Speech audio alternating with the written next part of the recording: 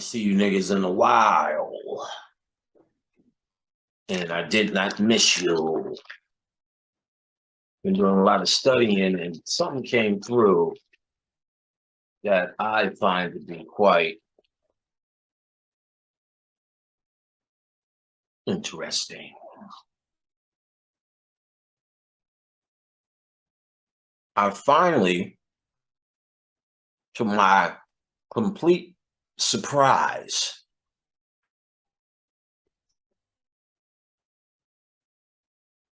have decoded and found the science to 90s Black hood movies. I was of the mindset that everyone had that I knew who were decoders. When I asked my friend Roswell, have you ever decoded any Black movies? His first answer was, the only thing I realized from Black movies is in the 90s, they shouldn't have made them. But then after, we talk deeper, he's seen some things because he's no dummy. So he's seen some things, but there had to be a string we could pull that pulled it all together. And that's what I found. And we're going to discuss it today. It's going to kind of fuck you up because it's subtle. And then as I was talking to B.O.B., the only thing left out is, well, what are they saying and who are they saying it to? We figured out they are saying something, but who are they saying it to becomes the question. And we found out that as well. The spirit came and gave us a delicious treat.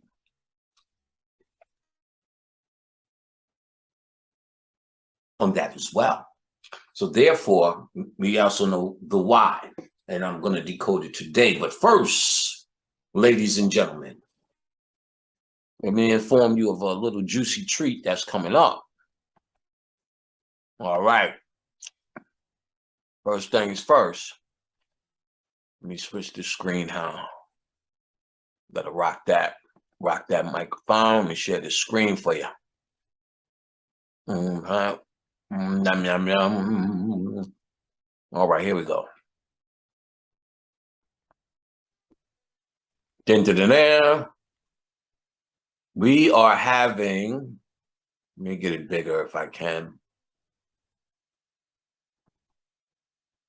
Yes, that was the biggest. This is the flyer, guys. We are having what we call the Deity Decked Out Theme Party. You coming to this party have to dress as a deity, a saint. What else? There's one more, and we'll find it on the flyer. Gods and goddesses. There we go. Gods, goddesses, saints, deities. So that's the criteria. You must dress that. We are going to deify that night. So let me give you the info. I'll just read the flyer. You're invited to a magical theme night, Saturday, February 18th. This will be February 2023, 7 p.m. to 1 a.m. in Stone Mountain, GA. Time to party like minds and look ancient, amazing, fancy, royal, sexy, beautiful, dashing, and just damn good. The Deity Decked Out Theme Party. This is our deity party. We will deify. I will set up a ritual area for whatever deity you come. We're gonna invoke that deity within you, and therefore, when you go home, you can empower yourself because we're gonna go through ritual as well if you choose to do that, and I'll have an area set up for that.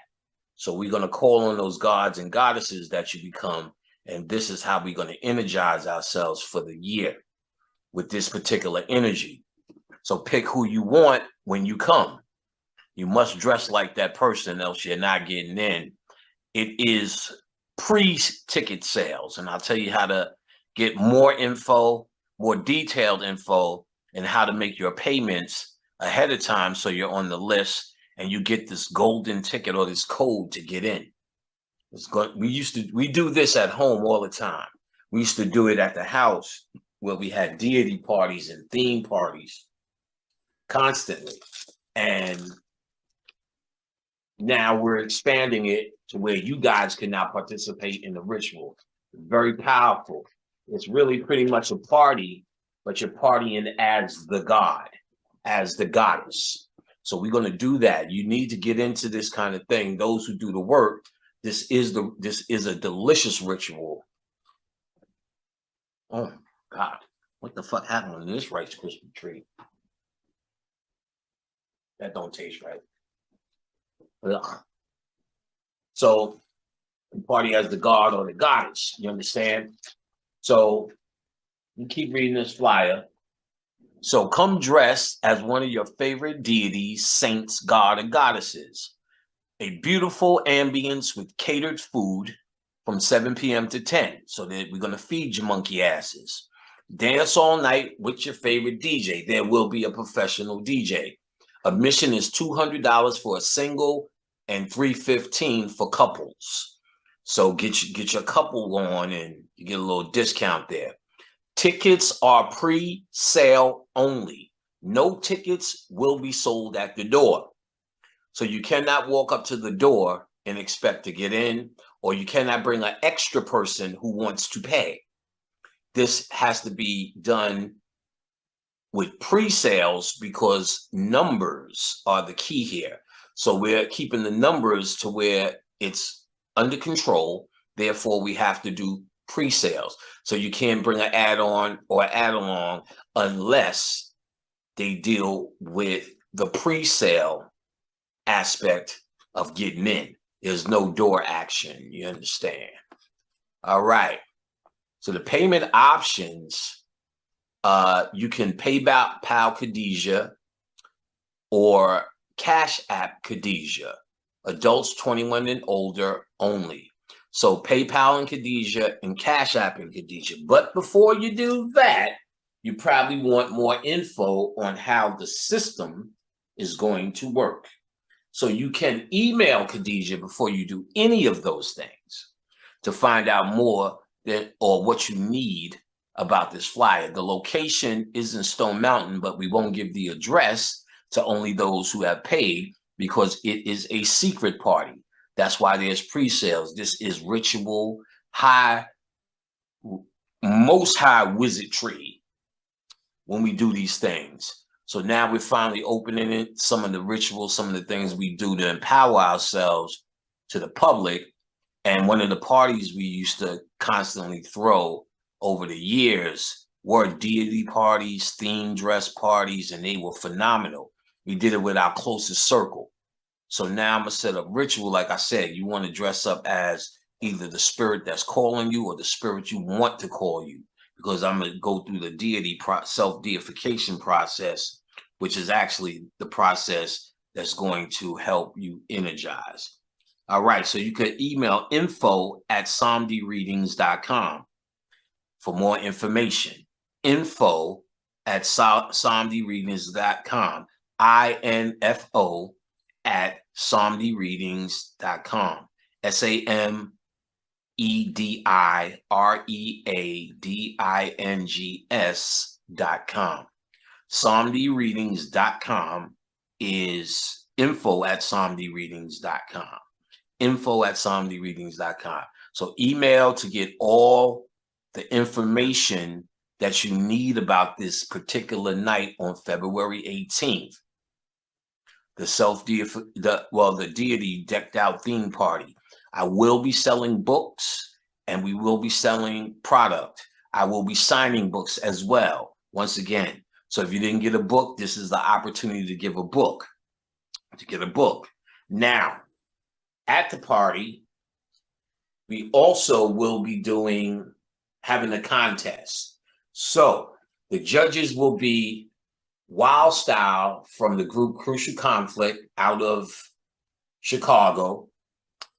He'll be a judge. I'll be a judge, probably me and Khadijah together. B.O.B. will be a judge. And we're looking for the most creative, that's a category. The most sexy, that's a category. And the most original couples, that's a category. So I will have a pick, B.O.B. will have a pick, and Wild Style will have a pick. And those 3 will stand as the finalists in the area. And then we will let the crowd pick who is the winner. The winner will win the cyclomancy classes in all 3 categories. Number 1 will win cyclomancy. There's other prizes for number 2 and 3. Some of the who didn't get a book, they'll get a book or a product or whatever they want from our table, pretty much. And some of the second place winners will get some of Khadijah's classes as well. So there's going to be gifts and all sorts of treats, because we'll be having these contests. So dress your best when you come out for this. This shit is what you want to do, son, when I tell you that. So pre-ticket sales only. The ticket sales will stop around December 18th. So if you can't get it together by December 18th, still email Khadijah at info@Samdi Readings, INFO at SAMEDIREADINGS.com. Samdi is spelled SAMEDI. Readings, you should be know how to spell .com. And it's not information, it's info, INFO at SamdiReadings.com. Email her there after December 18th and saying, hey, are there any more spots left? Or did someone cancel? If you can't get it together by the 18th, you understand. You don't want to pay ahead of time after the 18th. You want to make sure there's still spots left. So December 18th is the last of the ticket sales. And of course, you can PayPal her or Cash App her. When you Cash App her, be sure to leave your email so she can start to contact you and give you the necessary information like location, what to do at the door to get in, the code, which is the golden ticket to get in, which will be your code and no one else can use it. So no one else could get in without knowing those numbers. If you tell somebody else those numbers, once 2 people shows up, you're crossed off the list. So you can't get the numbers and kind of think people could just say the numbers. Everyone has a specific number, which is the golden ticket. So this is very exclusive for those who are serious about it, are going to pay early, going to get in early. And we know will know who you are and know how serious you are, and we take you serious. And again, I'll be set up selling my book, the new one. I'll have the old one. We'll have all the herb packs, all the product there, everything you'll see at a lecture. I will be sitting there along with others. And I also will set up an area where I do ritual to help you understand the deity that you are, see what's coming through spiritually for it, and then do the ritual to help the deity stay with you and tell you what you need to do to rock with that deity for that year and then or further. So, Hotep, beloveds, bring your ass to the place. Give Khadijah an email, see what it entails, but this will be a night. The deity decked out theme party is incredible. It's going to be incredible. So this is the shit you want to get into, sons. So give her an email. Let the party begin. All right. So first thing, I did lectures and I talked about something that came through. And I didn't put it all together, and I knew I would one day. I talked about this before COVID, that I was watching a movie called School Days by Spike Lee. Give me 1 second. I need to look something up. I need to put it in its proper context. Well, not really. Hustle and Flow. Yeah. Hustle and Flow is a 2005 movie directed by Craig Brewer. 2005. That's why it's so different. All right. So I put something together, and I'm gonna make this tape quick. I think your attention spans can't go to 5 hours anymore. So I already proved I was the nigga who would run his mouth forever. Well, I'm trying to prove that I don't have to anymore, I guess. So let me try to get this out quick. I talked about school days, and school days came out in 1988. They were making a clear separation with Good and Bad Hair, Jigaboo and Wannabe, Dap and Brother Almighty.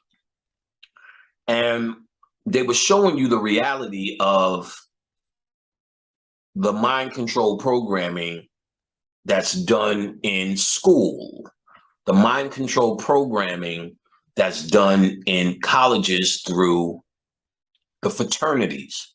So I showed you the comparison of mind control. If I said you went in the Army and the drill sergeant in the first 2 weeks of training is mind controlling you, you wouldn't even think twice. You would say, hell yeah, panic. Because them niggas, you got the average boy who's trying to fight for his country, but they have to be trained to be a killer. You see this in a movie by Stanley Kubrick called Full Metal Jacket. In Full Metal Jacket, the drill sergeant that you see was supposed to be the trainer of the actor. But that particular guy was a drill sergeant and a minor actor. They fired the actor and hired him because he knew the reality of what it was to be a drill sergeant. So the techniques are no more than what I said and told you many times through the years, that your subconscious mind is controlled through repetition, trauma, and symbols. So you have all three things happening when you are in this drill period, this 2-week period before you are released to whatever part of the service you're going to. Marines were the case in this one. So, of course, the guy speaks with dignity of his beloved Marine Corps because that's the end goal. So the end goal for the college guy is the degree. So the degree makes him a graduate, ultimately an alumni of this. And therefore, that's where the dignity is. As when you become a Marine, the dignity is there. Before you become these things, in a fraternity, you have to be broken down. So as you see in school days, they're breaking them down, making them stand on the line, making them crawl, putting dog collars on their face, because they're on their neck, because they're not shit until they become what me fi me, he fi me, and then they have the dignity as they go through school, and when they graduate, they burned and branded into that ass, their mind controlled into looking for their brotherhood or helping their brotherhood if they're in that situation. And therefore, those who are college graduates stay in a high advanced circle, and then they control the street nigga, i.e. Good and Bad Hair, the Jigaboo and the Wannabe. So the wannabe, what they want to be is a part of the system of America. And the ones who want to fight for their country want to be a part of the system of the Marines that do it and come home with dignity, thinking they in a brotherhood, and then America's gonna just roll out this golden carpet saying thank you for your service is not a fucking enough. I remember, in New York, you wear khakis. So when I came out to the South, I had on my khakis, and all niggas would say to me is thank you for your service.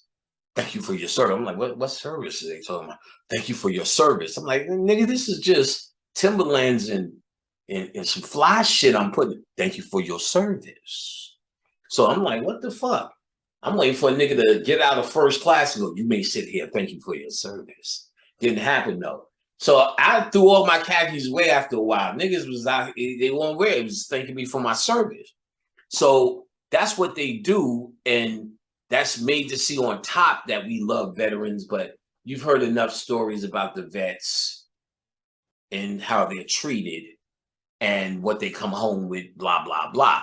So they have to mind control people to do that. One of the movies that fucked them up on that was Tom Cruise movie, Born in 4th of July. They showed his love it or leave it mentality about America, and then he went to fight for his country and what the country was and became. For him, it was based on a true story as a vet, how he was not treated like anything but an animal, or invisible. Let's just call it that, invisible. So the trauma, they was blindfolding in school days, them making them squeeze banana in the toilet, thinking this shit.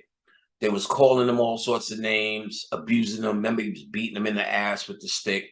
They're putting all this trauma on them. They're mind controlling them in the me fi me, or whatever the fuck. I'm a Greek. Remember, he was saying that they're gone. And then they couldn't show the nigger aspect that DAP represented because he was in school.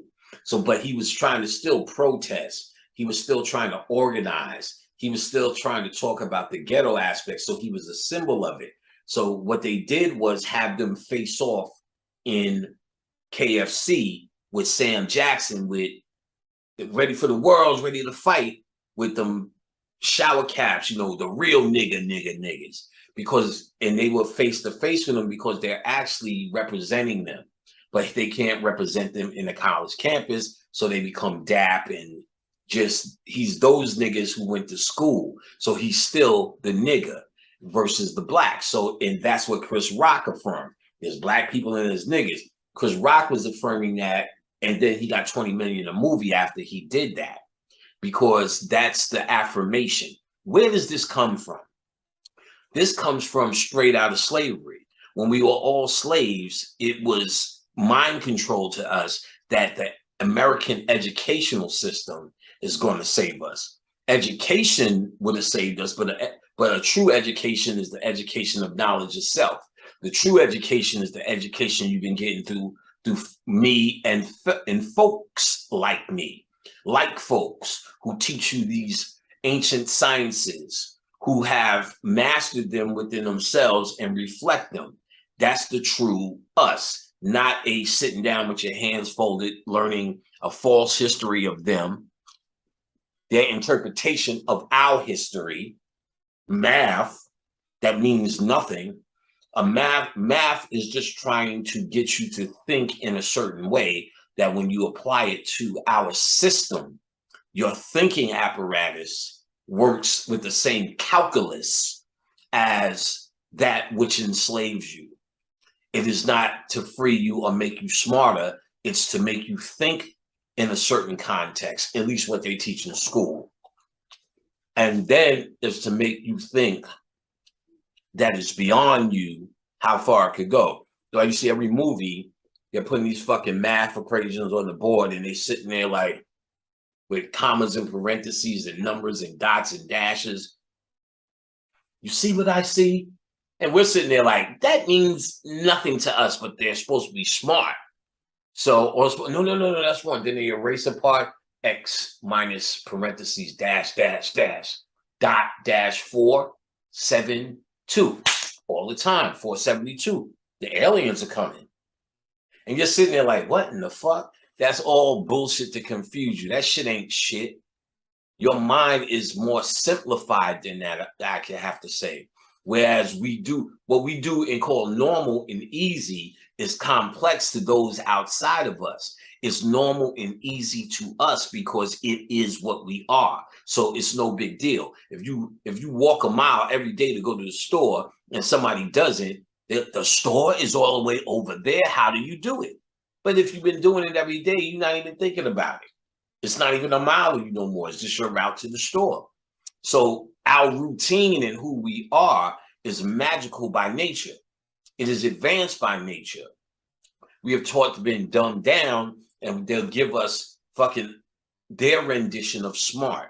all these fucking math equations that are meaningless. In every movie, when it gets deep, they start putting all this fucking shit on the board. That's all fantasy shit to make you think they're smarter than they are and you're dumber than you are. Because they teach you math that means nothing. You understand what I'm saying? Dwayne Wayne in a different world was a mathematician, because they're trying to say within the realm of this college, he's the smart one. Because we've seen so many math equations and mathematicians that figure out all the problems of the world through math. They're doing the calculus that helps sustain them. And we indulge as slaves to do it. So in slave times, the mentality was, if you got an education, you're the first one to go to college.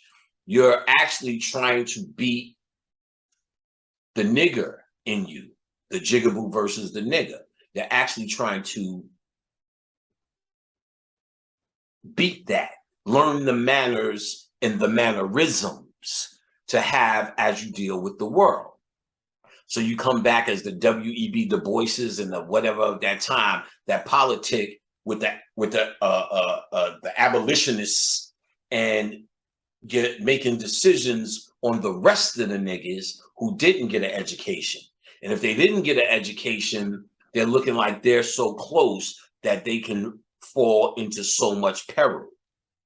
They become either militant, they're still ignorant and cotton picking and sharecroppers, so they're not worth anything anyway, or they go to the juke joint, start cutting each other up, or they can live by educating themselves, getting into the network of educated Negroes that one hand washes the other.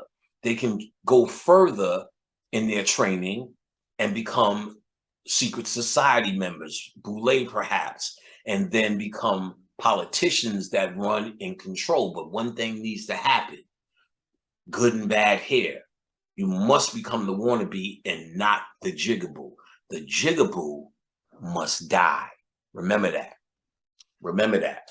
So remember that for this reason. We'll go here now.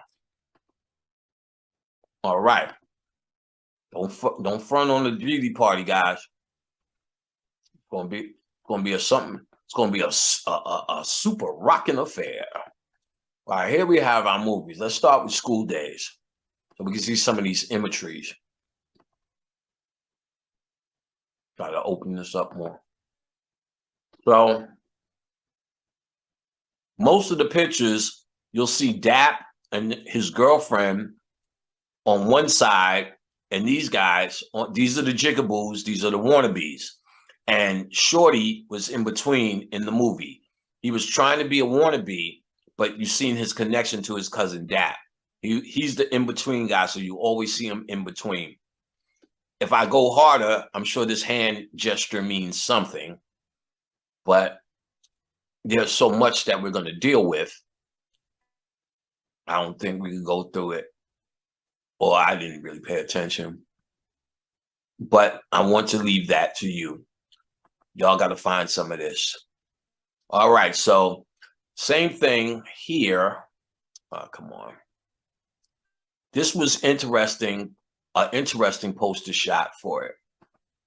Because here you have, of course, on top, these two together.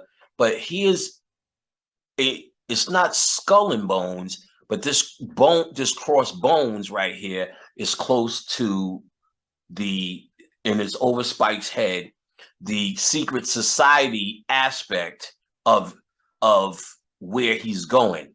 On his forehead, you see the Masonic G. In the movie, it's supposed to be Gamma, but it's the Masonic G on his pineal fucking gland. He has dog or die. Remember, dog is God. G-O-D backwards. So it's God or die. Or he's representing that as being educated versus the nigger. You get what I'm saying? So it's dog or die. So the dog food is actually talking about God, I believe. So or the choice, and we're going to see that choice come up again. It's either this or that. So the die is where we're going to get into, and the God aspect, or what they're calling dog, is what we're going to get into next. But again, you'll see these guys here, and this crossbones look mighty suspicious. All right, I don't know how to go to the next one on this one, so I'll just cross it out. And let's see, here it is again. That same, they making a big thing of these bones, and they still have here dog or die, without the dog food. So it's God or die. It's a choice. Clearly, they're talking about dog or die is definitely niggas and jigaboo choice. This is about a choice here. Now, this came out in '88. Spike Lee being the first, what he was doing was starting to usher in, I believe he was trying to usher in the 90s movies that were coming in, and usher in a theme that I found out about what he's calling dog or die. What he's calling dog or die. Now, this choice I'm going to show you is happening all through, and this choice is very spiritual. And this is the absolute choice of what the boule is. What's the boule? Y'all just keep hearing gay boule, and y'all think it's just a homo club. The boule, or the bourgeoisie, are a group of black people who feel they are better than you. They feel they are better than you because education from slave times runs in their lineage. You understand? They believe, and it's true, that education can save you, but it's only true within their network of what the average nigga would call sellout. They don't call it sellout. They believe that they worked and got their ass beat hard in America, therefore they own or deserve a piece of the rock. So the boule is centered in Philly. Bill Cosby's from Philly. You got to understand, they're looking within the group of ghetto niggas, that nigga who's saying, I don't want to be a ghetto nigga. I want to go to college and be somebody, mama. It's not a bloodline thing. It's a transformation of your mentality thing that they're looking for. The Illuminati and those secret societies deal with blood because that's just what, let's just say for now, that's what they're doing without going into it, because there's detail. But in this particular case, they still deal with bloodlines, because if you come from a bloodline of education, you're going to be Obama. But to get into the group, you have to have a steadfast, I want to do better attitude. And we know we got a bunch of brothers and sisters. There's one of them that went to college when everybody else didn't. And that mentality is what they need now if they pledge. Now, let me be clear on this. And they showed in drill camp, they're waking up by garbage cans and yelling. They're marching forever in boot camp. That is repetition. While they're marching, they're singing left, right, left, right. They're singing songs. This is all programming. 1, 2, 3, 4. 1, 2, 3, 4. I love the Marine Corps. I love the Marine Corps. This is my gun. This is my dad. All that shit is mind control. They singing it back all day, taking the gun apart, putting it back together, taking it apart, putting it. They're showing them how to be one with the gun, to be a Marine, and to be a Marine is so valuable. You value being a Marine and don't hear that you're going to kill people. They will actually give you a Bible and a gun, and where it says thou shalt not kill is irrelevant. You're programmed past that. War is hell. So it's the same thing, the same type of traumatic programming and repetition when they're doing step dances and all that. See, me, five, me, hand signals, same thing like gangbangers, same things like Mason. Meow and all of this shit. They was doing it in Spike Lee.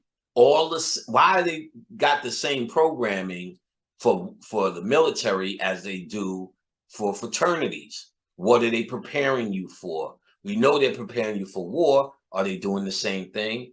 Who are they warring against, these black people? They're warring against you, the nigger. Blacks versus the nigger, as Chris Rock pointed out, their agenda. There are black people, and then there are niggers. Come on now. I want y'all to get with this.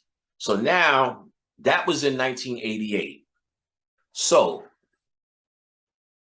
we're going to skip now to the movie that gave us the code, okay? And then we're going to go back to 1991 where it all started. All right, we're gonna take this ride and go through these movie bitches. First thing we want to look at is Fight Club, right? I know you're already looking at all of these hood movies, so we're gonna go through them all. Fight Club. All right, so this was the standard poster for Fight Club. And in the movie, if you haven't seen this, it's an excellent movie, but they explain about the shadow self. And even in this picture, you don't even know if it's Ed Norton's hand or if it's Brad Pitt's hand that's holding up the soap. Because they're trying to do this purposefully, because ultimately they reveal that this is the same person in the movie. He had a humdrum life, and his chateau self came out. His chateau came out. But they reveal sometimes Tyler's talking, sometimes I'm talking. Tyler came out because of this, and it's the ultimate revealing of, in a movie, of how they do movies. In fact, if you watch the movie Unbreakable, they're doing the same thing. You got to figure out what it is. Some scenes, the father's there, and they deal with time, and they fuck up time in these. So we're looking with our mind that we're going through a straight timeline. They're not doing that. So some things are memories, and some things happen before, and then they go back, and I can prove that. Now, in Unbreakable, some of the scenes, it always starts with a trauma. Always starts with a trauma. Not this one. It started with his boredom, and his trauma was he must have had a trauma that they didn't speak of, because remember, this movie, Fight Club, he opens up, he can't sleep. He has a problem.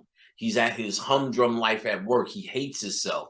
He's going to these places trying to get sleep, and he's crying he's laying on this man's chest crying.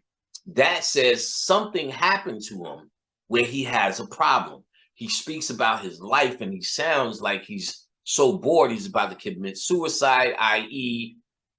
Brad Pitt comes as Tyler and tells him how to let go, all this metaphysical shit. But then you find out it was him the whole time. It was his shadow self that came in control. And it made you watch the movie twice, blah, blah, blah. So it's an excellent movie, but it was not just explaining it in a standalone movie. It was explaining the entire 90s black movie. Now, just a year before that, guess what? Well, first, let's look at the other symbols in this movie. So, but they didn't hide it in this movie. It was absolutely what they said it was. It is Ed Norton right here, a double shot of Ed Norton, and then you see Brad Pitt inside of his head, right?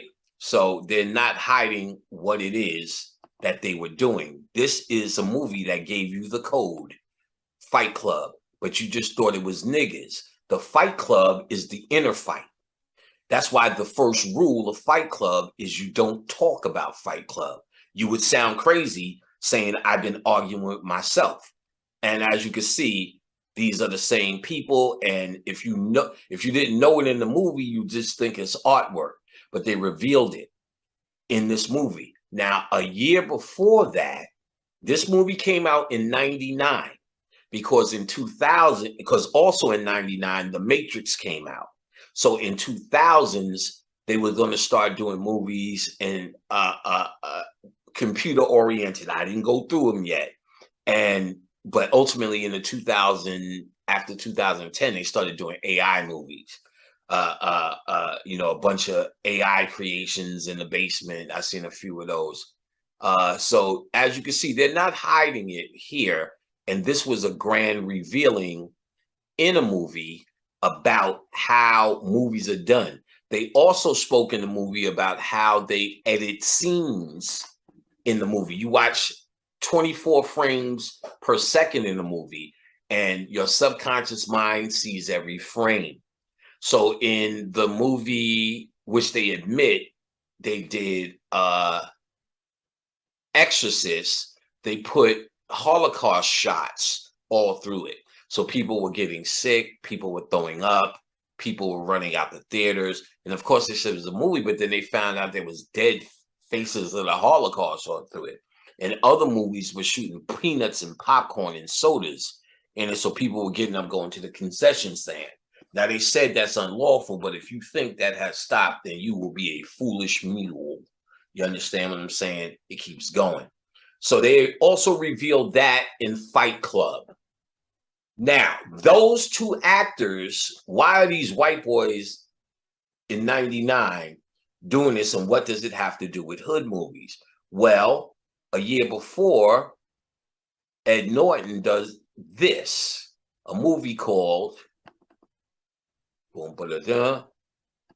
American History X. Even the name has a nigga Malcolm X type feel. The X is red and pumping up as if it's Malcolm X. It's a nigga connection. But even more so, this is about him being in his animal self, which can be compared to, we're comparing the Jiggabees and the wannabes now. That's what we're talking about. The separation of your dark side and your light side. So it was light skin against dark skin, which is symbolic of your shadow self and your mannered self. What these boule niggas are trying to do, let me hit you with this first. What these boule niggas are trying to do is find the mannered self. So out of a family of 5, the nigga who wants to go to college is saying, I want to learn manners. There's no way you go to college and be niggery anymore. The idea is that you go to college and you learn how to handle yourself, control yourself. Please, thank you. Oh, yes, very much. As opposed, come on, son, man. You'll always do this shit down here. That nigga. So they're trying to show you, and you're really making a statement by wanting to go to college while all your other brothers is smoking weed in the fucking garage. You the one who was in the books. You the one who got the high scores. They're saying you want to be something. So you go through all the fraternity systems, which is their boot camp. And then your dedication in the fraternity and how you move in the fraternity gets you more opportunity. So what they're really saying is, do you have control over your nigger self, your shadow self? So if the shadow self gets out, you are the inmate. Every inmate sits and tells you, I don't know what happened. I don't know what came over me. It's like I could see myself, but I couldn't stop myself. That's because everyone has a shadow. That's your alter ego, your doppelganger. That's your twin. And that twin we don't see. Another movie that was a revealing about this was Revolver. You must watch Revolver and understand what he's saying. In the end of the movie, his so-called enemy, he said, you use your enemy to fight the real enemy. The real enemy is closer than you think. Your real enemy is your shadow self, what you call your anger or your gangster. My mother named me Larry, but then I became Panic. Get what I'm saying? Because you have to create your shadow, or what they call your invisible friend. Your invisible friend or your invisible friends. Watch a movie called Drop Dead Fred. It's about she got traumatized and her childhood invisible friend came back. He was more clowny, but it's the concept. And then when she said she didn't need him, he disappeared. These are friends from your psyche. You're scared of what's under the bed, you create a friend. Dane created Nepolis. Nepolis lived in the closet. Then Leon took over Nepolis. Because Leon was the middle child. So I hung with Dane, my sister hung with his sister, Jackie, and Leon was always in the middle. So Leon took over Nepolis. And Leon would talk to Nepolis for company because Leon couldn't find the company within our dynamic. So these invisible friends that you have created or your child has created are your shadow selves. So when we are in the ghetto, like I was in Queensbridge, in the streets, and it's rough, everyone has a street name or street persona because they have created a shadow or a character that they are known for through their reputation in the street. That's the dark side of you. So if you're on the street, that's what they represent as the die aspect in Dog or Die. Either dog become the god or eat that dog food. You can look at it as because he had a bowl of dog food, and it's like pretty much eat that dog food because they had them walking around like dogs on leashes as well. To get to a place, you got to show me that you have no dignity, you have no ego. You're not going to get up like them niggas in the street. What the fuck you talking about? Eat dog food, boy? I'll kill you for that. You know what I'm saying? I'll kill you for that. No, you eat that fucking dog food to show them that you'll do anything to be put in a position of power. And you have control of your ego. That's why you humiliate and humble yourself on that level. So they smacking you in the head, smacking you in the ass, calling you a piece of shit, calling you a maggot. And if you don't fucking flex on them, and you could take it, you getting through like they showed in School Days. That's the object. They're trying to see if you can control the nigger in you. Good or bad hair, son. You understand what I'm saying? So most of the niggas are already in their shadow self when you meet them. They're traumatized. Their pops is gone. Their moms is on drugs. As a kid, they already a street bastard, a ghetto bastard. That's because they were young and in fear. And through fear, just like, or loneliness, just like Dane created Nepolis, but Leon took it over. Just like the kid who says the doll is in the bed to protect her because somebody's in the closet, so on and so forth. Or the invisible friend that you find your kids talking to when you walk into the room.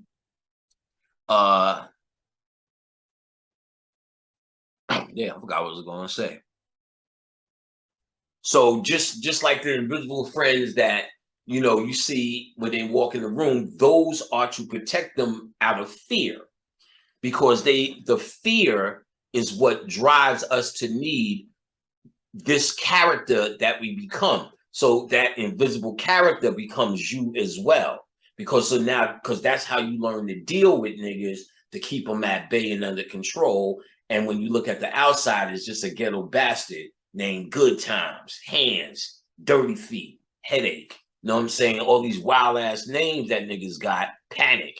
But it's really because of fear. So the harder they are, the more scared they are. That's why it's actually a weakness. So you'll hear people reference that and you don't really make the connection, but they're talking from a psychological aspect, which is what I'm talking from. You create this thug because you need protection. And if you need protection, you were scared. You were scared into it. You get what I'm saying? The guys who are not in the shadow weren't traumatized. See, B.O.B., he doesn't have that. He takes a hell of a lot to get him mad, and he's never mad at the individual. Anybody can be mad. That's a natural emotion. But are you mad, then you come back from it? Or do you walk around like I did with constant anger, constant reasons to be angry. And at night, you thinking everybody else is the asshole, but I absorbed it. And so how was your day? Oh, that fucking Uber driver. Oh, this bitch in the bank. Oh, this nigga this. Now look at these just say, how's your day? I go, that shit was fine. Because the anger is gone. And I realized a lot of that is because I moved out the ghetto. And now I'm going to show you why damn near every fucking hood movie, they're trying to move out the ghetto. Because if you leave the environment that you created, the shadow or created the protective character that is the ghetto bastard, because you're still in the ghetto, or around the icons, even though I moved out the projects, all the iconery of my ghetto life was there. All the symbols, the bridge I could see every day, the smell, the sound. So the anger's not going anywhere. When I left here, it took a few years. People saying hi. What the fuck are you talking about? Then I started seeing niggas coming from New York still wearing Timberlands and shit. You know what I'm saying? I'm like, oh, I get it. It's a character or a protection system that we created in an environment that is fucking hostile, son. Warlike and hostile. So B.O.B., who hasn't grew up in that hostility, I can't find that shit in him. Just courtesy. And if anybody else see it, that they're going to see that and put him on the top to be a pop star. But where they fucked up is he was conscious and that emerged.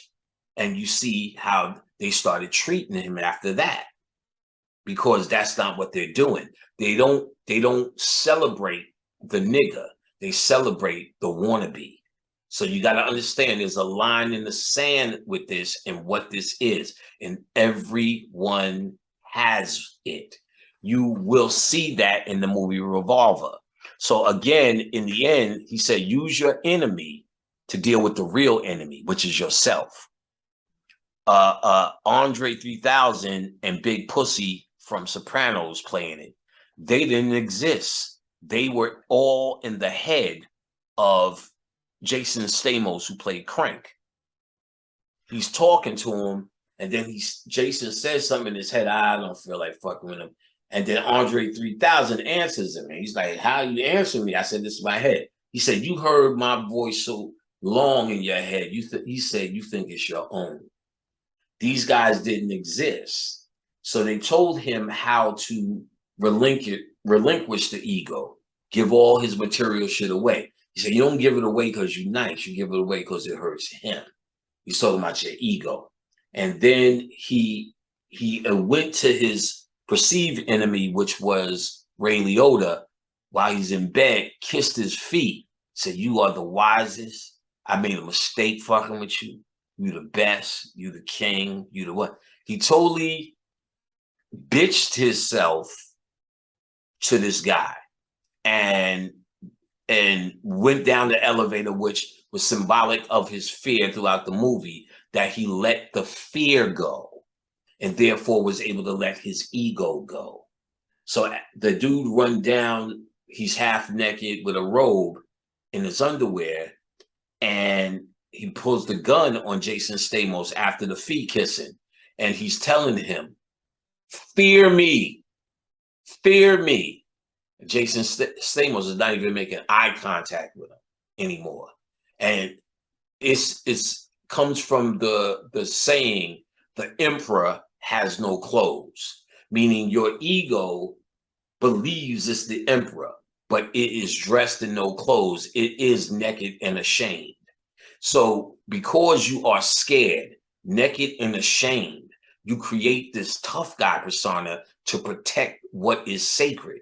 So the hardest nigga in the street is actually the most traumatized nigga, obviously, in the street, and the most scared nigga in the street. So much so, he created somebody that will do things to protect them that are ungodly. And then there's the guys who cannot control their dark side.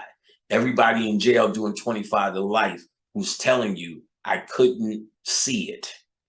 I couldn't stop myself. It was like I was looking outside of myself. Now I understand, because if they're angry, see, they learn their anger in jail only gets their ass whipped by somebody else who's just as angry.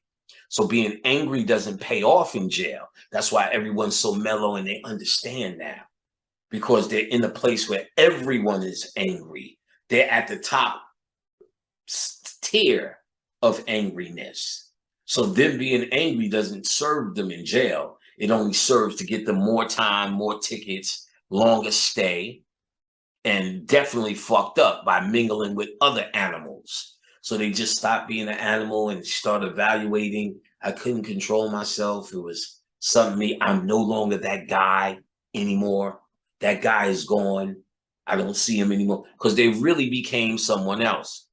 And I'm gonna show you that's what these movies are all about. So now that we got that out the way, let's look at this.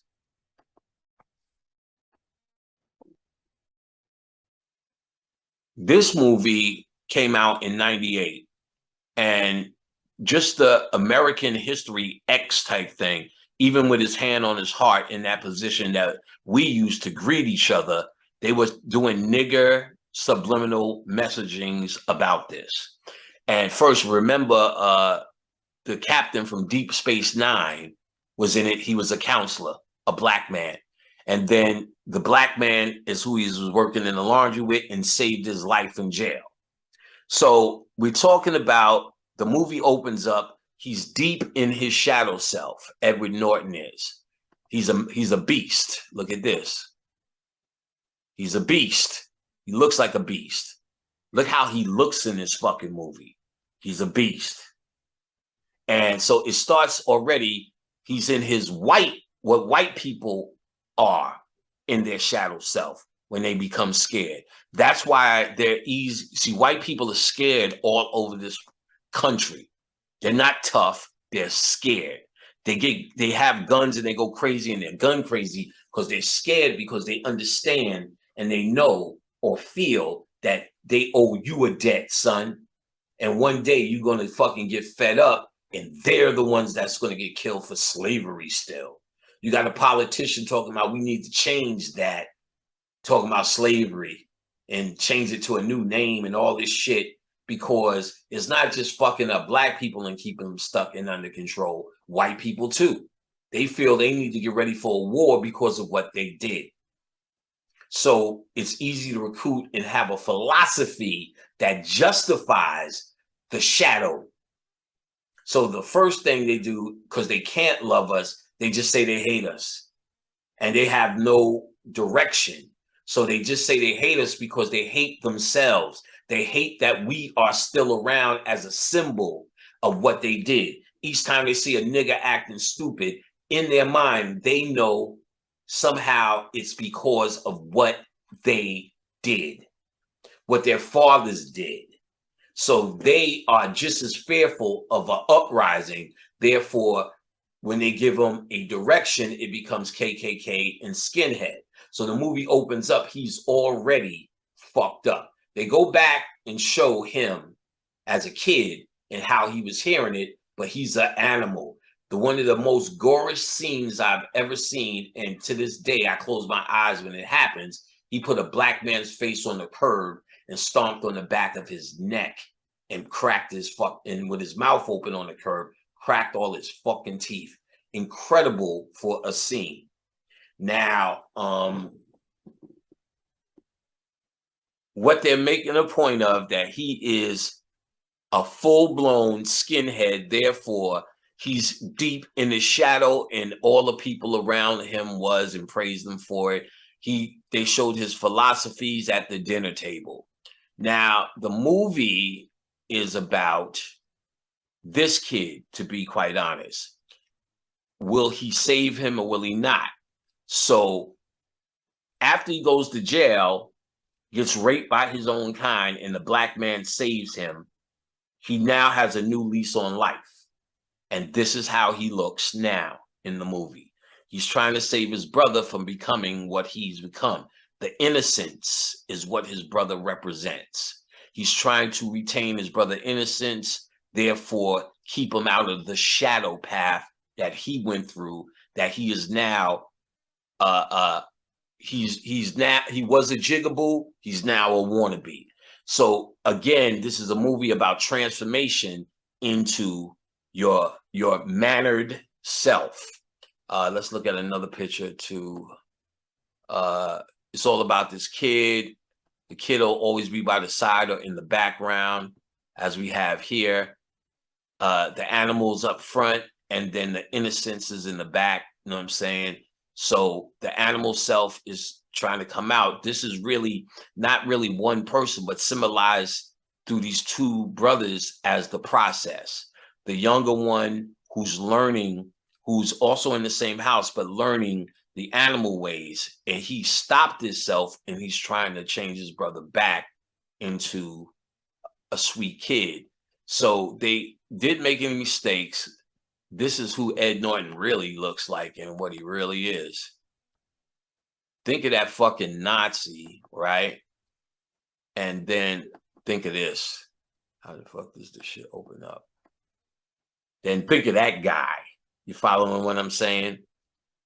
This nigga, you know, it don't even look like the same motherfucker. You know what I'm saying? Let's do it again. This guy.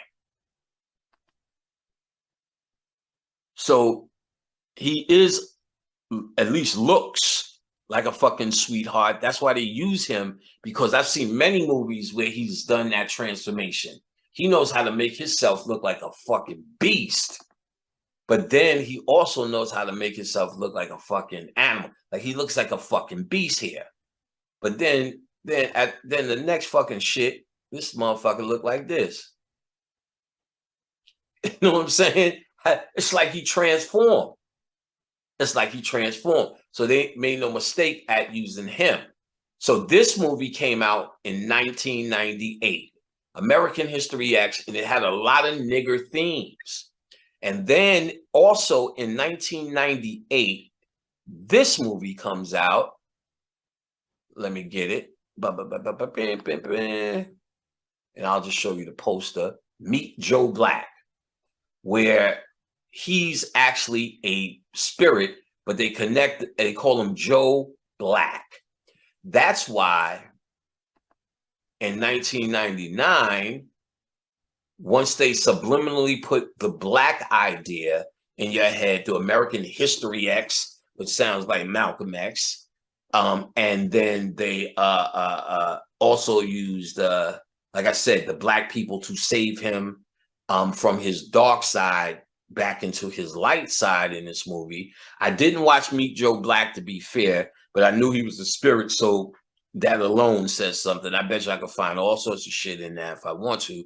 But then it leads us to why, once they subliminally connect these people to black people, why the next year in 99, you got these two guys together doing a movie.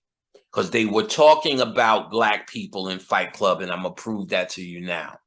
So the first movie we're going to deal with is New Jack City. Let's look at the pictures first. Let's go to New Jack City. New Jack. Guess what, guys? Let's look at the poster. Wesley didn't exist. Watch the movie again. Wesley didn't exist. Wesley was G Money's dark side. You got to watch how they shot the movie. It's this, just like now we got to remember Fight Club. Remember G Money, they had so many scenes where G Money's behind him or he's behind G Money, or whenever Wesley talks, G Money is there. When Wesley had the gun on dude coming out the Carter, you see G Money with the umbrella right behind him, because it's G Money who's doing it. So just like the jail guy says, or well, just like the movie Fight Club says, sometimes Tyler's in control, sometimes I'm in control. If you watch it knowing the same rules that they told you in 1999, when you go back to 1991, the first hood movie that really came out was New Jack, you watch they are doing the same technique they did in Fight Club. This nigga here, Wesley, is the dark side of G Money. That's why, and they're doing the Cain and Abel aspect. The story of Cain and Abel ain't about two people. The metaphysical understanding of Cain and Abel is the Cain and Abel. Abel was the light side and Cain was the shadow self. So when he says, am I my brother's keeper in the Bible, he's saying, yes, you are, because you guys are actually one thing. So that's the real understanding of Cain and Abel. They're one thing. So if the dark side kills the light side, then he won. And then the shadow self has taken over and you will die, because the shadow self is all ego and it has to expand. That's what's happening to Kanye West. Kanye West, when his mother died, Kanye West is born boule. There's certain niggas who are born boule. T.I. is boule. Y'all niggas need to stop. All the shit with gun charges that he had, who ever seen that? When did anybody ever seen that?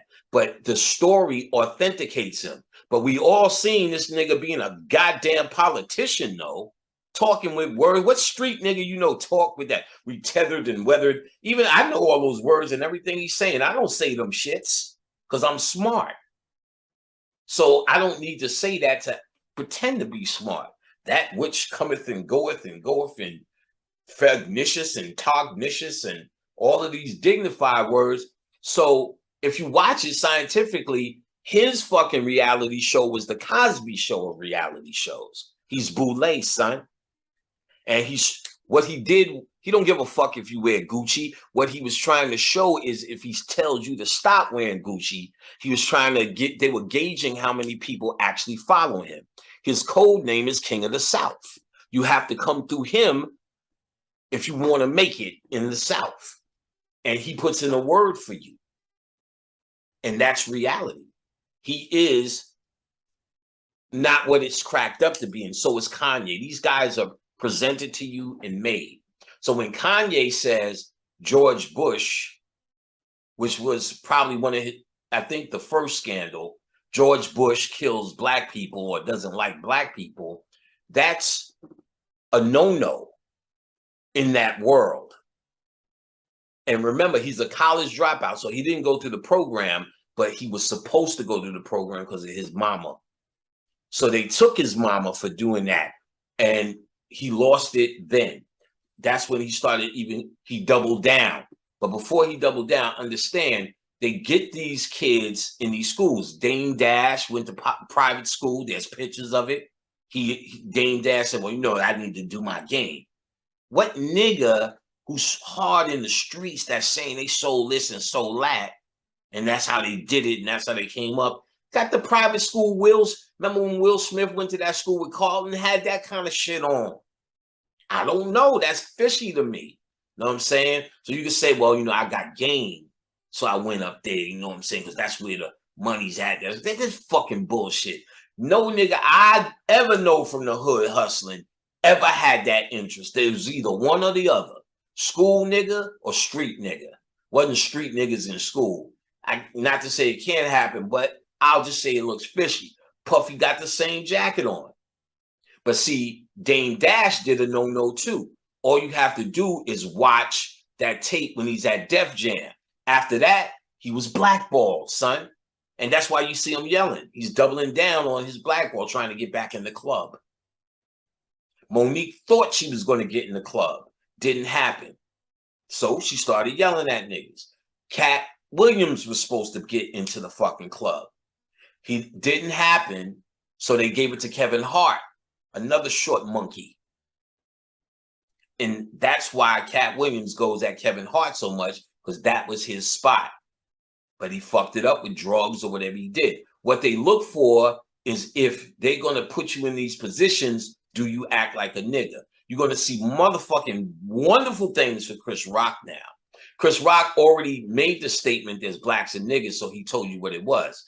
First, Chris Rock was very political. Now he just talks about, you know, black women and white women versus white women and all the rest of that bullshit and talk about people. You follow what I'm saying? But when Will Smith smacked him and he didn't nigger it back and smack him, Chris Rock is going to get the props, because this whole thing is about destroying the nigga. the dark side, being able to control it. And I'll tell you why, because there is a bigger reason. But on the entertainment level, Kanye West has lost it when then it became Taylor Swift, a scandal. And where the pressure really came on was this. Let me tell you this first and foremost, and you can see this for yourself. There's a Jamaican series called Passa Passa, Passa, Passa, Passa Passa. And in it, if you watch it, it's really about Jamaican parties, upskirt shots, and just pictures of the party in certain parts of Jamaica. There was this crazy crackhead named Medusa. So you would see Medusa and they would shout out, Medusa! So everybody who watched it knew who Medusa was. But they would show the fashion in Jamaica. And it was weird, oh shit. Tight pants, big belt buckles, cowboy boots, nothing matched. Everything was weird and tight. And then, so I knew that from Passa Passa. Then I started seeing Kanye West wear the same shit from Passa Passa. I said, oh, that's what them Jamaicans be wearing. That ain't no new shit. And then it caught on. Remember, Kanye West is the reason niggas started wearing skinny jeans. So he changed the shape of fashion that niggas was wearing. The shape. So now this is at a time where FUBU is in, so that means Carl Kanai Pass, Cross Colors Pass.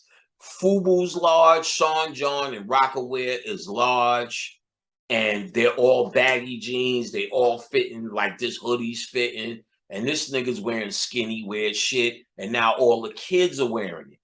So now that ended Sean John. That's why that ended.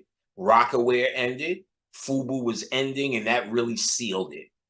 FUBU was trying to come with Fat Albert shit, which is Boule. Remember, he's Boule. The Cosby Show was the acting out of how they want Black people to be in the Boule. They started out with a doctor and a lawyer as a marriage, which regular niggas said that's impossible. That's how gone we were. We didn't believe in that shit at all. Everyone said never, never. A doctor and a lawyer in the same house? Get the fuck out of here. But that's normalcy now, though. I would say that. And that's what they were trying to do, because that's what the Boule agenda is. They are trying to say the educated Negro is the one that's past the ghetto Negro. And if the ghetto Negro can't get it together, he must die. We're not trying to save him. They have to save themselves. So ain't nobody trying to save you. They're looking for the ones that have it in them to control themselves enough to take their monkey ass to school and learn how to really control themselves in the world. Don't become the nigga. Be courteous in these business ventures and so on and such. So now,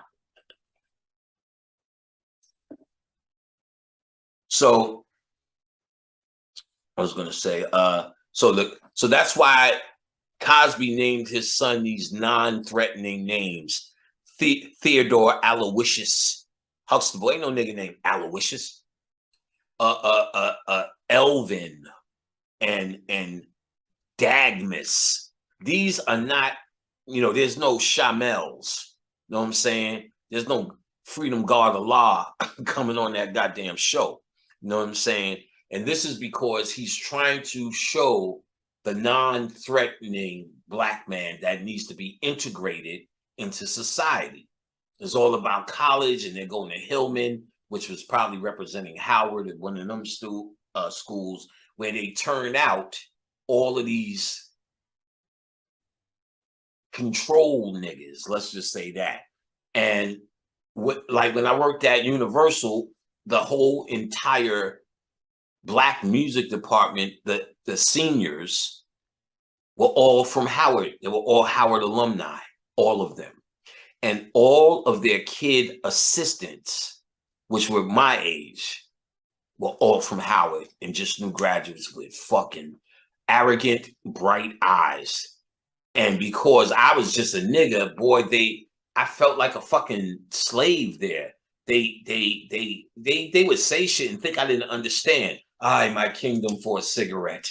And they're looking at me like they said something from Howard that I didn't know what it meant. Like, bitch, what the fuck are you like? These motherfuckers were so arrogant. Half of them was mopping floors and shit like that now because it doesn't really work out for all of them. But the ones that are they deem special, they're going to put in special positions. And the ones from Howard that work hard for the alumni are going to get they're going to get the jewels. Me, who wasn't in Howard, no. I'll just be when the job is over, the job is over. So that's how they work. It's I scratch your back, you scratch mine. Again, I might have told this story. Dino DeValier, he was the guy who got me there, and it was a peon job, but it was when I was in transition. I was doing music all my life, and I was done with it. So I was about 30, 29, 30. It was over. So I didn't know what to do. And my sister worked at many labels, and her boyfriend was Dino DeValier.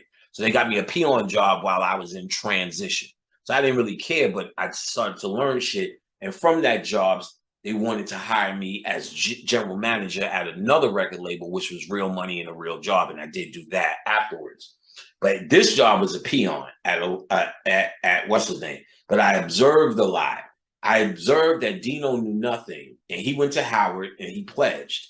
And his mother was livid that he was with my sister who didn't go to school because she was trying to get him to move up in the game. He was at Polygram Records under Patrick Motzi. Patrick Motzi was Guru and Premier's manager and got a label deal there. And he was A&R. He was signing some cornball shit. And he went to a place where it used to be run by a lady named Maria Davis. She used to be a hot spot and throw hot parties, and all the new and up-and-coming artists would rap there. And at this particular time, Jay-Z was killing it. He had no records out to speak of that was doing anything that we know today. So it wasn't that time yet. But he was the hot guy with Maria Davis. And of course, Dino was scouting him, and brung him to the label. Patrick said, give him a single deal. And that's the record when they were on the boat playing Monopoly with the Real Money. And then after that, Jay-Z got a deal or went on and did what he was doing, but wasn't locked to Patrick. Dino got the rep and was able to say, I wanted to sign him for an album. This Jay-Z guy who's blowing up. But he wanted to sign him for the single, and that's why he's going. So Dino got the rep for seeing Jay-Z first. He caught the attention of a lady named Jocelyn Cooper.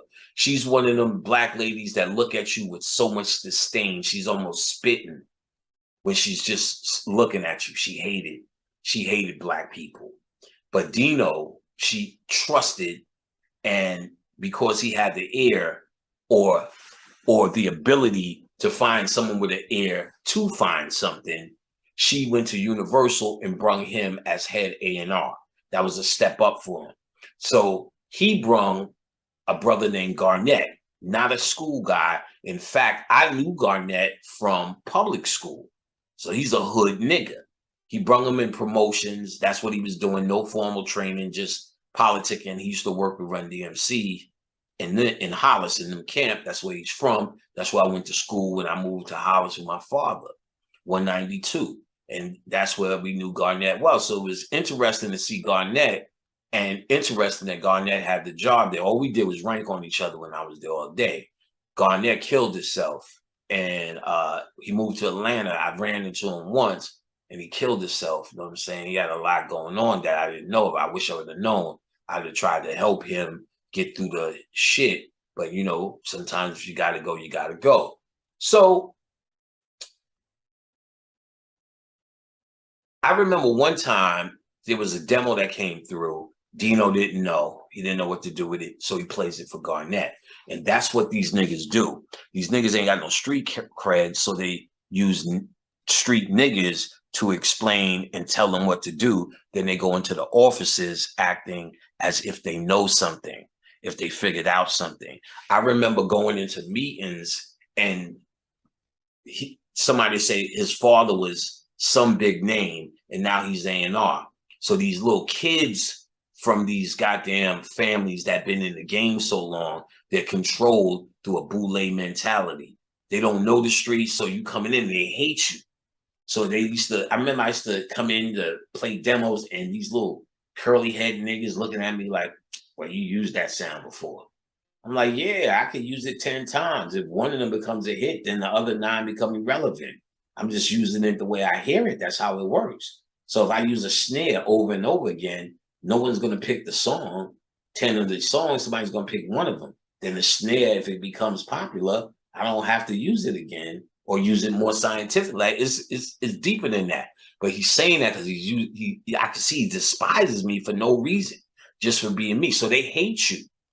Niggas, the wannabes versus the jigaboos. He's looking at a jigaboo just based upon my dress, my movement, my manner, and my demeanor. And he's already stereotyping. He can't stand me. He can't stand me because he doesn't really understand me.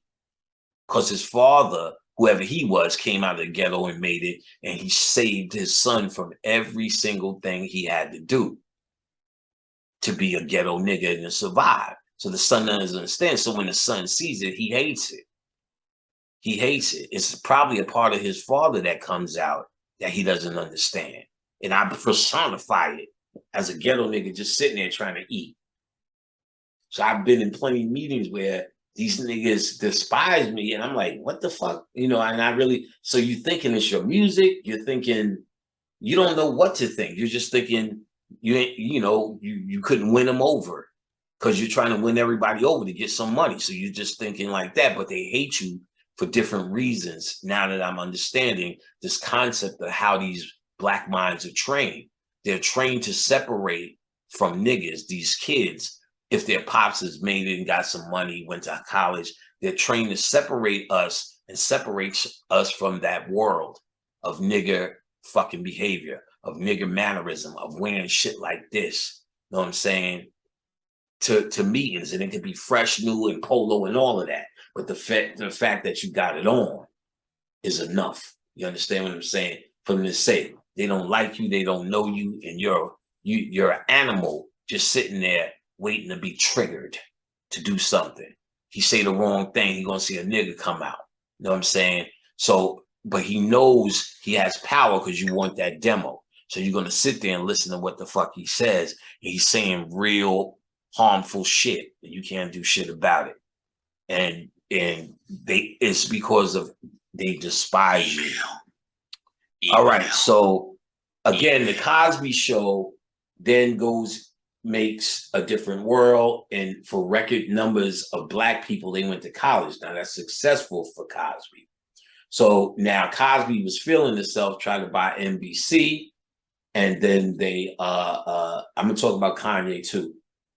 He tried to buy NBC, they killed his son, said no. That's against the Boule agenda. The way the Boule works is they have to pretend to save niggas as politicians, as black leaders. All of that's Boule. I know it's gonna hurt. I know it's gonna hurt, but there's stories of Huey P. Newton and Bobby Seale being Boule. CIA ran Black Panthers. I know that shit hurts. I know it hurts. You got to think of common sense shit. Afeni Shakur is pregnant, kills a fucking cop, defends herself, and gets acquitted. Are you fucking out your fucking mind? You can't do that shit now. If Johnny Cochran was alive, she defends herself. They said anybody who defends themselves has a fool for a lawyer. That is common sense saying in the court system. Anybody who defends themselves has a fool for a lawyer. That's a backstory to give you juice for Tupac. Tupac was a CIA operative. Period. I know you like it, nigga, but he was representing duality in your face. Two Pacs. Biggie knew it. Get it? Two Pacs. I was like, why did he say that? It was so corny. If Faith have a baby, she'll have two Pacs, because he was in on it. You gotta watch. What's the name of this goddamn website? Hold on, I just said it to B.O.B. So I'm gonna tell you what it is. Y'all guys seen it around. It was called Industry Hoax. Industry Hoax Revealed. He's a little bit conspiracy theory, but he did a lot of work and a lot of clips trying to expose Tupac. And I have to say, a lot of it is overwhelming. Numbers, always 33, this Jesus complex. He broke it down. Tupac started coming out going, they won't let me do this. They won't let me do that. They won't let me, because they do that because Tupac said they won't.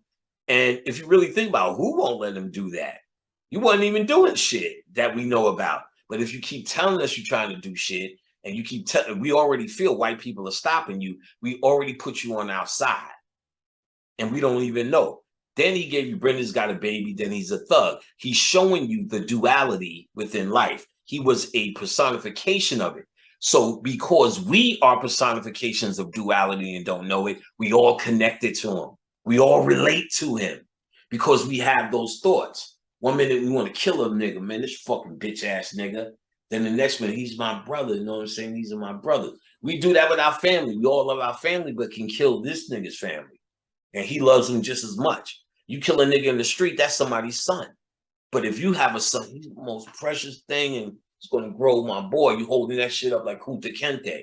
But everything you love and everything you would kill, somebody loves. That's a dualistic nature that we have that we don't understand. Or we lost that understanding because we don't see every child as our child. That was the thing. That it was like, yeah, your child could get beat in the street by a neighbor because the neighbor seen the child as their child, not just they was dying to beat somebody's ass. That was the concept of it.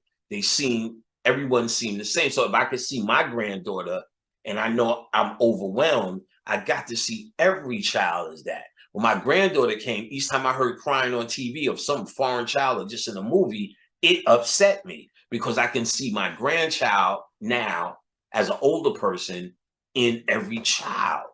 And you're supposed to see that in every guy, so you wouldn't kill your person. So when Tupac is ready to kill you at 1 minute, shoot him up, then Brenda had a baby and their mama the next minute, and all this shit, you're saying, I can relate to that because you are that. And that's why he was so relatable. And they did that on purpose by design to connect to you, to give you a Jesus in rap music. And I'm going to tell you why, because they did that in Hustle and Flow. They revealed what Tupac kind of was doing to people, and we see the end result of it.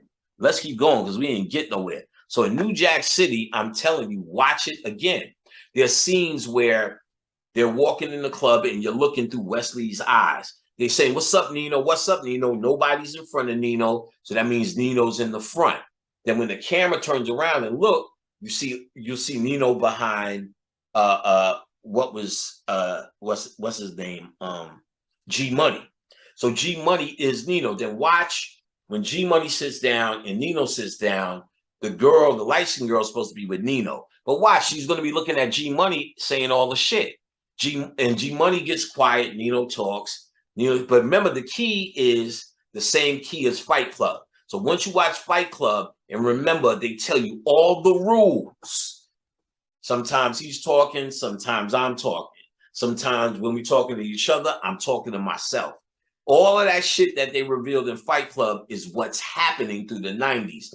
And I connected already the two white boys in 98 to two movies where they subliminally connected us to black people. Meet Joe Black and American History X. If I said Malcolm X did a movie called American History X, you wouldn't even bat an eye because it's a Malcolm X's type of feeling. And then you see the black people save them. So they did that to subliminally connect to the black people, and then Fight Club, because everything in the hood movie was about a fight, about an argument either with self or argument because with that. So remember this scene too. This comes to me in New Jack City. We're gonna get to Kanye. I don't want to forget that. We get in New Jack City when Nino says, "You've been on the pipe, G Money." How would Nino know? There was no scene where somebody showed Nino, gave Nino, or gave Nino a hand. He pulled out G Money's pipe. How did he get G Money's pipe? Because he is G Money. G Money's arguing with himself, and G Money represents the potential for being good. The potential. Come on, Nino. Don't talk about that, Nino. Come on, Nino. Go in there with your woman, Nino. He's trying to tell himself and trying to tell Nino to chill out and treat this bitch better. But he couldn't help it, and he still. Then you see him fucking the girl or humping the girl. Then you see Nino fucking because they're the same person. So Nino needs that bitch, and that's why he's cheating on his girl with that bitch. Watch it again. Kenny said he watched it again, and at the wedding they kept showing a lot of twins. I didn't see that part or notice that part because they're trying to show the duality. Watch it again. Every scene you're gonna see G Money on the side. G Money behind them when Nino's talking, G Money in these odd positions when Nino talks. Watch it for yourself, but you're going to see it for yourself if you watch it as if you were watching Fight Club. You got to do that, guys. So if you haven't seen Fight Club, that's the key. You start with that, and then with that key that they gave you, watch these 90s movies. All right, when Kanye West happened, after his mother died, he started doubling down because he was in the club. He's Boule. Or if he's not Boule, he's in the club, whatever the club is. Let's just say that. Make sure this thing is working like it's supposed to be. So let's just say that he's in the club. So now he goes with the Taylor Swift thing, and even Obama said he's a jackass.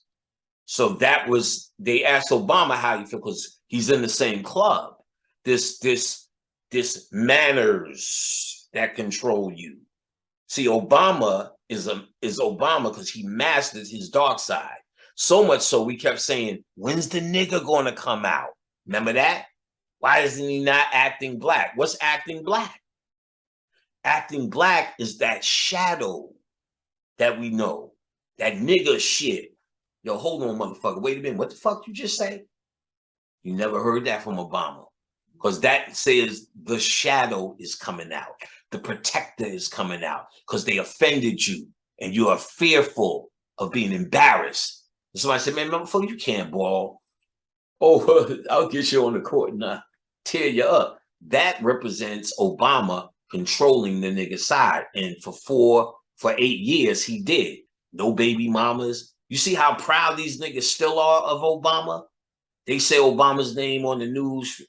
I could see these bitches' pussies still getting wet when you say Obama. I really do. And I'm like, damn, she's literally getting horny. Because he is the perfect rendition of what the perfect model. Not because he's the president, because of the mastery of his shadow self. No matter what they did or what he said, you never seen that nigga roll his eyes. You never seen that nigga suck his teeth or nothing. Nothing. That's a master of what they want. The nigga is contained in him. And the good or bad hair, the jigaboo or the wannabe contains the nigga in him. I am a Greek. The nigga is, we got to protest. We got to get together. We got to knock this out. Watch the elders in it. We got to stop these protesters. Watch the dude that come through when they fucking with him to stop right in the beginning of the movie. He's well-mannered and they're shitting on him. He stays in his manners. That's what they want. Theodore, Aloysius Huxtable. That's the light side. Because those are the people they put in front of cameras. Those are the people they make politicians to master and move you around. That's what they're doing. And we're going to get deep on it. So Obama calls him a jackass, and they ask for Obama's opinion because they're in the same club. And what Obama is saying is he's going to lose his status because the nigger is coming out. Then the pressure came when he changed the shape of clothes. At the same time, designers started to say Timberland, and then we started doing videos. Remember Burberry, whole Burberry songs with Foxy Brown. One of them boy groups had a whole Burberry suit just blowing in the wind in their video. Shit that niggas wasn't even when my grandfather used to wear that shit as a raincoat. Now it's Burberry this. So now all you hear is fucking Jay-Z talking about Famaguchi, Fanaaruchi, Itse, Maratse, and all of this shit. Because now fashion is paying attention to niggas. We are advertising. We wear the shit that say polo on it. They just got a polo tag and a regular red hood on. They don't give a fuck. We got Polo New York on it. So they make that shit like that for us to advertise their shit because that's what we are. That's what we do. And so while this was happening, Kanye comes in and changed the face of fashion. Now everything in fashion is looking at him too much pressure. That's when he really started breaking down because it was the pressure. Now he has to create a shadow to help him, but he's not in the street and guns aren't pointed at him. So he doesn't need, what the fuck you just say, nigga? He doesn't need that guy. He needs a guy to keep, he needs a guy to keep talking. His guy is trying to reject what's happening, but doesn't know how.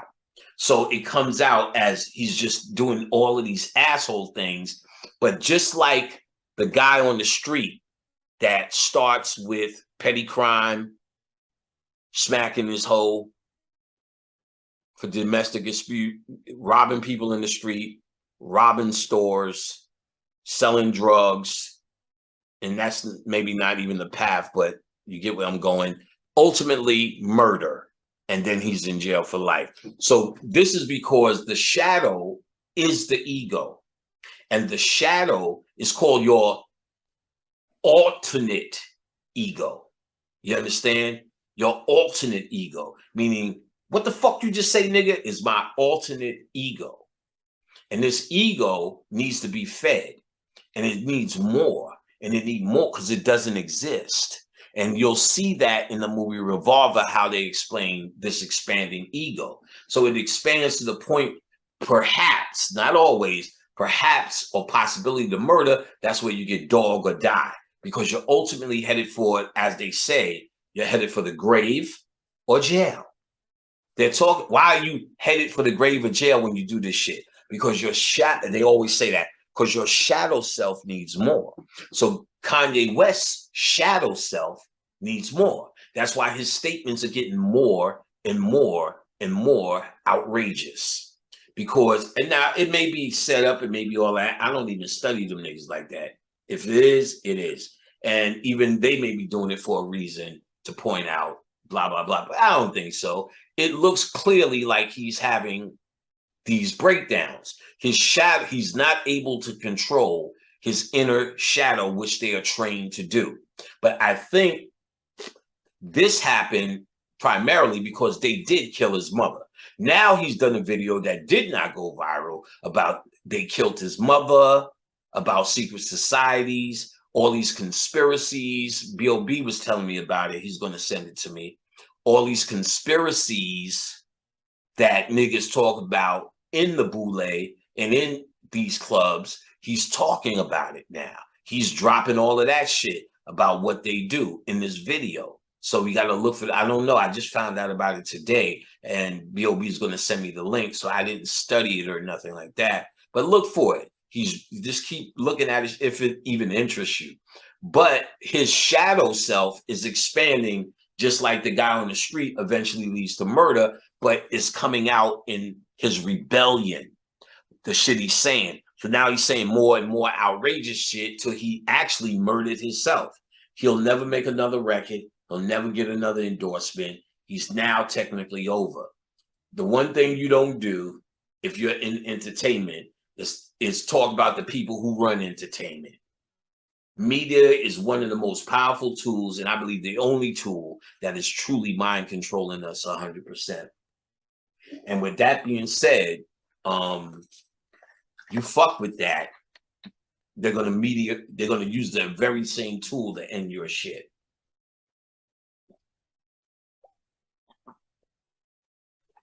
We're in a place where they can control who and what can see. You can't just do a video and it go viral. If it is, I mean, it can happen with the stupid shit, but if it does, nobody really cares. But if somebody gives you attention or you do something that get attention, oh, they could turn your shit right off and you won't even know. You just think you're not popular anymore. They're controlling it because everything is now said through shit like YouTube, and they always control what was on TV anyway. So it is under control. So Kanye West, actually, he's going more and more crazy. I don't know about this basketball player. I haven't checked it out. I really don't care. But I clearly can see Kanye West always was having a problem with his shadow self when he was having a breakdown before. You know what I'm saying? We know him and Kim Kardashian are not together. I don't know why they don't just, well, I don't know what the fuck they're doing. But all of that set up, you know what I'm saying? So again, like I said, just like a murderer, he was when he first did it, they kind of, all that shit hanging out with Donald Trump. You know what I'm saying? That's all rebellion shit. White Lives Matter.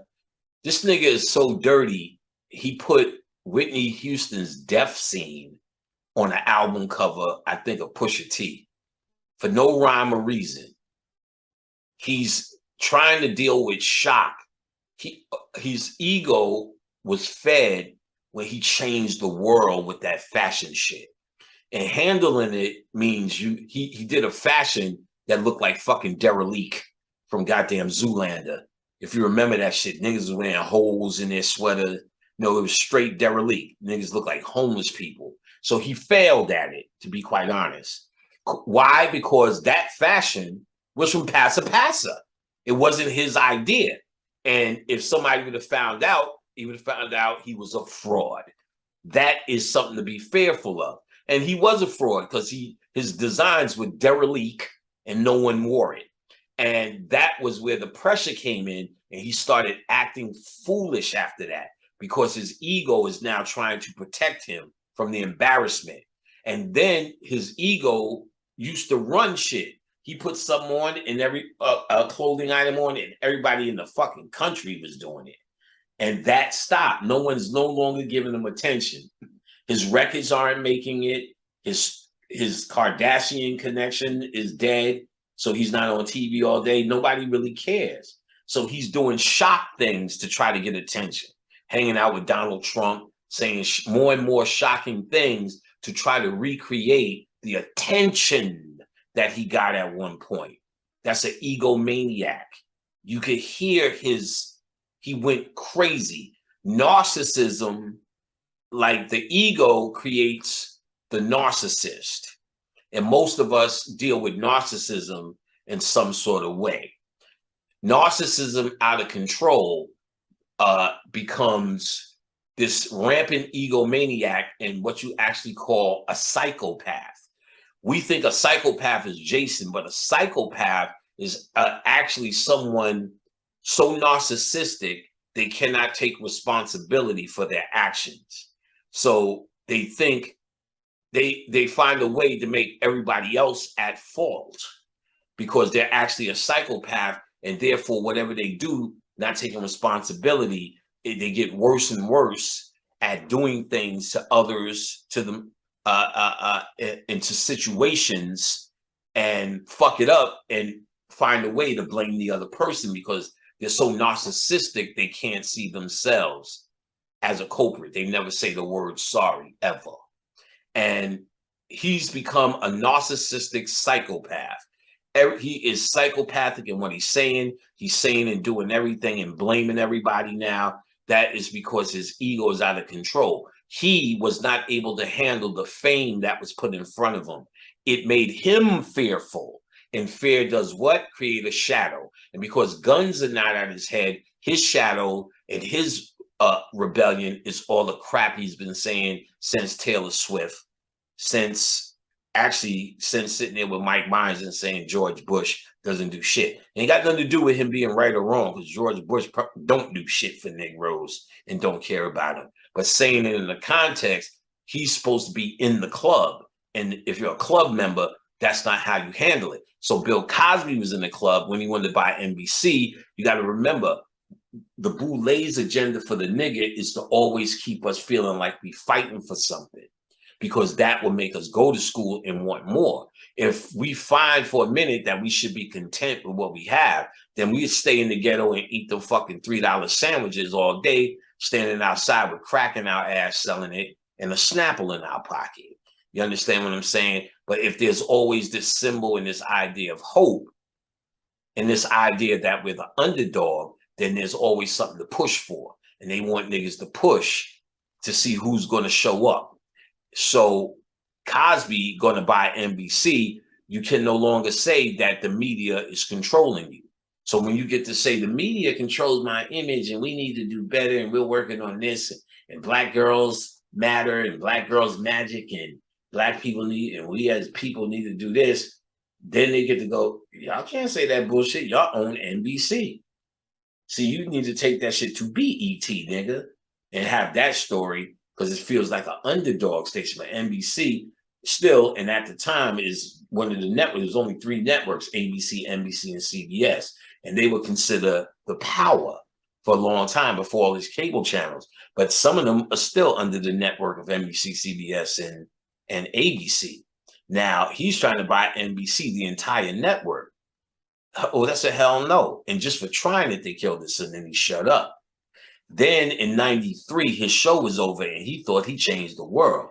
He thought he did the Boulet's agenda well and better than anyone else, Bill Cosby, for his show. And then A Different World, record numbers of kids went to college, and that's their point. To get them in college, get the minds that they can work with and change them into the controllers, into the shakers to control more power here against white people, not to help black people. They're only picking out the ghetto to see who's that. They're not saving the ghetto. So once it's all picked out, you can die, dog or die. But what if they have a strong black team, then they can start having kids that stay in this goddamn system and expand the minds of what they think is the best of us and the brilliant of us, and then really compete with the whites on that level. It's like hearing, that's why they do stories to show you, these are Boulet stories where Will Smith is the that dude sleeping in the train station with his kid, and Will Smith used for a ritual his real kid. And then he's doing the Rubik's Cube and no pants, doing an interview, and became some powerhouse. And it's a true story. I can't remember the name of that stupid ass movie, that old depressing ass fucking movie, and you use your real fucking son. That's why these guys are fucked up now. And this is a true story. But this is Boulet's story. This is the story they want to tell. The rag to riches. The rags are you and your shadow self. The riches is you controlling your shadow self. So this dude is showing by any means necessary to prove to these white people he's worthy. And he did, and he became worthy of whatever he was doing. So New Jack City, watch it again with the Tyler Durden thing. What's his name didn't exist. Sometimes he's G Money, sometimes G Money is him. Same rules. But if you don't see it, you're going to think you're talking to 2 people. But what you need to do is watch G Money each time Wesley Snipes talks. 90% of it, he's in the scene. But most of that, most people are coming to G Money. When they came to Chris Rock, they came to G Money for a job. And the way G Money moves, he's the boss. You're going to see it here's a little clue that really came through. When she goes, rockabye, baby, they go in the Jeep. It's Stutter Man driving, G Money in the passenger, homegirl in the back. He said, yo, Rasta, whoever, come here. He said, Nino Brown wants to tell you your time is up. And the Rasta dude said, who is Nino? Who the blood clot is Nino Brown? But when he first came, he said he knew G Money. He said, "What's up, G Money?" So he knew G Money. G Money says, "Nino Brown says your time is up." That's his shadow self. He said, "Who is Nino Brown?" Pow! Got shot in the head. Rockabye, baby. But listen to the roster. He said, "Who's Nino Brown?" He doesn't know Nino Brown, son. That was a big clue. Nino doesn't exist. He's G Money's alter ego. So everyone's not seen, just like Fight Club, that's how they work in that. All right. In 91, there's also another movie. Let's go to it. So, well, let's look at some more. Do I have more clips? This is an obvious thing. G Money is talking to his dark side and explaining to him what he wants to do next. Crack. He's talking to himself. That's why they're so close. You see them always close. Here's another one. They're the same person. It's only him and Nino, these two in the car.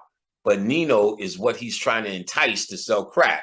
So he's saying, I need my dark side because I'm about to get into this crack shit.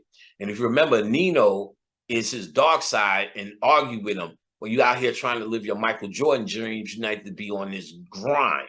So this is the part of him that wants to be on the grind. This is the part of him that's street. This is the part of him that he's arguing himself. Stop playing basketball, trying to be this Michael Jordan. Let's get it going. Then he tells his dark side about crack. We're going to start selling this. We're going to start being rich. I need you. That's really what he's saying. Stutter Man is just Stutter Man. And of course, if you look at the artwork, it's showing you right here. Nino Brown in the smoke. Nino's not real. And they're showing you he's a spirit. That's why this smoke looks like he's spiritual. That's what they're saying here. Let's look at it again. A different angle. Same thing again. The smoke, the gun, and it's about Nino. He's a shadow.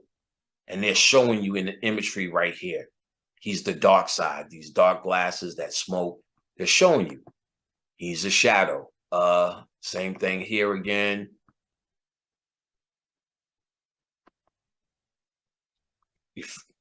They're the same person.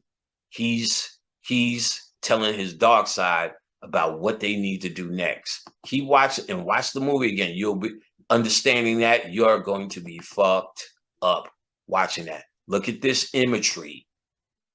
When he's talking, Nino's in the back. He's talking to G Money. G Money's the fucking boss. So G Money is talking to this nigga because G Money's not he meets Wesley later because that's the thug when G Money trusts him more. G Money doesn't trust him. He's showing him his face. So you remember Wesley cuts off the Italian dude's ponytail. When G Money meets him for the first time, not in the park, this is the second meeting, he's with the guy who got his ponytail cut off. After the ponytail introduces Ice-T, the policeman, into G Money, Ponytail calls his boss and said, Nino's about to itch. Why is Nino about to itch when you just introduced him to G Money? G Money is Nino. So, and G Money cut off his ponytail as Nino. So he was getting G Money back, calling him by his street name, Nino. G Money's street name is Nino, and everybody knows it, except the audience. So that's why Wesley's in the back. And look at the imagery. You'll see a lot of this kind of imagery where it looks like, without speaking, G Money is running the show. And there's a lot of that because G Money is running the show. Now I see this movie and the genius of how it was filmed. But the story itself, we liked it. We look at the surface story, Chris Rock, drugs, crack, tough guy Nino. But I see what they were trying to say to a hidden crowd, and we're going to get into why. So that's New Jack City. Now, the next one they did in 91, which was quite interesting, was this goddamn movie here. Boys in the fucking Hood. Boys in the Hood was very interesting. Now, first look at the art and the imagery. Ricky's in the back, and these two guys are here. This is the duality here. But I'm going to show you what Ricky symbolizes as well. That's why Ricky's in the back. It's really between these two. Now you have good and bad hair, y'all. Y'all have the jigaboo and you have the wannabe right here. There's two things are happening. And I'm going to show you what both of these brothers lived across the street. They were his choice. And I'm going to show you how they did this. First, we're going to look at another one. You also seen posters with just these two guys on it.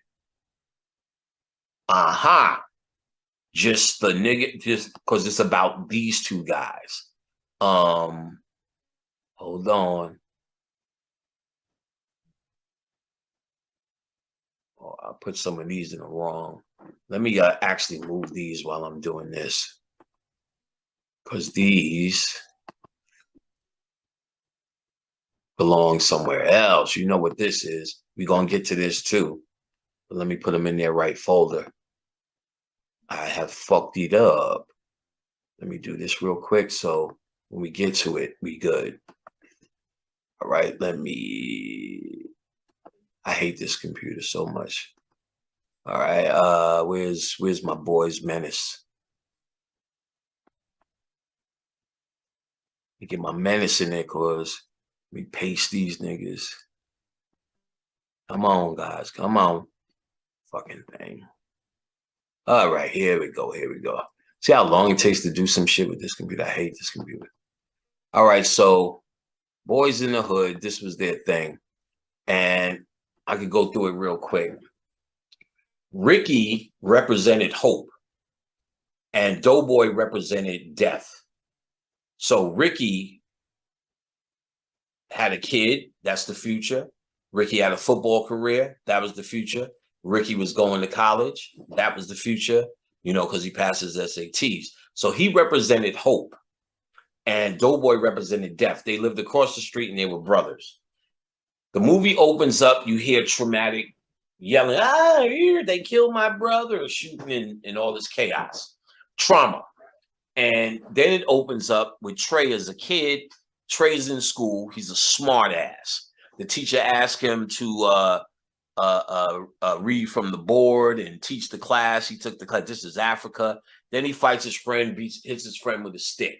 This makes his mother want to bring him to his father. And that's what this story is about. The story is about how the differences of having a father and not having a father in a black man's life. So if you remember, sometimes they deal with 4 symbols in these hood movies. And I'm going to show you how these 4 symbols reoccur. They reoccur as hope, innocence, and a thug. And then the principal who's making a choice. Hope, innocence, and a thug. So who was the hope? Ricky. Who was the thug? Doughboy. Who was the innocence? Brandy, the girl, Nia Long. She was a virgin. She was a good girl. So Trey is the principal. Trey was a bad dude. The first thing they say, Nia Long says, Trey used to be friends with Doughboy. Now he's friends with Ricky. They're saying he was friends with Doughboy when he was with his mother because he was becoming Doughboy. When he got with his father, he's now becoming hopeful as Ricky, and now Ricky is his friend. And he's with the girl across the street who represents innocence. So the thug that's in him is trying to fuck and act a certain way, and she won't let it happen. She's maintaining her innocence until he comes correct. He got the pussy that night. He was crying because he revealed, not a thug, his innocence. And he got the bootay that night, and he didn't tell because it represents sacred and innocence, and he passed that test. So they kill Ricky, and it represents them killing hope for him. So that's why he jumps in the car, because now he's becoming Doughboy again. His shadow is taking over, and he wants revenge. He wants to kill the guys. But then he pauses. Let me out, Doe, which makes the story a happy ending, because even though his hope is gone, it touched him enough for him not to become Doughboy. Therefore, he goes home and doesn't kill a guy. Doughboy does what he does. And they do that in movies for self-evaluation. And I know it because when I watched it and he killed and got revenge on the guys that killed Ricky, it was upsetting to me and it was sad. I still seen, but when I watched it when I was a kid, I'm like, yeah, that's right. Get them niggas, Doughboy, because I'm in my shadow and that's how I thought. Same thing with The Sopranos. I loved The Sopranos and loved what's his name? The fat boss. And then when I watched it after I understood the shadow self, that hidden self, that portion of you that is that animal that comes out for protection, I seen how sad this fucking guy was, how sad Soprano's life was. I seen it for what it was. So now I remember there was a white boy on my job. He always wanted to go see nigga movies. We worked 12 midnight, so there was really nobody to hang out with 8 in the morning. So we would go down to 42nd Street and check out movies. So I'm checking out my shit, Boys in the Hood, all the nigga movies that was out around that time, 90, this is 91. I remember him going to see Boys in the Hood and me being satisfied when Doughboy killed these guys. And I remember him saying, I was like, well, he was trying to find the message in it. He's like, yeah, but then it's like nobody understands. Even the 3 guys, that was one death too many. So because he doesn't have the same reality I had, he was able to see this white boy, the sadness in the whole process. And that's what the movie's about. The whole process is never ending. And we know that as grown-ups. But as kids, I wanted to see that revenge because that's what I was in. So they do that in movies and it defines. They could just ask you, how'd you feel about Boys in the Hood? Yeah, when he got them niggas in the end, know what I'm saying? That shit was crazy. You already told everything I needed to know if I was testing you. But I said, how'd you feel about Boys in the Hood? Yeah, man, it was sad, man. All those black kids getting killed, you know what I mean, for nothing. And it just never ends and they go back and forth. That says something about how you think too. And then if I'm testing you, you just passed. Because they're trying to, because if you feel that way, then you won't do shit like that. If you don't do shit like that, you can be trained and prepped if that's what you're going for a public figure or a business figure, because you'll never be a nigga in those places. You can't be a nigga in those places. You can't even fake like you're a nigga. It has to be out of you. If it's out of you, you can't do it. It's never been in Obama. They groom these motherfuckers this way. So they could call them whatever, whatever, whatever. When Obama uses slang, you could tell he's just trying to make these dumbass connections. You got me and Michelle, we're going to be turned up tonight. We're going to turn up the fuck out of here. So that's why, so Ricky's the principal. So it's all happening, not through Ricky, through Trey. It's all happening through Trey, and the point being the father. And now you get when Furious is sitting there waiting for his son to come home and he's switching the balls with his hands, which is a stress reliever. What he's doing is switching the 2 balls because he don't know who his son's going to be. Is his son going to be Doughboy or is his son going to be Ricky? So in the end, of course, his son went to college along with Brandy. He became Ricky. Even though his hope was dead, he didn't give up hope. And Doughboy, of course, died. He said, he said, you have one brother left. They were brothers. All of them were brothers in a certain kind of way. Doughboy was one side and Ricky was the other. Think of the duality just in the house of Doughboy and Ricky. That's not too bad, but it's not so much of a reality where Ricky's doing all these great things just because Doughboy got a different father. Now, I've seen motherfuckers get gypped because they got different fathers and treated wrong because they got different fathers, but they're not too much different in brotherhood because they're the same amount of poor. So, but to make the point, I get where they were going, and Trey is the middle point. So when Trey's with his mother, Doughboy was his friend. When Trey is with his father, he becomes friends with Ricky. And you can see, you know, he's upset that he lied to his father, so on and so forth. So he becomes that guy. So now, after that, in 1992, we go to this movie here. It was called Deep Cover. It was about duality, good and bad hair, through this guy. He actually, what they did was, he was a lawyer, Jeff Goldberg or Goldblum. He was a lawyer first, and when by the time Larry Fishburne met him, he was already corrupt, meaning he was already in his dark side. Larry Fishburne, the movie starts out in Deep Cover. Larry Fishburne sees a trauma. His father robs someone, said, don't ever do this, and gets shot right in front of him over a handful of singles. So he had the singles, he remembered, and becomes a cop. This white handler comes to him and asks him this question. Listen closely, guys. What's the difference between a black man and a nigger? He asked him that straight in the movie. Fishburne controlled his dark side and said the nigger would answer that question. Meaning the black man is, the good and bad hair, the black man is, who I am, is not going to get up and fuck you up for saying some shit like that. But the nigga who would have answered that question means, what the fuck did you just say, motherfucker? Beat his ass. That's the answer to that question. Imagine somebody say, are you a black man or a nigga? What the fuck you say, white boy? But he didn't. He said a nigga would have answered. That's why he got the job. The white handler said, you know how to control your dark side. And I'm going to put you in deep cover where you need a dark side. But you better control it.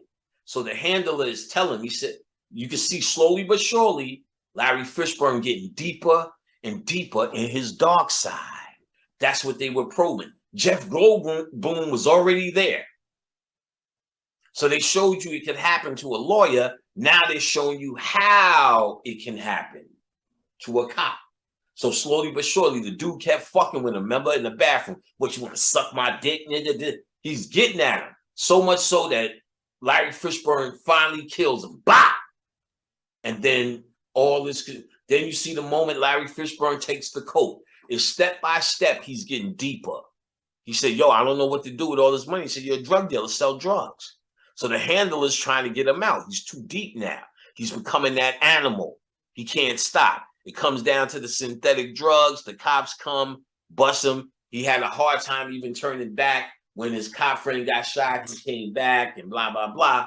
The story is about how a nigga could go deep, who's seen this, became a law-abiding citizen, ready to do the law, how he went on the streets and had to become this shadow character that he almost couldn't come back from. That's what Deep Cover is about. So they here again, they're probing the shadow side. Let's see, there's not too much more with this imagery. Everything was like this. You'll see a lot of scenes where you'll see these guys back to back like this or side by side, because they're trying to show you the duality of good and evil all the time. Jeff Goldblum was evil. He was talking about all this nasty shit about women. He was gone, and he used to be a good man. So we don't know how he got there, but he was there. And we see how Larry Fishburne turned to his dark side, went deeper, and became this beast. So now, that was Deep Cover in 92. Then let's go on to some shit you niggas love so we can break it down. Here we go with this, Juice. The same principle as Boys in the Hood, you have a foursome. So Raheem represented consciousness, hope, control. This fat boy who was laughable represented innocence. good-heartedness. Q is the principal, just like Trey was in Boys in the Hood, and this is Doughboy. But as you can see in this movie, the dynamic is the evil is in the front, and this guy, Q, is trying to control his dark side. Why these two people in the back? Because they are symbolic of his innocence, who was Brandy, and his hope, which is Ricky. The movie starts out, his dark side, Tupac, kills his hope, kills Ricky. It starts there. It's him who did it. And then his dark side is out of control. That's what we see throughout the movie with Tupac. That's his dark side out of control. It's actually Q's dark side out of control. His hope also is represented in the girl that he was seeing, who was the doctor, because they all have something to have to aspire to.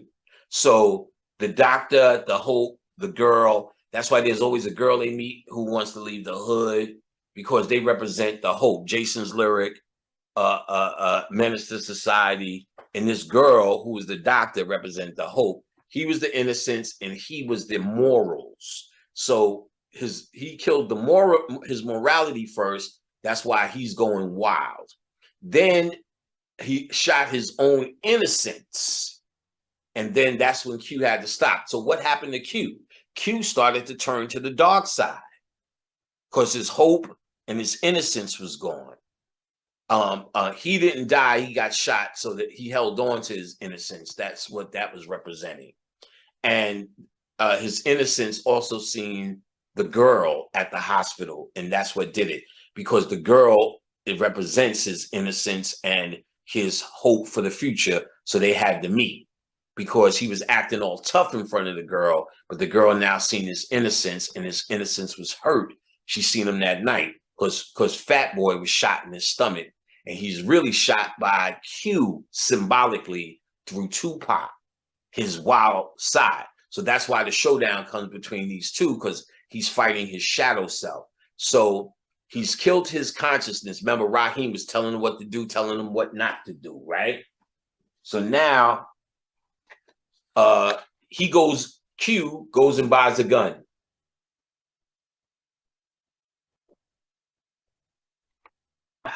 Q goes and buys a gun and then eventually throws it away, or whatever he did. That was him symbolically turning to become the full dark side of Tupac. And remember, Tupac is in the club telling Sam Jackson, Q is shooting people.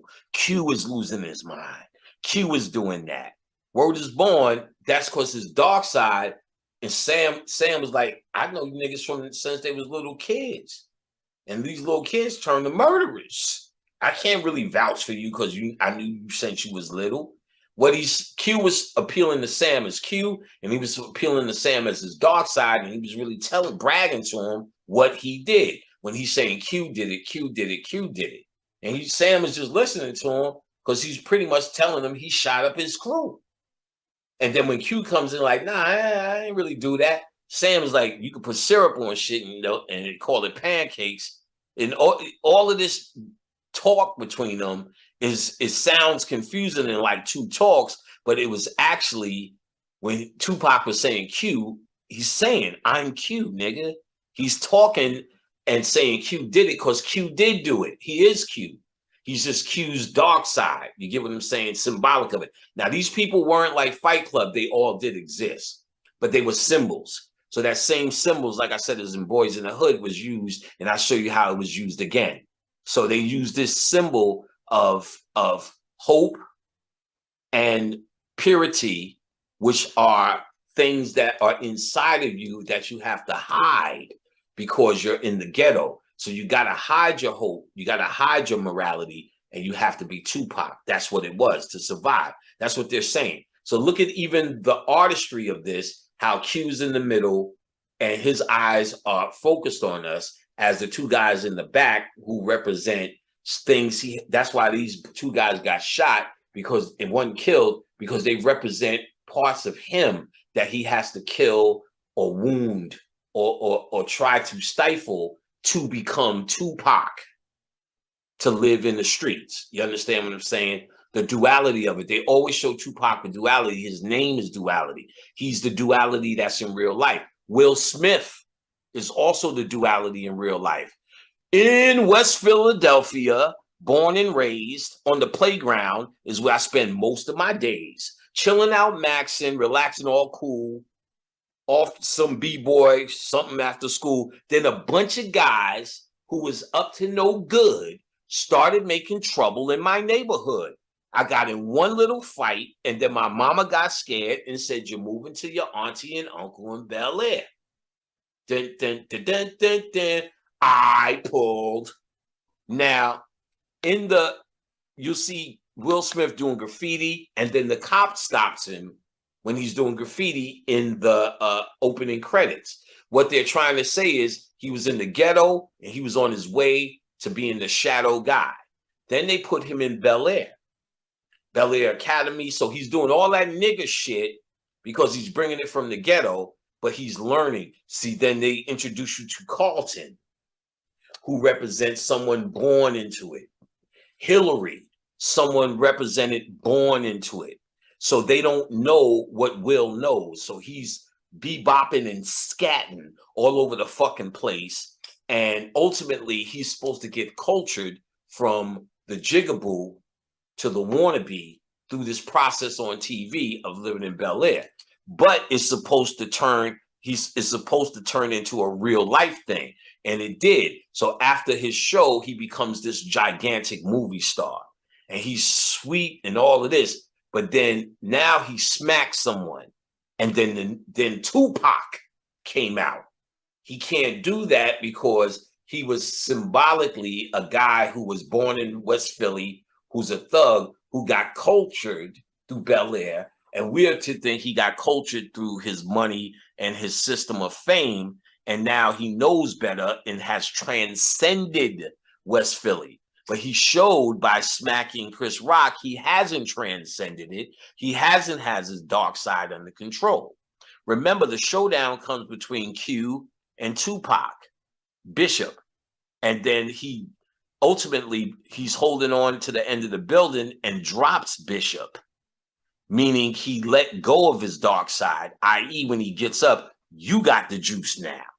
Because what they were saying is his innocence didn't die, and he's now going to have a new moral code, so he doesn't need Raheem anymore. So that's fine, but he's still going to find a new moral code, and he has killed the dark side in him. He's won. And in the movie, he bought the gun from Sweets, but he didn't use it. He threw it away because he changed his mind because he didn't want to become Tupac. So this was very deep in terms of the symbology about the dark side. The thing is, Tupac became a very big star from it. And in real life, Tupac was the personification of duality. They also did a movie, and let me write this down. That's the one I forgot that I watched. What was that called? I'll find it. Gangs. It's a Tupac movie that they also did the duality in it. So Juice was about Q, just like Boys in the Hood was about Trey.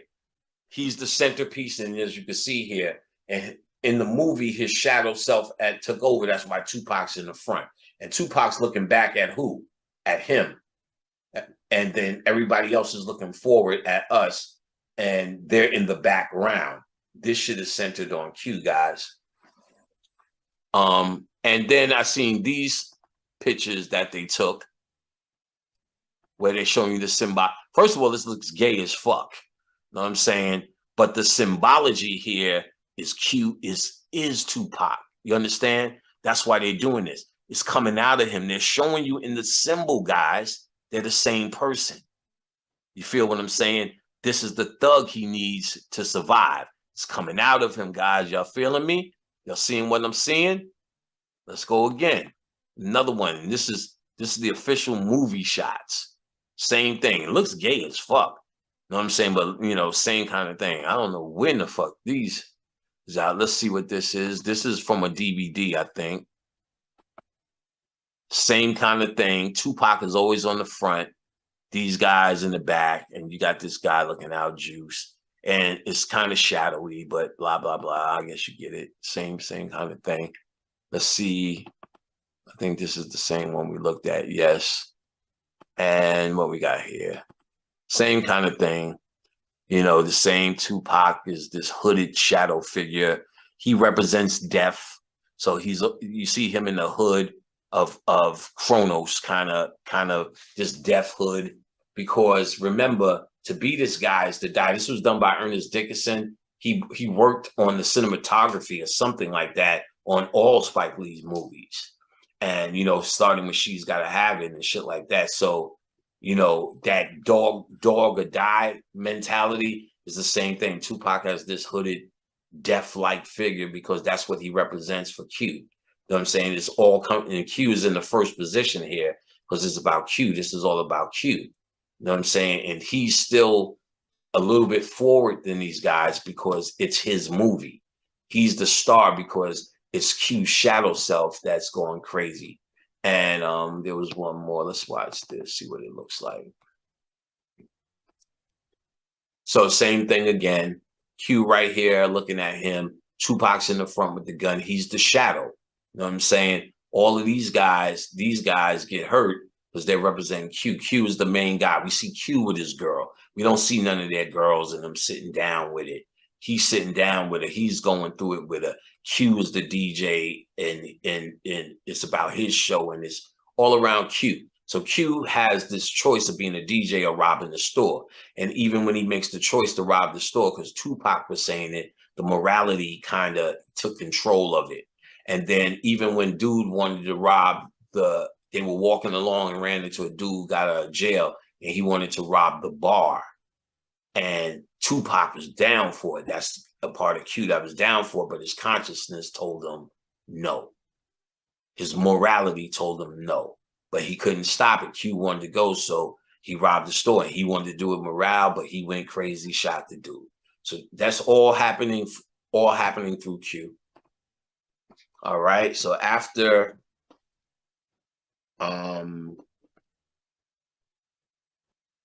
Juice, we get to the granddaddy one that was real hard. And that one is, dun, dun, dun, dun, dun. Here you go, buddy. Menace to Society, dog. Old Dog did not exist. I want y'all niggas to see my face. Old Dog did not exist in the movie. He was invisible. Watch it again. Most of the time he talks, nobody's even looking at this nigga. You got to see it. Like, niggas ain't even paying attention to him. Most of the movie, he's arguing with Kane. Now, this is where you also apply Fight Club. And mind you, Fight Club didn't come out to 1999. All these movies is in 91, 92, Menace is in 93. So all of these movies, no one's looking for this. No one's ever even heard of this yet. You only heard of it at the end of the decade when they connected the two white boys to black movies, subconsciously came together, and Fight Club is about all the fighting, all the club of fighting each other in your duality self that's in your own head throughout these movies, being symbolized through characters, some who exist and some who don't exist, like Fight Club revealed. And the first rule of Fight Club is you can't talk about Fight Club. Because if I talk about it, you can't, because you don't even know that there is a Fight Club happening in your head. You think it's you. That's the whole thing. You are fighting your nigga attitude. As much as you in Walmart, somebody, but you want to, motherfucker, I kill you and all that, but hey, no problem. That's you fighting in your head if you have those thoughts still. But truthfully, I don't have those thoughts anymore, which means I'm no longer in a fight. That's beautiful because, like I said, when I come home, I'm at peace. How was your day? I'll be like, yo, it was fine. Before, the bitch at the bank, the nigga in the Uber, the this and the that, that, because I chose to let those things bother my ego, because those things my ego would look out for, because if they happen in the ghetto, you have to address it. You have to address it. So if I'm not addressing it because I'm out here, it's in my head and I'm still thinking like that. My shadow still wants to come out and play. It needs to exist. So to kill that shadow, to really realize there's no more fear here. I am safe here. There's nobody going to shoot at me. Ain't nobody coming at me. Ain't nobody going to do this, that, or the other. And the things that are dangerous, I still look at for those things here, but they are not nothing clearly to do with anything that I had to put up with before. So I don't need that person. It took me a while to say, I have to let you go. So my thinking doesn't even think like that no more. And that's true evolution. And that's true understanding of the nature of self, how to be clear. Your ego never goes away, but you need to understand the nature of it, how it hides. Again, watch the movie Revolver and then watch it again and again until you get the fucking point. You understand what I'm saying? It is that crucial to understand itself. This shit is about know thyself. I don't know where the fuck y'all niggas are at now with this, I want to hear the story of Kanye and Kyrie Irving bullshit. This is gossip columnist shit. I am not a fucking gossip columnist. I don't sit around and just talk about that shit to no end. This is why they doing it. Fuck them. Fuck them. I can explain why they're doing it to add it to a bigger picture that serves us for transformation, not just to make us feel like, them fucking Illuminatis are something else, ain't they, nigga? It's fucking corny, it's weak, and it's showing you'll do anything just to stay fucking relevant because you have nothing to teach. It's about teaching and understanding this. If you're not on it, I don't know how to get you on it. But it's the type of thing that truly can help you if you understand the nature of your psyche. And clearly, what I thought black people just fucking around doing hood movies, they do understand it. And I'm gonna show you ultimately what we found out is why, because after I break this down, it still begs the question, why and who are they showing this to? And I'm gonna tell you what we discovered in or what was discovered to us. So in Menace, let's go back to Menace. Let's go back to Menace. Keep this shit popping, son. So I noticed too, in a lot of movies, I didn't really point them out, they use this color blue. What does that mean? Let me go back here. So the blue is the chakra here. But behind this chakra, behind it is your neck, your medulla oblongata. And your medulla oblongata, the blue is representing this, the medulla oblongata. The medulla oblongata is your subconscious mind. It is where the shadow lives. Medulla oblongata is your fight or flight mechanism. So if you're in fear, you're out of the medulla oblongata is where your subliminal spirit lives. The medulla oblongata, I heard it also controls your breathing, your blinking, your heart rate, those automatic motor functions that you don't think about that you do come from the medulla oblongata, i.e. subconscious or subliminal control that you're not aware of. You're not aware of how many times you blinked your eyes, but goddamn it, you blinked them all day. Medulla oblongata is controlling it. Therefore, it's a symbol for the unknown monster in you or the protector in you that may be the monster that you keep looking and don't know. How do you know this is true? You ever have an argument with your sister for years and she's calling you something, you're going, what the fuck is she talking about?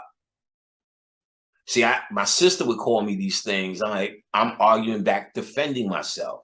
Until the arguments me and Khadijah had, I had an argument with my sister again in the later days because we, there's no reason to argue, but we did. She got tired of me talking to her and just went off. And ultimately, it was the same thing Khadijah was saying. So it made me pause pretty much and say, maybe they're not crazy.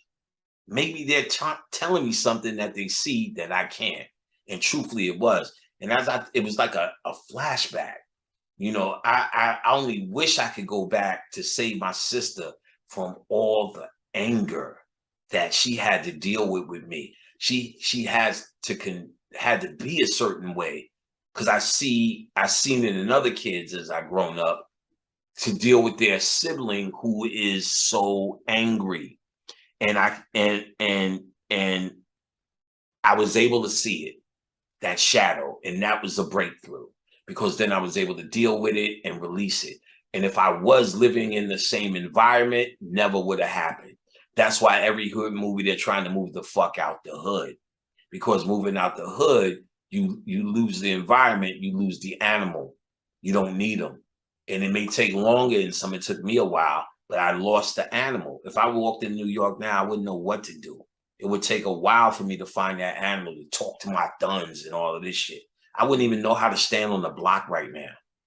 And I used to stand on the block and look around. I don't even do that shit no more. Stand somewhere and just be looking around.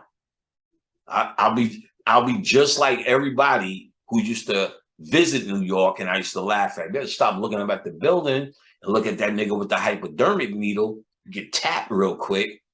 You know what I'm saying? What the fuck you wearing flip-flops for? You better put on them Nikes, bitch. We about to hit the streets. Timberlands is New York standards, not just fashion.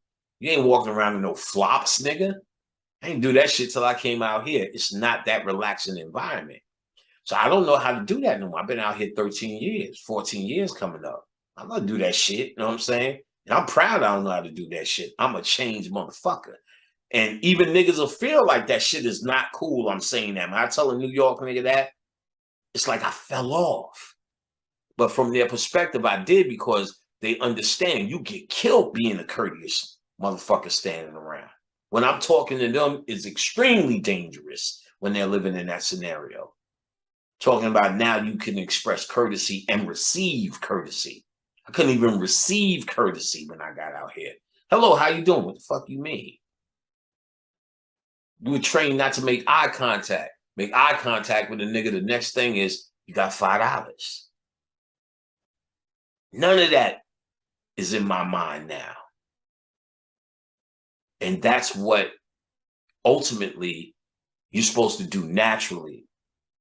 But what they're trying to do is control that to make a certain class of Negro, an upper class Negro that is not, they're pretending to, they get money for all these civil rights and they get grants and all of these things while they're pretending that they're helping Negroes. So they're looking for the ones who are potentials, and they probably give them scholarships and things like that, sports guys scholarships, shit like that.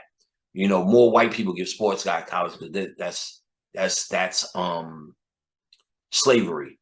You know what I'm saying? That's slave running. So they'll get the scholarships there, but the academics they're looking for, so they get grants, they get money for doing this type of thing. It's a whole system of pretending to save your ass. That's why nothing's changed, because they're not.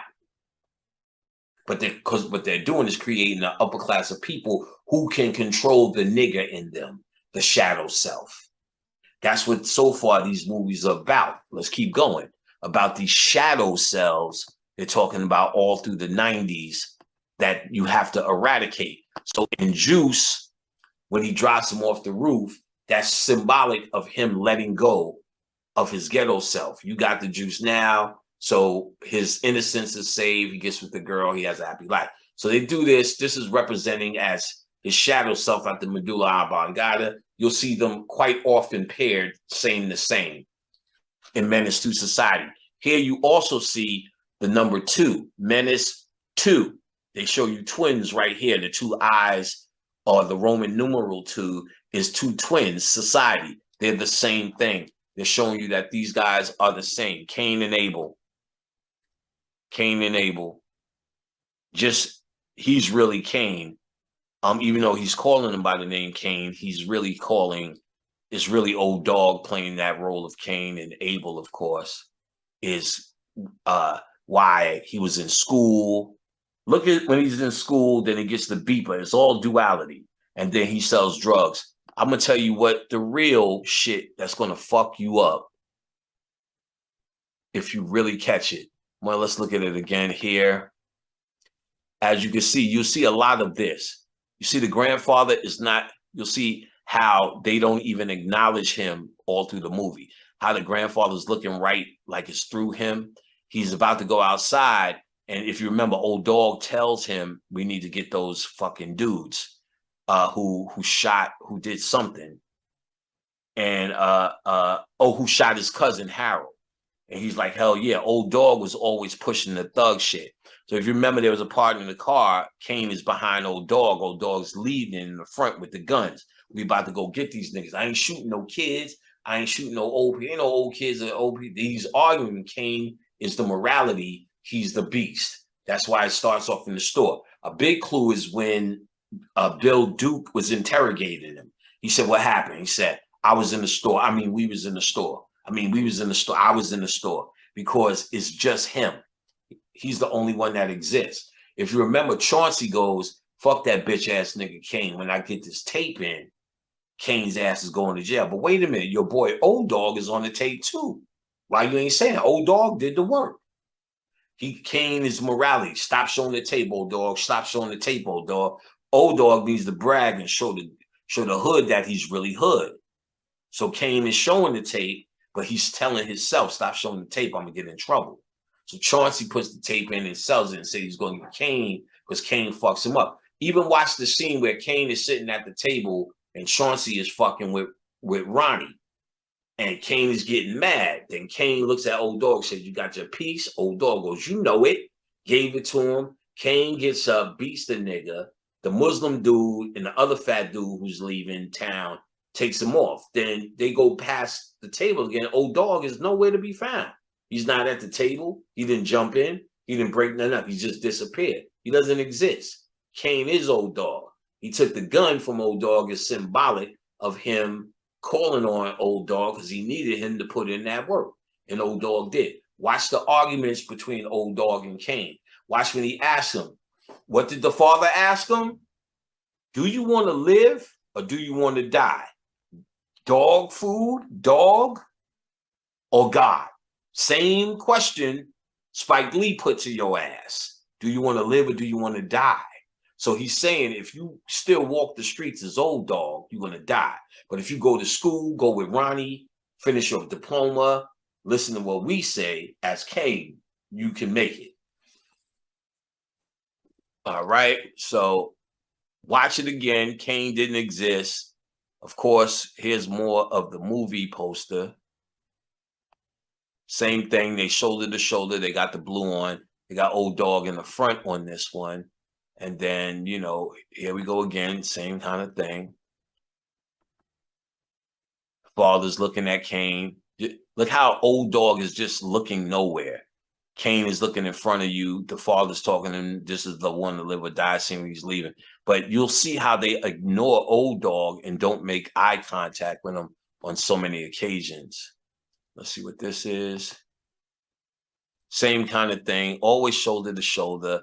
They're twins. It's the same thing. They have this, the way they shoot the shots. These motherfuckers is twins. Same thing. You see how they're shoulder to shoulder in the store? It's Kane. This is representing when she kept saying, hurry up and buy. Get your shit, nigga. Dust in there. Hurry up and buy. He's bringing out Kane. He's already upset. He walks in the store. Kane is protected. They talking to him and get time, but they are one thing. So they showed a lot of shots of them shoulder to shoulder. They are one individual. Let's see. Something else I wanted to say about this. Yeah, just watch their arguments. And then they have the hope factor. Ronnie's taking them out of town. So when Kane gets shot, Old Dog, there's a scene where they just show Old Dog getting arrested later. That's because Chauncey gave him that tape and Old Dog is Kane. So Kane didn't die, just the good part of Kane died. And if Kane died, that's the part that was the morality. So that means Old Dog has taken over. And the dog or die that Spike is talking about, that's the death that he's talking about. When you die, the innocence in you, the hope in you is dead. You follow what I'm saying? So that's what happened with Ricky, but Trey transcended it. That's what happened to the boy in Juice. And though he was going wild for a second, he caught himself before his innocence was totally gone, threw the gun away, and dropped Tupac off the roof, dropped his dark side off the roof. So this is actually a sad story because when Chauncey gave him the tape, that's Old Dog went to jail, and we're just thinking because of what Old Dog did, but it was representing he was the last hope. He was about to leave, and that thing died in him, and Old Dog survived. The animal, when he seen that last drive-by, somebody else got killed on the lawn too.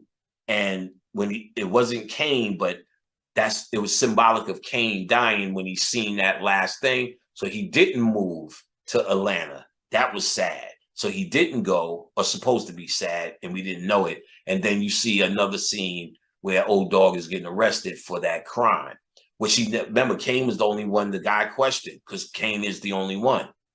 You know, you done fucked up, right? Fucked up, bitch. Because watch what he's saying. He's saying me, I, me. And then they give the clues all through the movie if you know what you're watching. So again, yet another movie about the dualistic nature of the nigga and the wannabe with good and bad hair. You got me?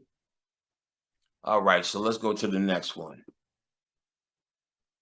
One that I truly liked and understood it, and it fucked me up.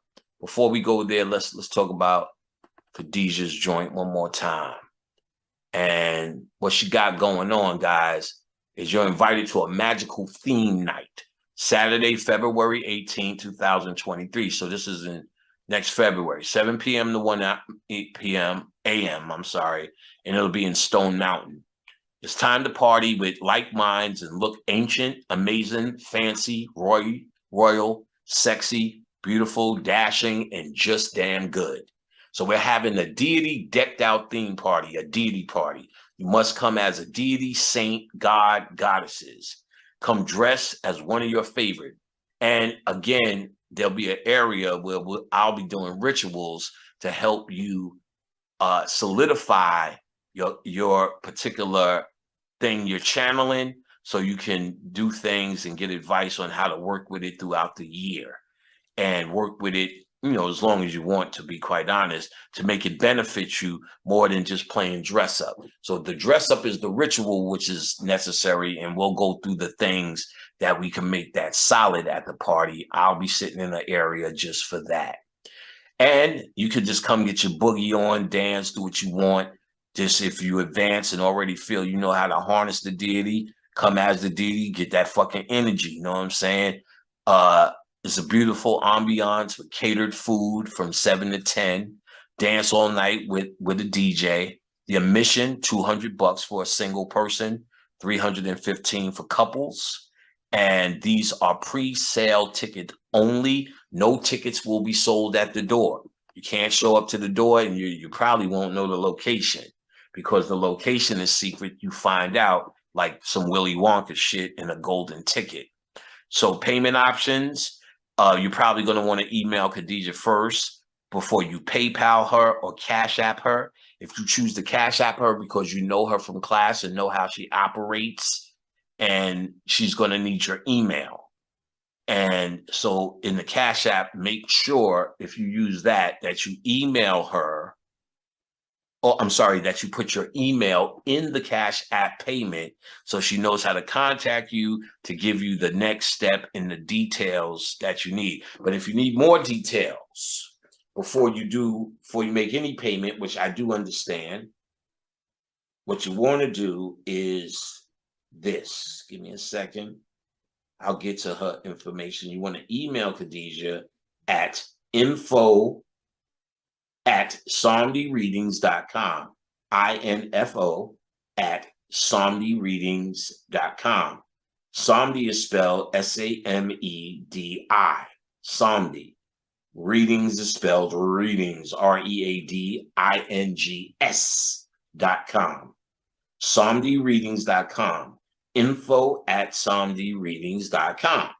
So go ahead, send her an email, ask any question you need to ask to make a payment arrangement. She'll tell you how it works. You'll get the golden ticket number. That'll be your number. When you come, you use that number, and we'll have all your details based upon that. If you give somebody else that number and they use it, they will get in. And then when you come and use your number, you will not So you better not give it to anybody. This is for you. And if it's a couple, you and your guest. So that's how we doing things. And this is going to be a hellified smash. We used to do all of these parties at the house, and they were very successful, very powerful, very energetic, very spiritual. So now we're doing the first one where you can come in and enjoy this as well with us as we do our ritual. We're going to have a contest for you guys. So we're going to look for the most creative, the most sexy, and the most original couples. It's going to be judged by Wild Style from Crucial Conflict out of Chicago, for B.O.B. from Atlanta, my boy, and us. So we'll pick our favorites in these areas, and then we allow the crowd to pick the winner. So everyone who's been picked will get some sort of a prize. The winners are getting the free cyclomancy class amongst other goods and services that we offer, including product. Second place, that we getting product. Khadijah is offering her class to some of the winners, I believe second place winners. So there's something for everyone who's been chosen. So come and put on your best, get in the contest, get some stuff. We'll be giving out books. I will be selling and signing my books there. I will be selling product there. So the product will be out. You'll be able to get herb packs and shit of that nature. And so, like, in other words, if you have to buy something, put it in your car so you get your boogie on, well, you know, you'll be allowed to leave and come back and all the rest of that shit. So you won't have to dance and have it in your hand all night. So we make options for that.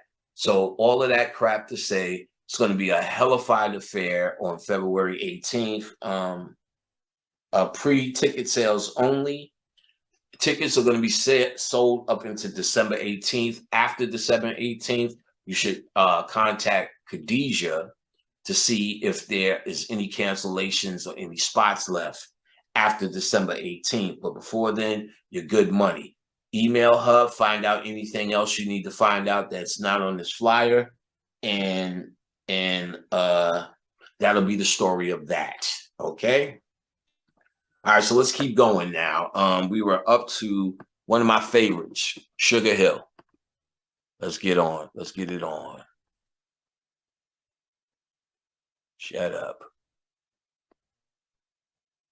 Juice. All right.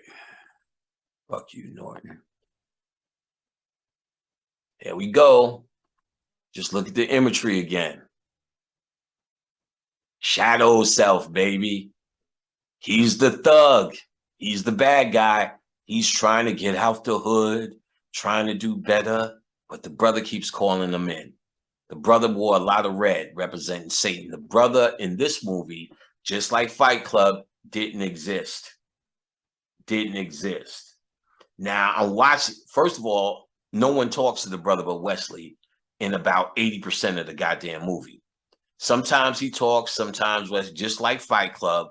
But it was interesting when he was talking, they were talking to two Africans. One looked like a thug, one looked like a nice guy. Nice guy wasn't saying nothing. Thug African was talking, and bad Wesley's brothers was talking.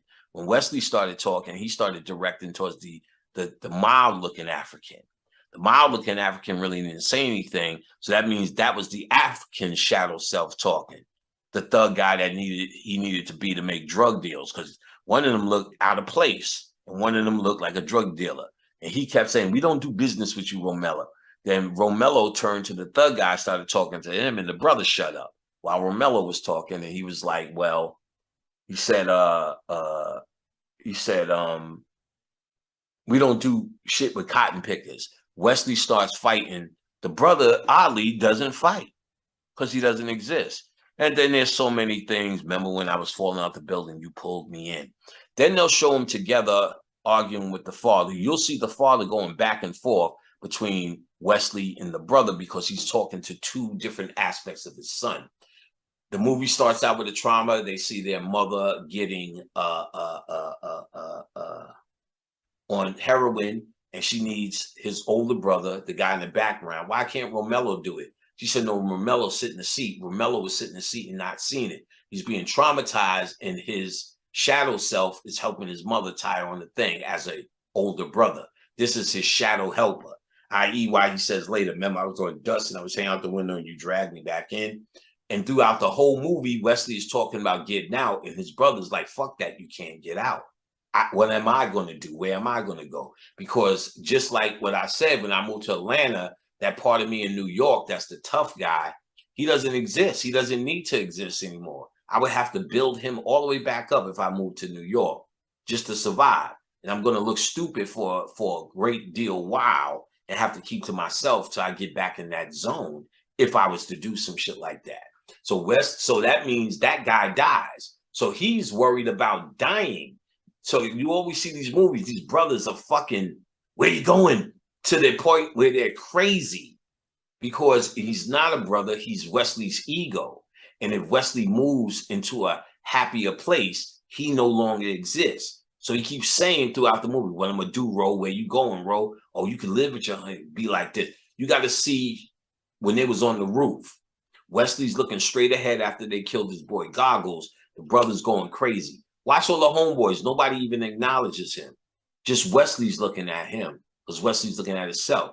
Then when Wesley starts talking, he shuts up. I know y'all scared. I know he's talking to his crew. He's finding the words. The dude ain't there. Nobody acknowledges the brother in the crew except for one dude. And the one dude was just like Stutter Man in New Jack. He would be with Wesley alone and be with what's his name. I don't know what he represents. And there was a dude, when they caught the dude looking back over the tears and he's pissing on him, there's one dude that always helped him. That one dude also gave him the dope that killed his father.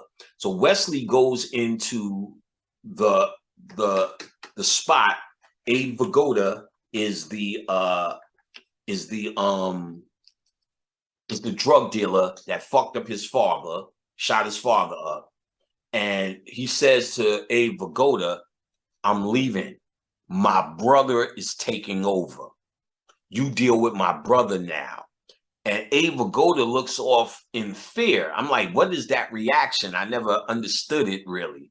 It was just as, but what he was saying is my morality, because of what you guys are making a move with this dude Lolly coming in, my morality can no longer handle this situation.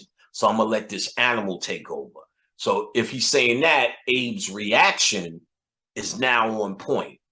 Then the next scenes, you see his brother get heroin, kill the father, go into the bar and kill the guys. Then it comes back to Wesley. He's leaving now. He's with this girl. And each scene with Wesley, they're showing this upscale lifestyle because that's what he's going for now. He no longer wants to be the street guy. He's no longer that guy. And he no longer needs his brother to get his back. And again, in this movie, they played a lot. The brother, just like in Juice, did not exist. He's not a character or a symbol. He doesn't exist. He's Wesley's shadow. Wesley's the only one arguing and debating with him throughout most of the movie. When it looks like they arguing in front of the girl and she looks confused, like, come on, let's just go. Because he's actually fighting himself about staying and leaving this place. And that's what it symbolizes when they're arguing in the street. And you always got to look at the other person when you see the argument. They're letting it happen. The father's letting it happen because the father knows Wesley loves him, but at the same time, Wesley was traumatized. So in Wesley, there's the brother, the shadow who hates his father. And then there's the part who loves his father. That, as we're going to talk about, was played out in Jason's lyric. We got two more before we get to we got one more before we get to Jason's lyric. But Jason's lyric, Jason loved Mad Dog in the beginning before he shot him. And then Josh, the movie starts out, Josh is on the steps, quiet and scared, because Josh represents, well, we'll get to that when we get there. Sugar Hill. So he's the shadow, he doesn't exist, right? Same thing, he's the shadow brother. That's why they got both of these guys here. Now, on the surface, you think we're watching their movie. We love him from the 5 Heartbeats. But in this movie, he doesn't exist. And him and Wesley are the same individual. Here we go. Same thing. Wesley's in the middle. His shadow self. This dude's wearing the red. And this girl represents, as always, Wesley's hope or his way out of the ghetto through the black woman. And this is Wesley's duality. This is Wesley's problem here in this movie. So this promotional picture is trying to show you a revealing of this true movie, that Wesley is caught between the street and the hope. Of course, Wesley tried to hope, but he couldn't get out scot-free. So you will see plenty of scenes in this movie where they're arguing. It's just them two. It's them fighting together. He's fighting himself. Listen to the words they're saying. As if you know the code, then you'll really hear what they're talking about. Like, he's like, remember when he tells them it's time, it's over. Where you gonna go? Where I'm gonna go? Where the fuck you think you're gonna go? You know, that kind of shit. His shadow. This is the shadow he created to be the street thug he needed to be. He's no longer, look at his face. He no longer wants to be that. And his shadow self is trying to tell him, get that money, stay on the streets, do what you need to do. He ain't trying to have it. And that's where the fight is. Let's see what we got here. Looking back over the see, you'll catch them. See, remember Menace to Society, shoulder to shoulder? What did I tell you? They're showing you the same symbology. They're the same person. They're looking as the same person. You'll catch a lot of these symbols in short form throughout the movie. These angles that they are, where they're showing you, they're looking the same way. Hey, they say, hey, Romello, and both of them will turn. What's up? And they'll be talking to Romello, and he's looking the same way, turning the same way. He is Romello. You following what I'm saying? They do a lot of that shit. You know what I'm saying? Here it is, same picture. What's this? And then you see a lot of scenes like this. This is where they was in a club in the devil suit. He had the devil suit. Now, what was interesting about this scene is in this movie, why I couldn't figure it out in the beginning, but then when I watched it again, I figured it out. Oh, well, when he tells, first, let me tell you, when he tells Abe Vigoda, I started to tell you, when he tells Abe Vigoda that, let me get it right here. So when he tells Abe Vigoda, my brother's going to take over, the next scene, he kills the father and kills the people. Now, what he was telling Abe Vigoda is my shadow self is going to deal with this shit. The real Romello is going to deal with it. So Abe Vigoda looks off to the window like, oh shit, we're in trouble now. So after the scenes are over, he kills the crew up, kills his father with heroin, which was probably one of the best acting scenes. What's his name is dead, Clarence William III. He was definitely the master. They always had him playing an animal, but that fucking scene when he took that heroin and died, shit, nothing beats it. He should have won a fucking Oscar for that. You know what I'm saying? And woo, when that shit was hitting that ass, and the way he just collapsed, the way he was giving that monologue while he was tying up his arm, man, you felt that shit. You felt you was looking at your father use heroin in front of you. You know what I'm saying? So Romero would wear a lot of purple vests, and the brother would wear a lot of red vests. The purple was he's trying to escape. The red, he's trying to root in. So what was interesting was Romello was telling him something. He's on the couch all flopped out. He now had on the purple vest for the first time after Romello said, my brother's taking over. So they're showing you that it's Romello, and in his purple vest, he is Romello. Now it's Romello in control, or Romello is the dark side. So he killed the father, killed the people. And then when he's with his girl, he said, I want to see my father before I leave. Because he let his brother take control, he didn't remember that he did it. So when he's seen his father dead, he's crying, he's in shock. And then when he walks downstairs at the same time, the brother's coming out the building. Now, if it's his shadow self, he calls his shadow wherever he's at. But what we are thinking, because we're watching the movie, is that the brother just killed them. So how can he just kill them here and Romello be here? Then that will fuck up the theory. Unless they fucking with time in the movie. And here's where they did it. In this scene here. In this scene here, when they're in this club, the movie opens up and Romello goes to the club. He walks in with his brother, and his brother's wearing this outfit, right? And then that's the scene where he talks to Teresa Merritt, finds her. The brothers don't wait around. And then he leaves the club by himself. I was like, oh, his brother went in but didn't come out. Then they do a whole day scene where he meet the little nigga, and the little nigga is telling him, yo, I'll do this for you, Romello. Romello said, get the fuck out of here. The kid looked like lightning hit him. Yes, yes, yes, and left. So he said, everybody used to want to play run, catch, and kiss. Now everybody want to be a gangster. He said some line like that. So they showed another whole daytime scene and another scene where you think the movie went on, then all of a sudden, boom, they're back here on the couch in the club. And then the brother has on the same outfit. I said, the brother got on the same outfit. So they're showing the first night that we seen out of time and out of order. You'll clearly see that. And then the next scene, they meet the Africans in the club.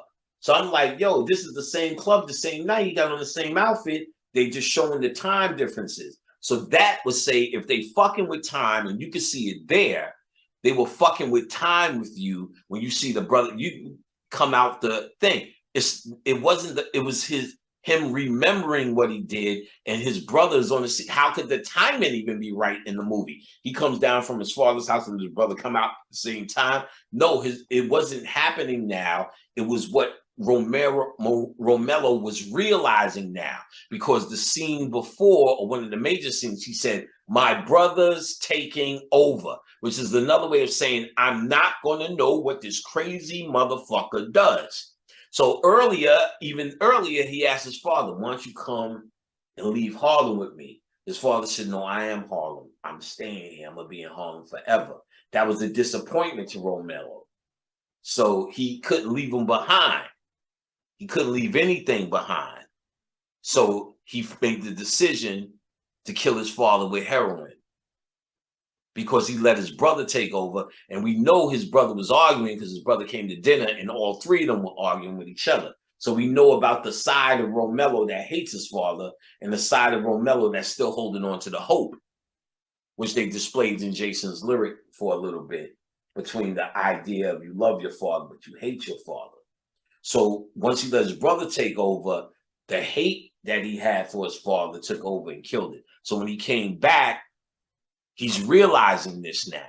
And as he's walking downstairs, he's even realizing more. So they show the brother coming out the building, but the brother's not, it's just, it already happened. But that wasn't, we to think that it just happened, but it didn't. And we know because in this very movie, they were playing with time. If you watch the beginning of it, watch it again, you're going to see it. You're not looking for it, but once you got that key, you see it all. And I'm giving you the key and you will see it all. That's what I'm leaving out incredible amount of details in this shit. Let me do that again, because I'm doing all these hand expressions. Let me say it so you can see it. I'm leaving out incredible amount of details that you will see for yourself and things I've missed. But the key is that you now have the key to what it is they're trying to make a point about. I am revealing a very big secret, and I'm going to tell you why they do it. Because even after you got the secret, they will live in the fact that you don't know. If you don't really have a why, then you like, this could be knocked down, said whatever. But there's too much of this shadow work, and they revealed it in after the decade was over in '99. What was going on, and they couldn't. Oh, there's this thing. Okay, that's what I was fucking looking for. Okay, here's the shadow. Here we seen that. We seen that. We seen all of these by now. Okay, yeah, we seen all of them. Good. All right, good. Now we're gonna make this easier. So yeah, they kept showing him in the red, blah blah blah. So he didn't exist. So again, they was fucking with time. So what they were trying to point out that Romello was realizing this. I killed him on Romello. You ain't got no more problems. You can stay. He's like, I can't stay, because now he's justifying his reasons for keep going. You know what I'm saying? His father's no longer an obstacle. Gus and these niggas are no longer an obstacle. Remember, he said you ain't the only candy store, so they already knew they could get drugs anywhere else. But Romello's like, no. Then he's arguing with his brother, and the girl's like, come on, let's go, Romello, let's go. She's pretty much saying, let's leave it behind, and he's having this trouble with it. So of course, the Cain and Abel story, he shoots him, then kills himself, which was symbolic of him getting a wound in the ghetto. But then you see him in the wheelchair, and we got out, and the kid is the hope, and we're trying to move for the future. So it's a story about he won over his shadow self, and his shadow self was his brother. And then when you watch Revolver, your enemy is your brother.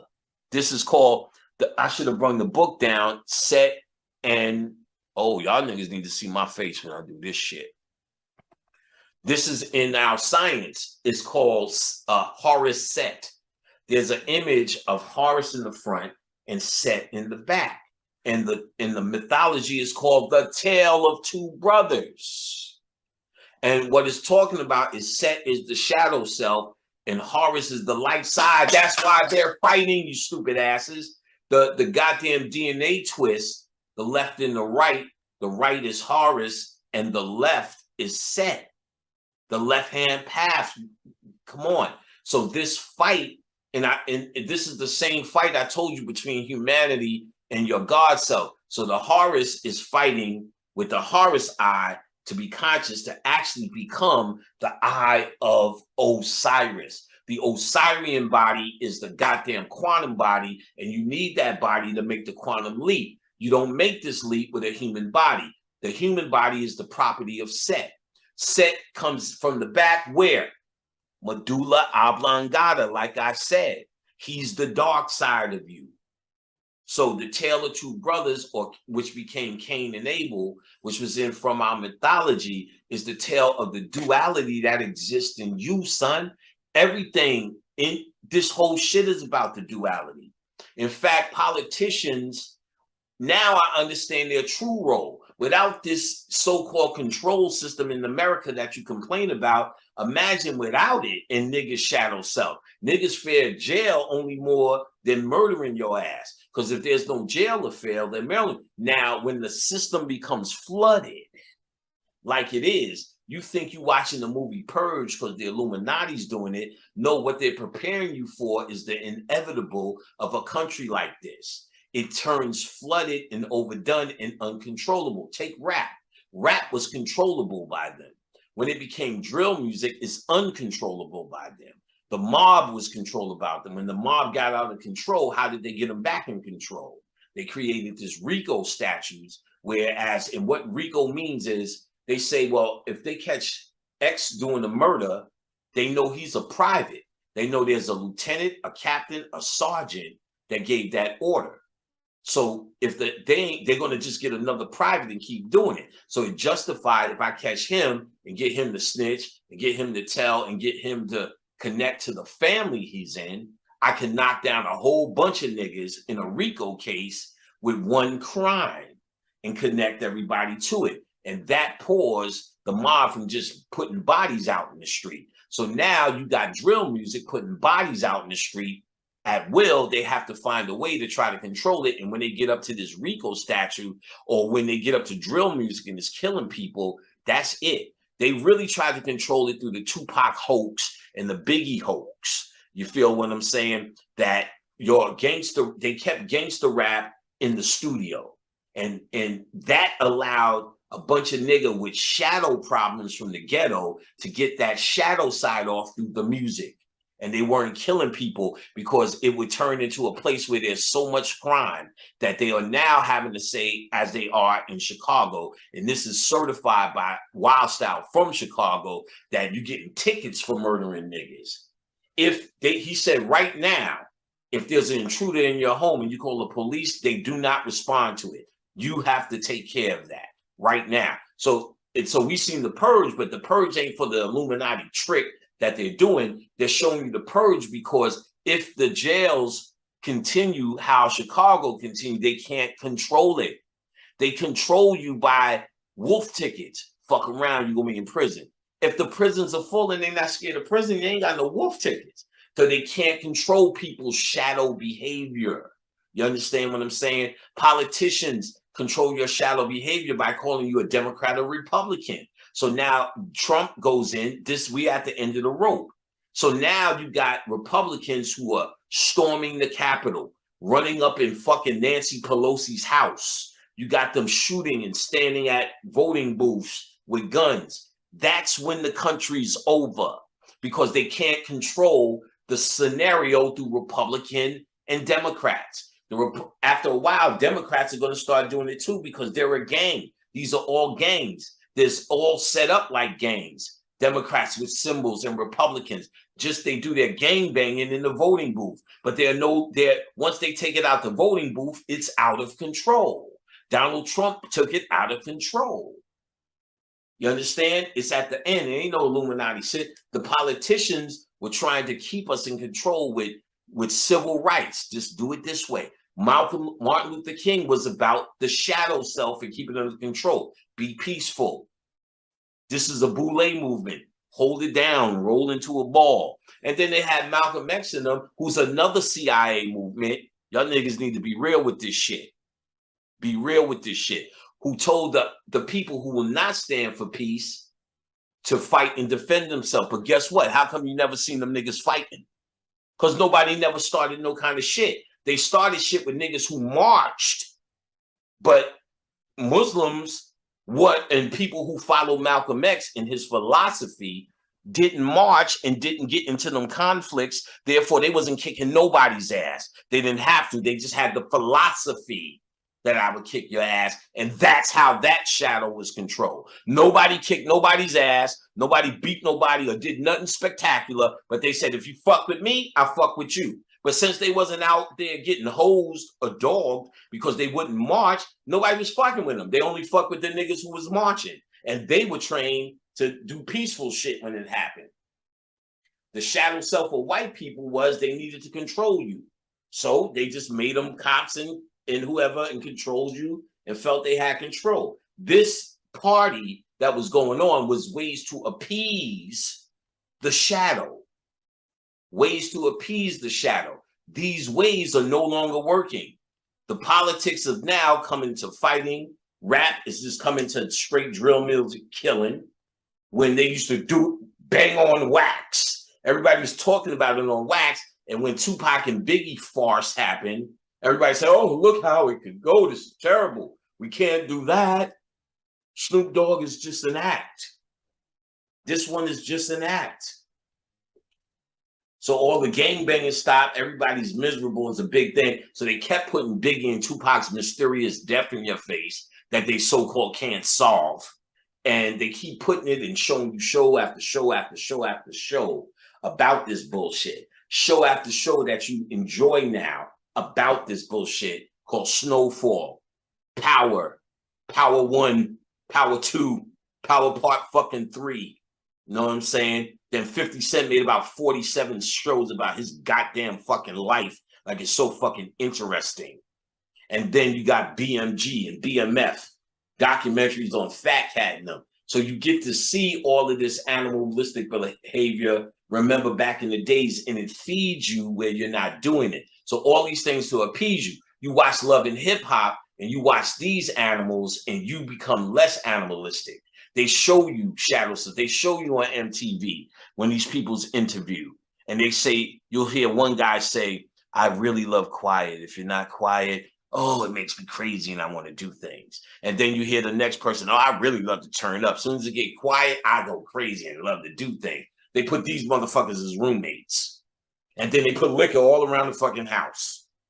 And in each of these movies, I should have pointed out, when the shadow comes out, you see them drinking. Old Dog is always drinking. There's a scene with Ronnie. Ronnie goes, you need to stop drinking. Something like, you're not yourself. He goes, oh, I'm not Kane. She said, no, you're not Kane. Because he's not Kane when he drinks. And like anything, the drinking brings out the shadow. So when we drink, we always say like, this nigga turned into a nasty drunk. This nigga started doing this. This bitch, she want to fuck when she drink. Because she really wants to fuck. But her morality, her Raheem, or her Nikki, or her Brandy, which is the innocence in boys, the girl Nia Long, is coming out, and she's taught to act like this, but she knows if she drinks, she can the Tupac could come out of her, and she'll be sucking your dick before you know it. So some women got to get a drink. They said in the Players Cup, go and get faded before you get on stage. because she's saying you got to bring the shadow self out. The portion that got you here is going to be fighting with the portion that's going to college and Players Club. Get that drink on. So you'll see they always got champagne, something to drink. In Sugar Hill, they showed you the shadow in Mark the Shark Dobie. He was a nice guy at the club. Come on, baby. Da, da, da. You know, they always feel we go to the house. He's playing basketball, laughing. All of a sudden smacks it because you're a dirty, dirty bitch. And you're a waitress and you want to do this and that's. No, I'm sorry. No, I'm sorry. Then he becomes good guy. Come on, wipe it off. Bow, smacks it again. You fucking skeezer. And she's getting traumatized. Then he puts it, I'm going to let you suck my dick. He was a savage. And I couldn't see why they were showing this so much savagery in the movie, but now I see they're trying to make a point because he was going back and forth at what another shadow is without doing the whole dramatic of two people, how this man is duality in this movie, Mark the Shark Dobie. So they're dealing with constantly all through these movies about this dualistic nature. And I'm going to keep going like it's in all of these movies through the 90s. That's not a mistake. That's a fucking agenda. That's a fucking agenda. So in Sugar Hill, where were we at? Mark the Shark Dobie. So we can move on to this, which was really quick and another aspect of shadow help that they dealt with. Let's go. Let's get it. All right, move out the way, son of a bitch. In this movie here, which also came out, like Sugar Hill came out in 1994, this movie came out in 1994 as well. Fresh. In this movie, Sam Jackson was a spirit. He didn't exist as a man, but he was the spirit of his father. Nobody in the movie ever seen or talked to Sam Jackson but the son. Whenever the son got into an argument with Sam Jackson, he would say things like, I'm not even talking to you. You're not even here. And you took it as he's not supposed to be or didn't have permission to talk to him. But then if you think about it, this nigga selling drugs on the street. He could do whatever the fuck he wants. Ain't nobody stopping him. Who's not giving him permission to talk? He would say that. He would say things like, I'm not here talking to you. I'm just playing chess. To kind of ignore him when his father got spicy on him. The situation is the kid is already in a traumatic situation because his parents are gone. His sister is leaving, fucking with a dope fiend. He's living in this house with all these kids. He's already selling drugs as a kid, so he needs an invisible friend. Sam Jackson, his father, is his invisible friend. He's playing through chess. They also show the kid playing chess by himself at the house. So the kid is in the park playing chess by himself the whole time, talking to his father or his invisible friend. When he goes to Sam's house, there's this little trailer in the ghetto, which never exists nowhere in this empty lot. So that really means he's only sitting in an empty lot talking to himself. So watch it again and you'll see Sam Jackson is a spirit. And even the way they're showing this, Sam Jackson talks to no one but him. He's a spirit. He doesn't exist. Watch it again and watch how they talk. You'll hear it for yourself. What else we got? We'll go through that real quick because Jason's lyric was a big one. Jason's lyric, I wasn't sure at first if Josh was a figment of his imagination or invisible. Josh's face as a kid always looked like this. You know what I'm saying? They were showing that Josh from day one was traumatized. Watch it. It's about Mad Dog. He's the trauma. So first of all, you see a lot of shots like this. They're the same person. They're the duality. That's why he was so left and he was so right. You follow what I'm saying? Because they're actually the same person, even though Josh exists and Jason exists in the movie as two people, they were the duality in the same household or the same brothers. So Josh was just like in Sugar Hill, he wanted his brother to stay, so much so that he killed himself and killed the girl, and or shot at the girl. It's the same Sugar Hill scenario, because it's the same scenario. This time the brother did exist. So it was happening through the mother. The mother was hopeful through Jason, and really sad for the brother. So you've seen a lot of scenes like this where Jason still has hope in his father, just like Romero had hope in his father in Sugar Hill. Josh never had hope. You will see Josh always running when his father came, always scared, shaking, hiding when his father came, because Josh represented the trauma. Jason represented the hope in this family through Mad Dog. So yet again, here's another one where they're showing that they are connected. They are absolutely one. Of course, we look on the surface, we just see brothers hugging, but they're trying to show, and they use the same actors, because remember, this is goddamn G Money. So so they're trying to show that they are absolutely one entity, and then that Jason is being tempted with the streets, and that represents Josh, and Josh is being threatened by Jason leaving, because that turns him into, let me go to the beginning, that turns him into what it is. So this is a iconic telling in the scene, that the scared boy has to kill his father, and that Josh is watching, and this is what's starting to create what Joshua is, the dark side of Jason. You understand what I'm saying? So the traumatic thing that Jason had to do, the big deal, was kill his father because he was beating his mother. And Jason's the good, the hopeful guy. So this is representing his little brother, is when Jason lost hope. The next scene, you see Jason laying in the bed looking at an empty bed because his other half is gone. And he picks him up from prison, which is symbolic of letting him out of his subconscious mind again. He needs him. And then the mother, of course, the first day he comes home, he's drunk and fucks up the cake. So the mother's pretty much saying, is the animal aspect of Mad Dog is back. And the better aspect is Jason. She's always smiling with Jason and frowning with Josh. Here's Josh's face. As a kid, he always kept his face on every scene like this because he represents trauma. And let's see, we probably get a better shot. This guy represents the temptation of the street for Jason. And Josh, of course, is the shadow. Most of these pictures, which you're going to see, they never show Josh because it's not about Josh. It's really about Jason and his choice here.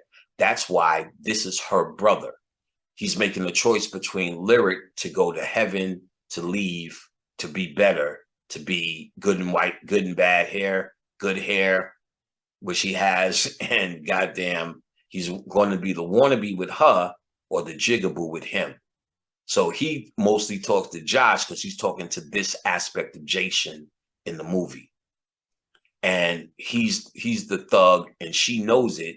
He's making the choice between them. I was like, it's weird. This is her brother, and all of this is happening because, and then his girlfriend, the one who worked with Lyric, was saying how she was showing the shadow that comes out in the woman, which is this low self-esteem and not deserving of love. So Lyric was telling her, you are deserving of love too. She was saying, no, I'm satisfied with this lifestyle. And then he fucked her in the alley. So she was trying to explain to her how her abuse has turned her into this low self-esteem thing. And so again, in this picture, this is representing his safety, and this is representing his choices. It's really this guy making a choice with him, and this guy trying to make a choice with her. So all of that's symbolic that they're showing in this. Of course, here we go, same thing. Here's the same picture that we just seen. And here's him, love is courage. So what they're really saying is, see, we have been trained to think Josh and shooting niggas up is courage. But what he's saying is, what they're saying is your ability to leave is courage. I hope I have my book down here. I want to show you something that I realized. I'm glad I do. This is my first book. And check this shit out here. This is my first book. Mind you guys, let me just say it now. My second book is out. Of course, you can get it occultlectures.com. They're going out the door. Nobody's really waiting for them. We're making books our priority. I was just sent out damn near 200 packages. And, you know, the party's going on. But in my book here, the first one, the guy who wrote, I did all the movies, and I found this interesting. And this is the guy who did the movie Jason's Lyric. His name is Doug McHenry. Listen what Doug said, so much so that I put it in my book. Listen what Doug said. Found it. There we go. It's on page 60 in my book about Alan Payne and the movie he was in. I did Jason's Lyric. Let me tell you what he said.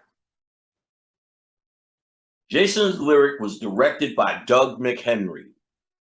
McHenry graduated from Stanford University with a degree in economics and from Harvard University with a degree in law and business administration.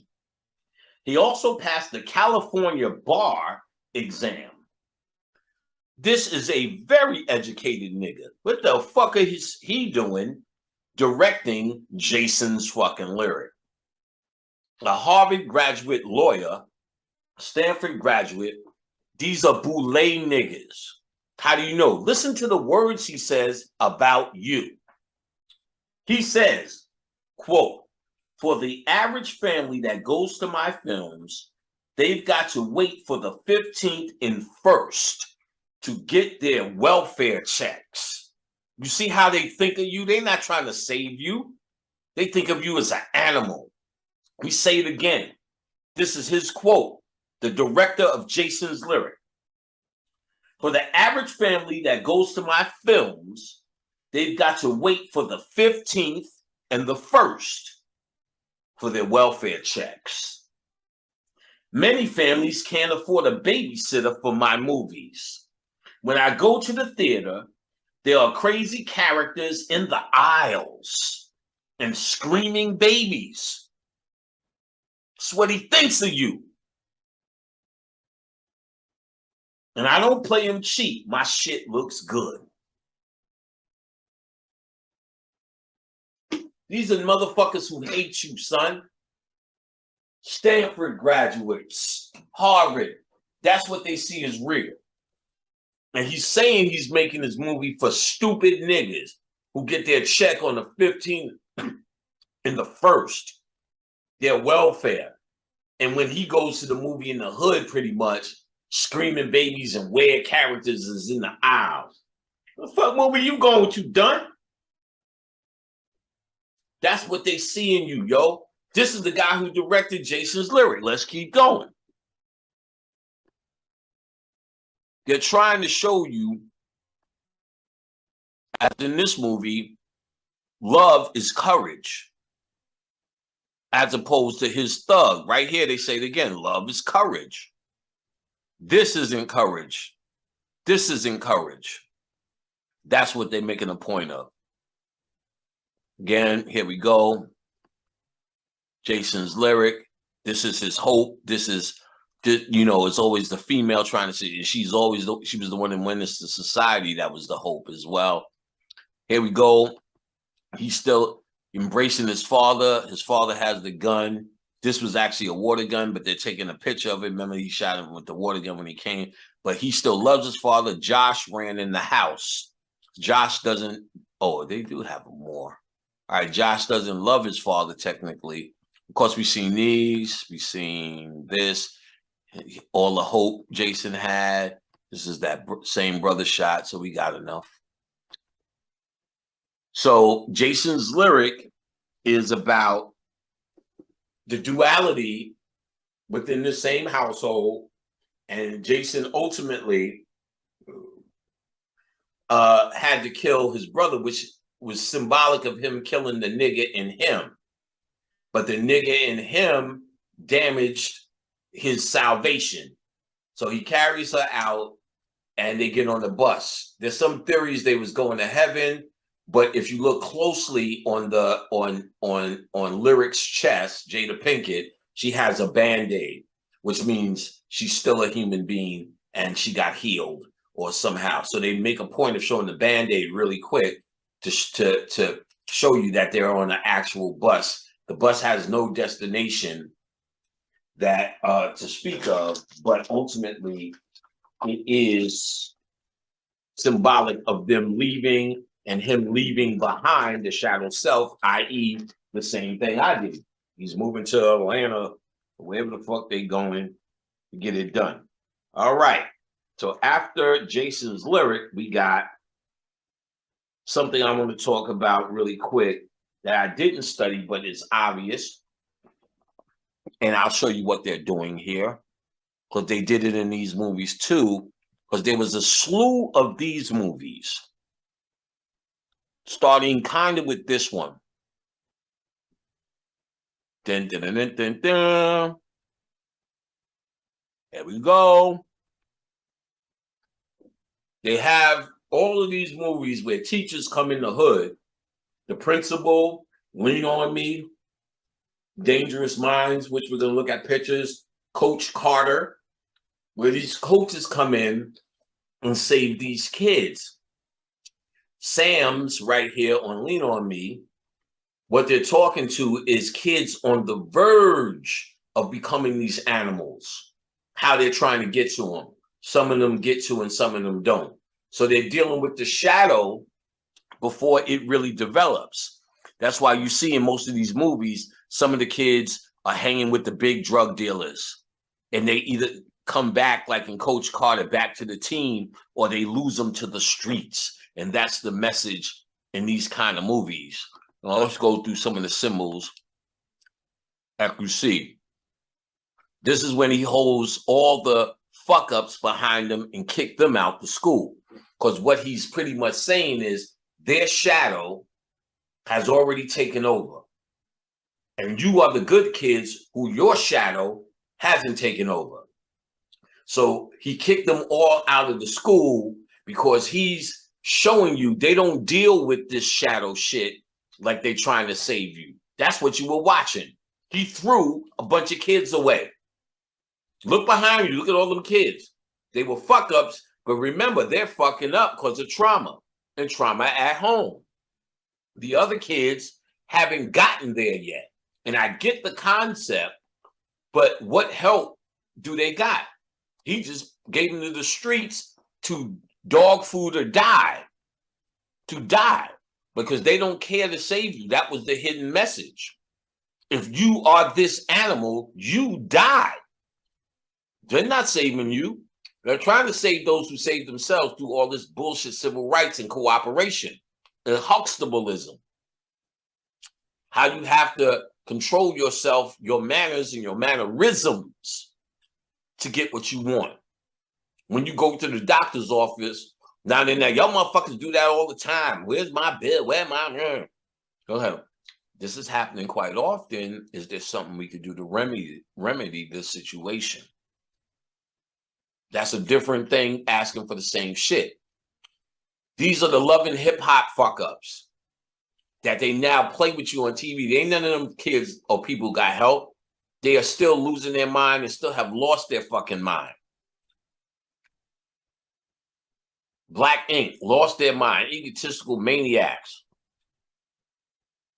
Self-centered problems. That's all these kids behind Joe Clark, who he's not helping. He threw them all away. Get out the fucking school. That was his method. And he got celebrated for that. And here you go again. Joe Clark is disciplining, showing people how to control their shadow self. He didn't like this nigga acting a little bit niggery. Remember how mad he got and ran out? He couldn't control his shadow self. Joe Clark is trying to show you, with all these words, expeditiously and all the rest of that shit. And he got so many awards, not Morgan Freeman. I'm talking about the real Joe Clark for the shit he did in that school. course, he tamed a bunch of young kids' shadow self and had that school running like a fucking clockwork. It was known it was in New Jersey.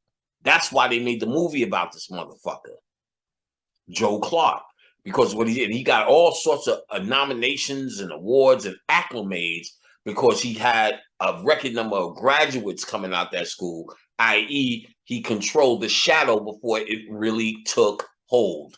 And that's what they were interested in. Here you go, Joe Clark again, controlling the group, telling them they are now singers. They need to report. This will be the new school anthem. He's showing these kids who are on the verge of possibility of becoming shadows or evil. He's giving them self-esteem, but he's giving it to them so hard, he's making them stand up for it and feel like they earned something. He's the father they never had. And then, damn, I must have put him somewhere else. Oh, yeah, this is one. Well, good job. Remember her whole story.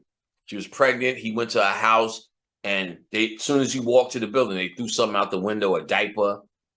You seen how fucked up her life was and her mother. So they were showing you through her what these kids were going through and why they act like animals.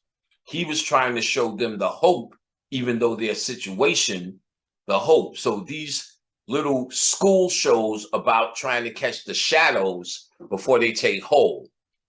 Another one that did that,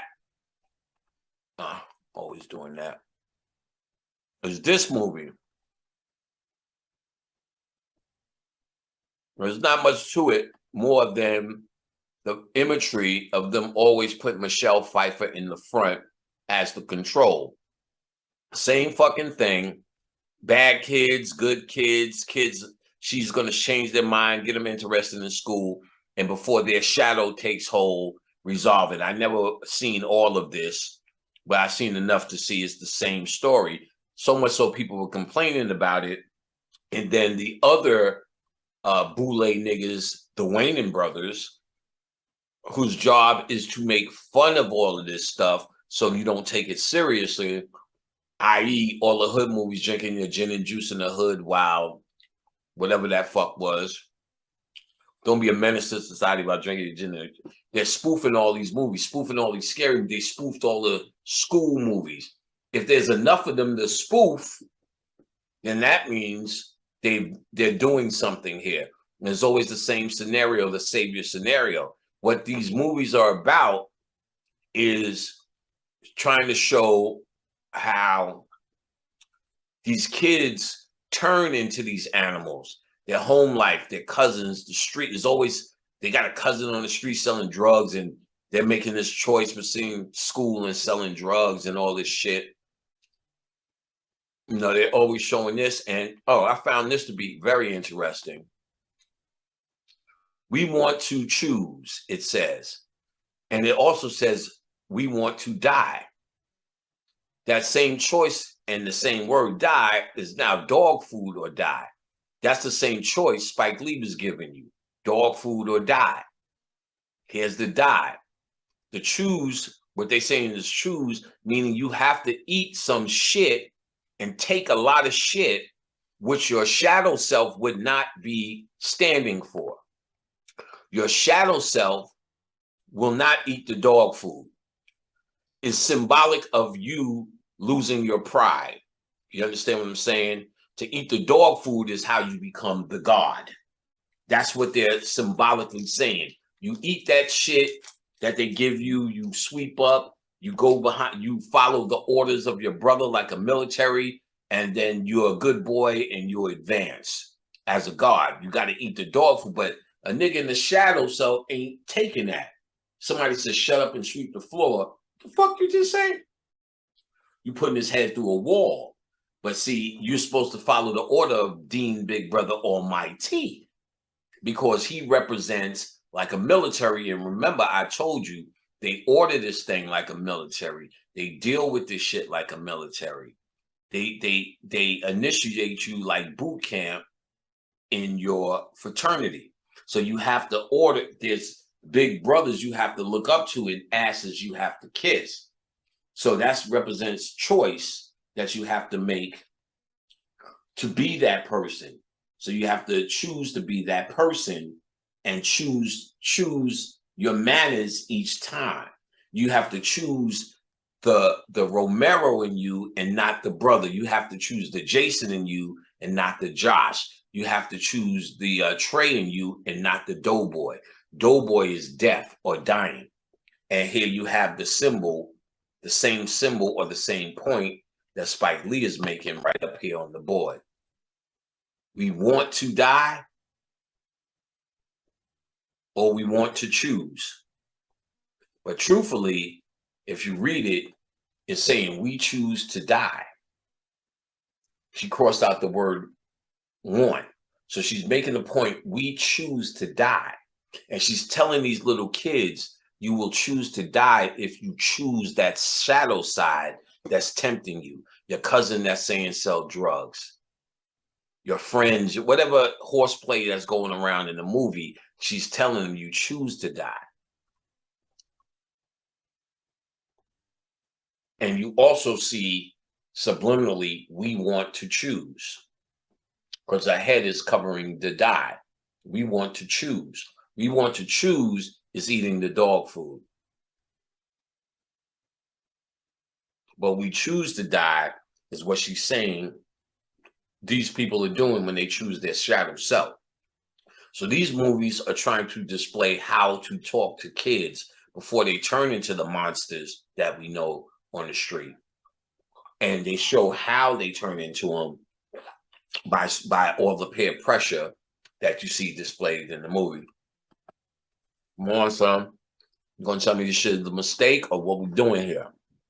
And then they always show the teacher in the front because these kids represent the shadow and she's trying to talk to their shadows and kill it. She broke the rules and changed their lives. You understand what I'm saying? Dangerous minds. Why did they call it dangerous minds? Now, are y'all getting this? Because they're talking about the dangerous mind you have as you can become old dog. So they're at a place where these kids have dangerous minds. They're fighting between Cain and old dog. So she broke the rules to change it around, to make them become Cain constantly, to give them hope or give them morality. Hope, of course, represents the girl, and morality represents, let's say, Raheem in the scenario. You know, or if you go for Boys in the Hood, to give them back their innocence, which is the pathway to them loving again. And remember, love is courage. So their true courage is through loving and discipline. And that is true. None of it's a lie, but it's just the problem is they have an agenda for that. It's supposed to happen like it happened to me. I'm supposed to have a self-realization through the work. That's why we call it know thyself. Now that takes on a new meaning for me. You're thinking you're just knowing what your Kundalini does and your pineal does. That's such a baby level. How to work with fucking sigils. Get it, do it, learn it if that's what it is you need to do. To well, fuck out. If that's what you need to do to start and you're at that level, there's nothing wrong with it. But ultimately, to know thyself is to understand the shadow self. That's what that means. Because you don't know your full self if this shadow self is operating incognito. If this shadow self is in stealth mode and your people are complaining, you know, you always do that all the time. And you going, I don't know what the fuck they're talking about. It's in stealth mode. How you know it's in stealth mode? All you got to do is listen to them niggas in jail. I didn't know something came over me. I was like looking out at myself. I couldn't stop myself.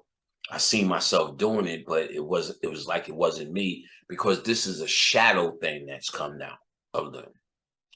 And that is what they do not know about themselves and why they're sitting in jail, because they didn't know this about themselves, that this was in them. This was created in them. So know thyself is to know the full self, to know the dark side. To truly know the dark side, you must study the shadow self. So you calling yourself a dark side magician, this is it. This is what a dark side magician studies, the hidden self.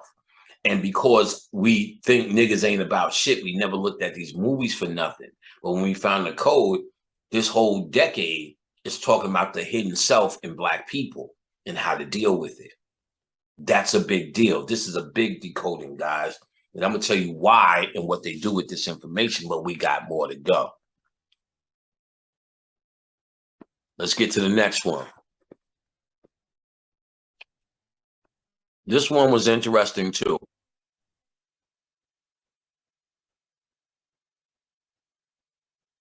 This little piece of chunking right here.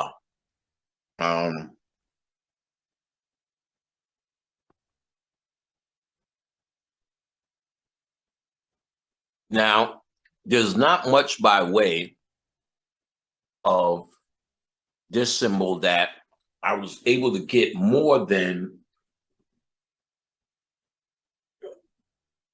something to do with a masquerade or a false face. What they're saying about it, I have no idea. But I did get what the movie was saying. And all the imagery is more about showing this. Something about this face they're making a point of. So there's got to be something that, or a symbol that I don't know about or haven't discovered or made the connection to, that they're symbolizing with this face. I don't know. But the movie itself, if you watch it, is real interesting. Now, the Hughes did Menace to Society, so most of these people who did these duality hood movies, it was their first movie. And then when they went on, it's almost if they got congratulated, it was their second movies, so they told more stories. But if you watch this movie, what's interesting is Anthony, the main character, his family is actually upscale. They lived in Gun Hill Road in the 60s, and they were showing where Black people was actually scoring. Gun Hill Road, it's not nice anymore, but you could tell it used to be.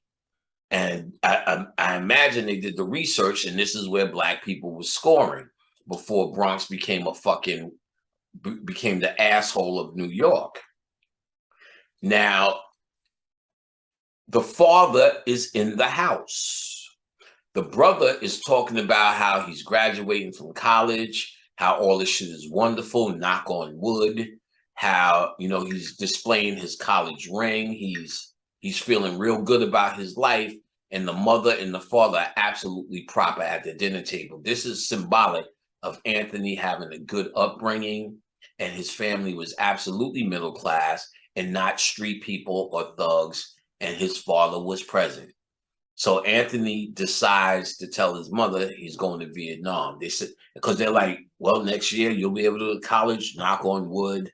You'll be able to be just like me, young man, and you're going to go far, and blah, blah, blah. He's like, I want to go to the Marines. So Anthony also, they show him with his girl, and it was they were having this beautiful moment. Everything's beautiful. He's making love for the first time. That's the innocence that she gave him. So she gave him his innocence, and he deserved it. He's a beautiful guy. They showed him running through the backyard, making the transition to Vietnam. And this is symbolic of him making a transition to the new guy he's going to be. So they showing him going through nothing but trauma. Heads being cut off. They in the jungle. He did 2 tours. His boy Skip came, and his other boy got all this fire, got burned. He went home. We had a daughter. So when he gets home, what they were trying to point out is the before and after. Before, he was a good kid with no trauma. Now that he's seen the trauma as a Vietnam vet. I want y'all to remember that, because we're going to talk about why they're showing this. As a Vietnam vet, he now has bad dreams. not really taking care of his kids right. He gets back with Juanita. All they did is argue. He can't take care of Juanita. He's having problems having sex with Juanita. He finds a job. He loses that job. Even the job he had, Juanita complains he's not making enough money. Puts his hand on Juanita's belly. I'm going to will this second child to be a boy. She said, you need to will some more money, nigga. She's all over this nigga. She's beating him in the head. She's really abusive to him. He can't get along. Like I said, he can't get along with family job. They're showing you the problems of someone who comes home from Vietnam. They're showing you how he's traumatized. It always starts with trauma, and how his shadow self now is destructive. And he has no direction until he finds the Black Panthers or whoever the fuck they were and does the robbery. The face paint is symbolic. Again, if I study hard or try to figure out, but it's not worth it, I'll probably figure it out. But who cares? We got our point. We got enough to make a point. One of y'all may figure it out. We got enough to make our point. So they're showing his traumatic event that brought him all the way to jail. Why are they showing this? I'm gonna tell you why. But even still, it goes with the theme of what's happening in the 90s. A traumatic event from another angle, more than just a hood movie, because they did their hood movie already, Menace to Society. They used the same character, Old Dog, and showed how he was before, this sweet kid, and how he had to be. Remember, he was a sweet kid. I'm gonna tell everybody that cowboy cheats in pool. I'll cut you, little nigga. And then when you come back from not cleanup time, cowboy, you beat the shit out of Cowboy's ass, and homie had to pull him off. He's an animal now. You understand? He's seen this trauma. Cowboy ain't shit to this nigga. But then when he's trying to come home, bringing home the groceries, Cuddy put it on his ass because he was Anthony in that moment. He's young blood when he's with Kirby. What up, young blood? That's you? Young blood beat his ass. Anthony was trying to come home to his family. So he's trying to be Anthony with the family, but he's being conflicted. But what he became in Vietnam and what he might have become, because remember, he was young blood fucking with Kirby.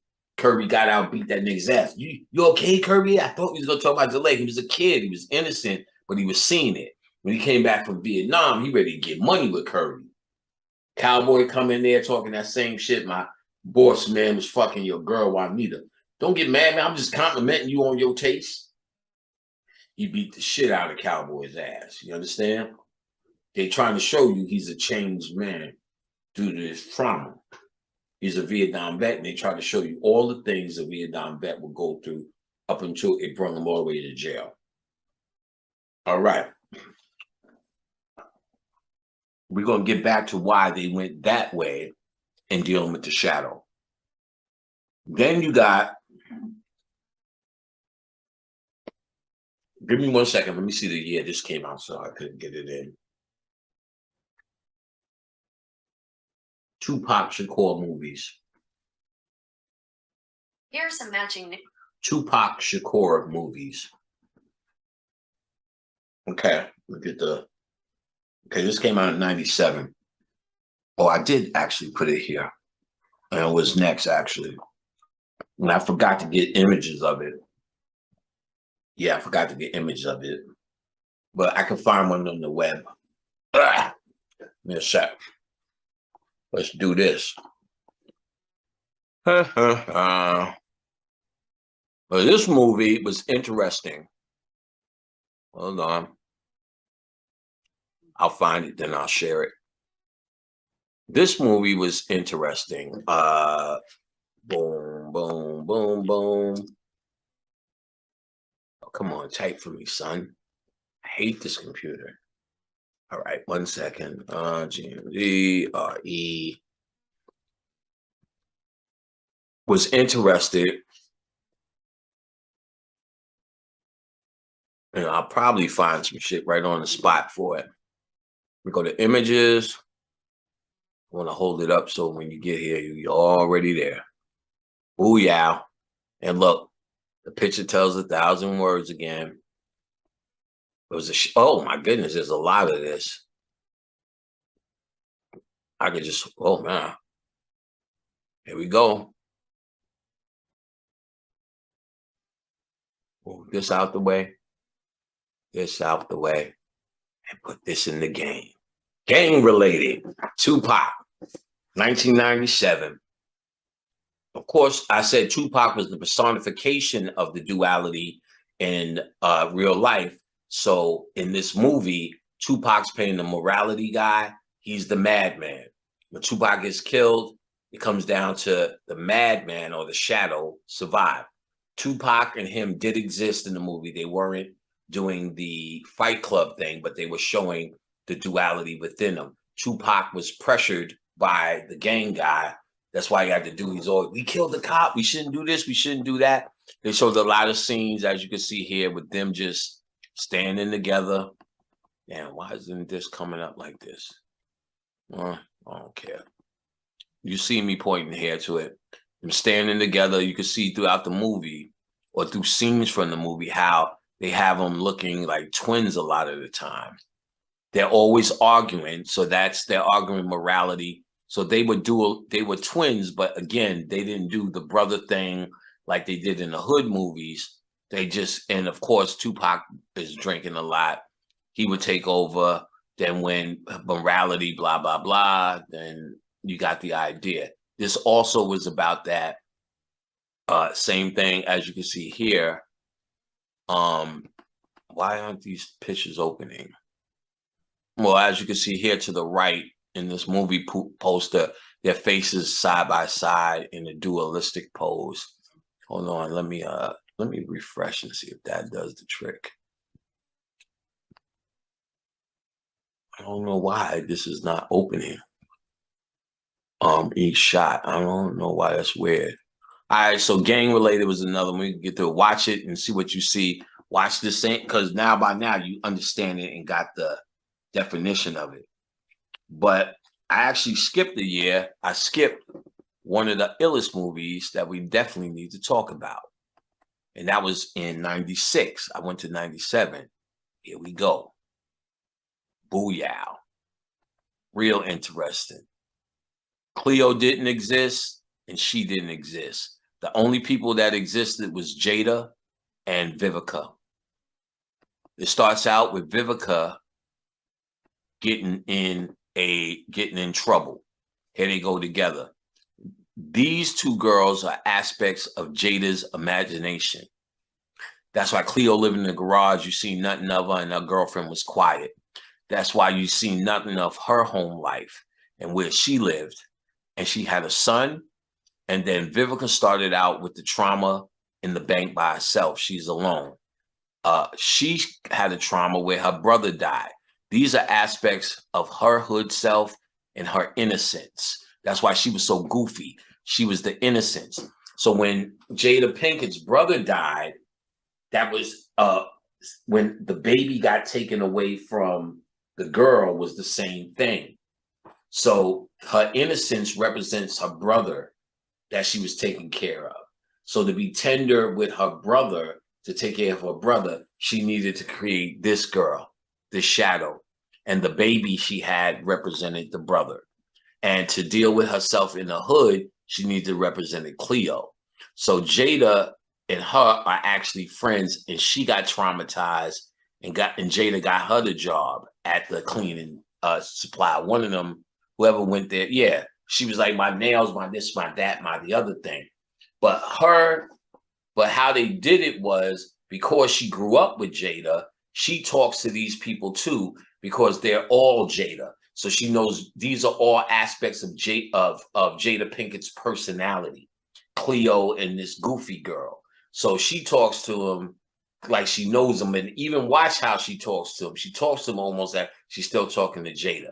So Jada represents the hope, and because Jada represents the one that's going to get out, because she's talking to Blair Underwood.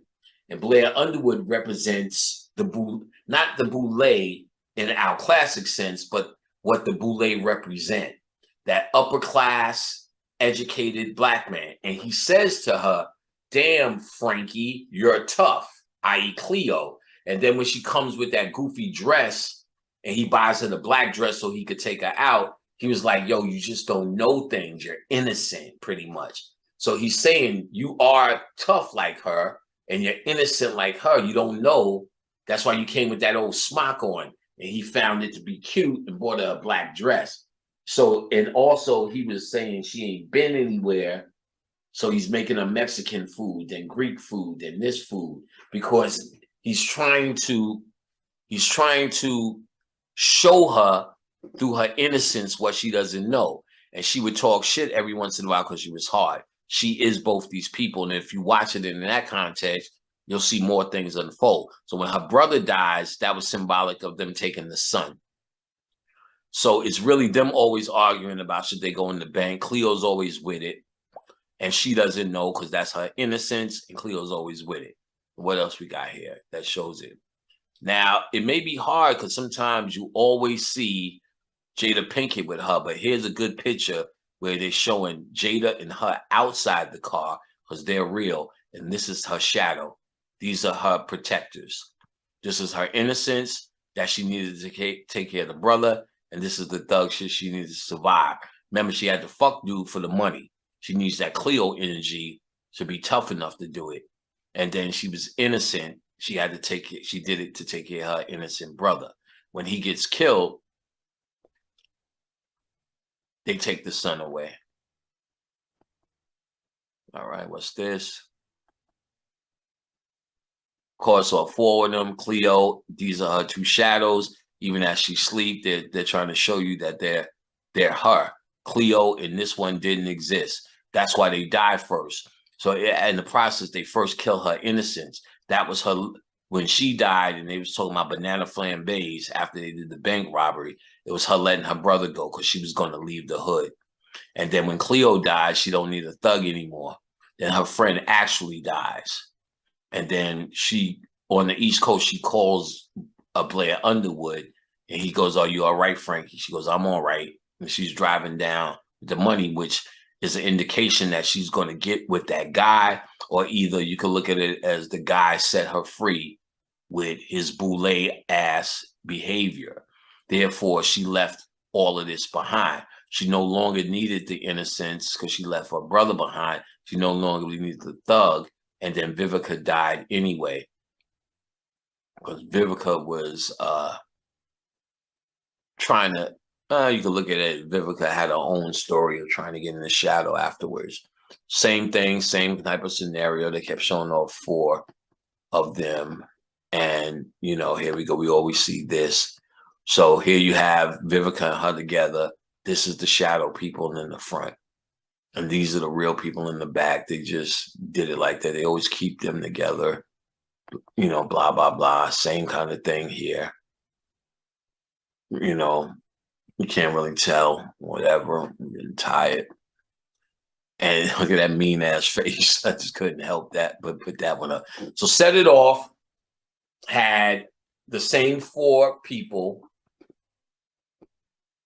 except again, let's see, let's get a good one. This one is good enough. So it's the same four concepts. She represents the hope, and here are the things that might take her back. Her friend is actually traumatized and really trying to bring her back, getting her to rob banks. She wants to get out. She wants to get out. She wants to do what she needs to do to get out. So she's using these people. She's keeping her innocence. She's trying to feed her innocence and pay her innocence, as well as her shadow self, to feed them, to sacrifice, because she needs them while she's in the hood. She's really having this debate with Vivica. And then ultimately she lets him go because she doesn't need him no more. And that was her moving on. So that was a deep story about that. That was, what's his name? Gary something's first movie. He used to do music videos. All right, then we go into gang related. Then we come into 98. And in 98, you get American History X, which we talked about. You also get a movie called or I'm missing something, and I'm gonna go back to it, that came out in 95, because that will put a cherry on top of this. And shoo, shoo, shoo, shoo, shoo. The next movie we talk about is Belly. Let's get it. Dun, dun, dun, dun. Dun, dun, dun, dun. Belly. Where you at, Belly? And I'm actually looking to make sure I got everything. We're going to talk about some shit tonight. We got this. Okay. Let me talk about this. I don't know what year this came out, but this was interesting too. This actually was a very stupid ass movie, but it was about the dualistic nature of the female. A thin line between love, that's her, and hate. So the thin line is Martin Lawrence and his dick and his hustle mentality. So he was the thin line between love and hate, and they were showing the dualistic nature of her. She was a sweetheart in the beginning, but then he tapped into her triggers, and then she went crazy, and of course he realized he loved her the whole time. But it was about this person and this and her craziness that almost killed him. So they were trying to show you the shadow in the woman, or something from the feminine that has to be controlled. The whole thing is about this. You follow what I'm saying? You have her, and the duality is love and hate, and of course he's loving to one girl, and he's loved by one girl and hated by the next, and they're showing it here. Where we at? They're showing it, the concept here. He's the thin line. So the way he treated her and the way he treated her, they're showing the dualistic way a man thinks, but the reaction that happens to the woman who has been dogged, and the woman who has a love interest that she knew all her life and becomes that thing with him. So that's what this movie was about, quite simply. Now that you got the concept, I don't need to keep beating it in your head. You already should have the concept, and you should look for the clues and look deeper yourself. I really shouldn't, and I'm not going to go through everything with you in these things. So next movie we're getting to, where were we at? Belly, right? Let's look at some images from Belly. Make sure make sure I got everything. James Mind, Dead Prez. Yes, yes, I'm gonna get to that. All right, so Belly is interesting. You've seen a lot of this in Belly.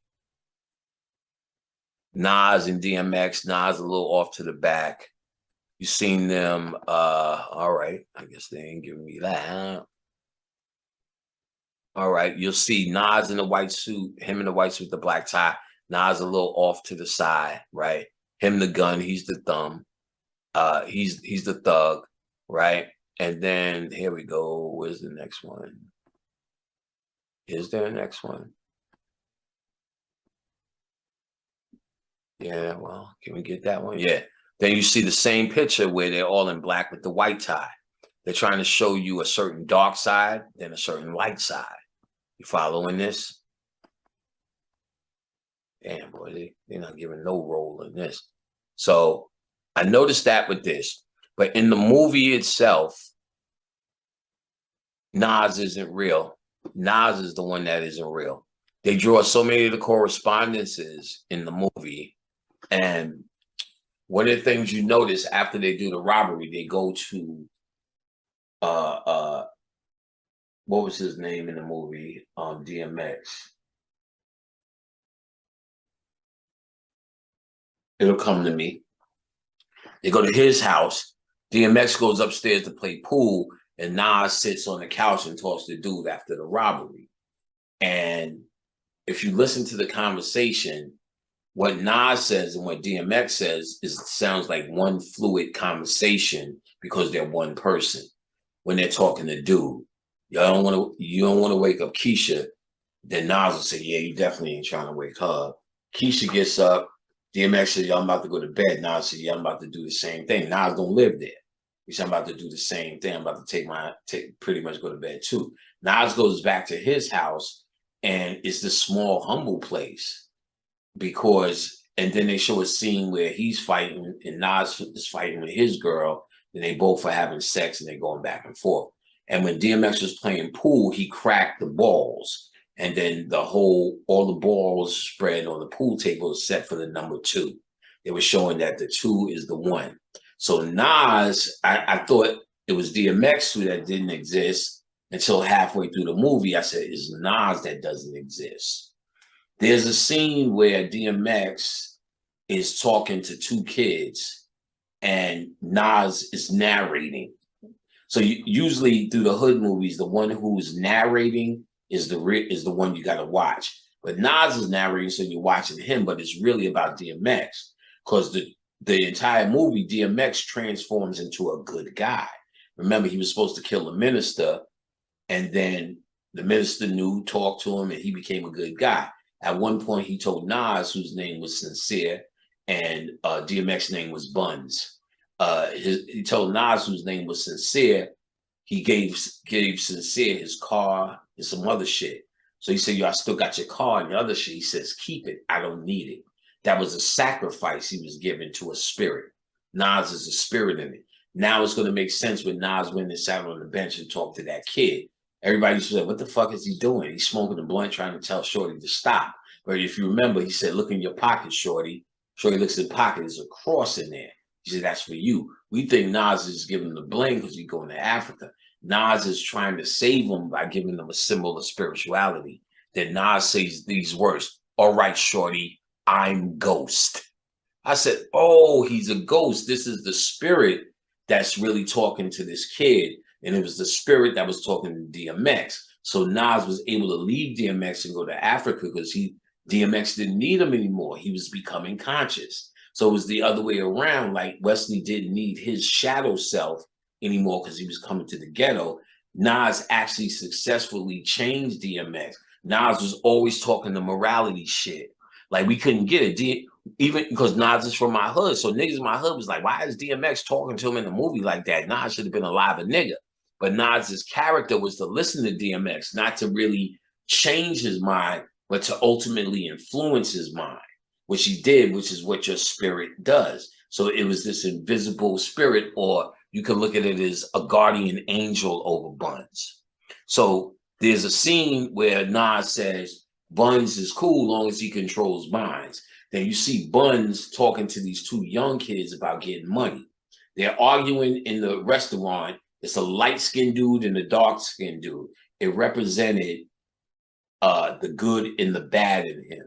The 2 brothers, the Cain and the Abel. He shoots the light-skinned dude, which was symbolic of him killing his good side, and the thug is there. So now DMX doesn't leave the goddamn place. Why is DMX upset that he didn't leave? Because he know he got a little nigga and turned him to a street nigga. He know he had the ability to turn him into a good nigga, but he let that shit happen. When he gets arrested, there's a scene. The scene comes where the cop is asking him his name, and the cop says, what is your alias? He says right out of his mouth, one of his alias names is Sincere, and that's Nas's character. I said, yo, he said it straight up. He said, my name is Buns, Stop, Dip, Dop, Sincere. So that's when I said, oh, Nas isn't real. Nas is an aspect of his mind. And it made sense. Then T-Boz talks to his girl. T-Boz is an aspect of the dark-skinned girl's mind that DMX was fucking.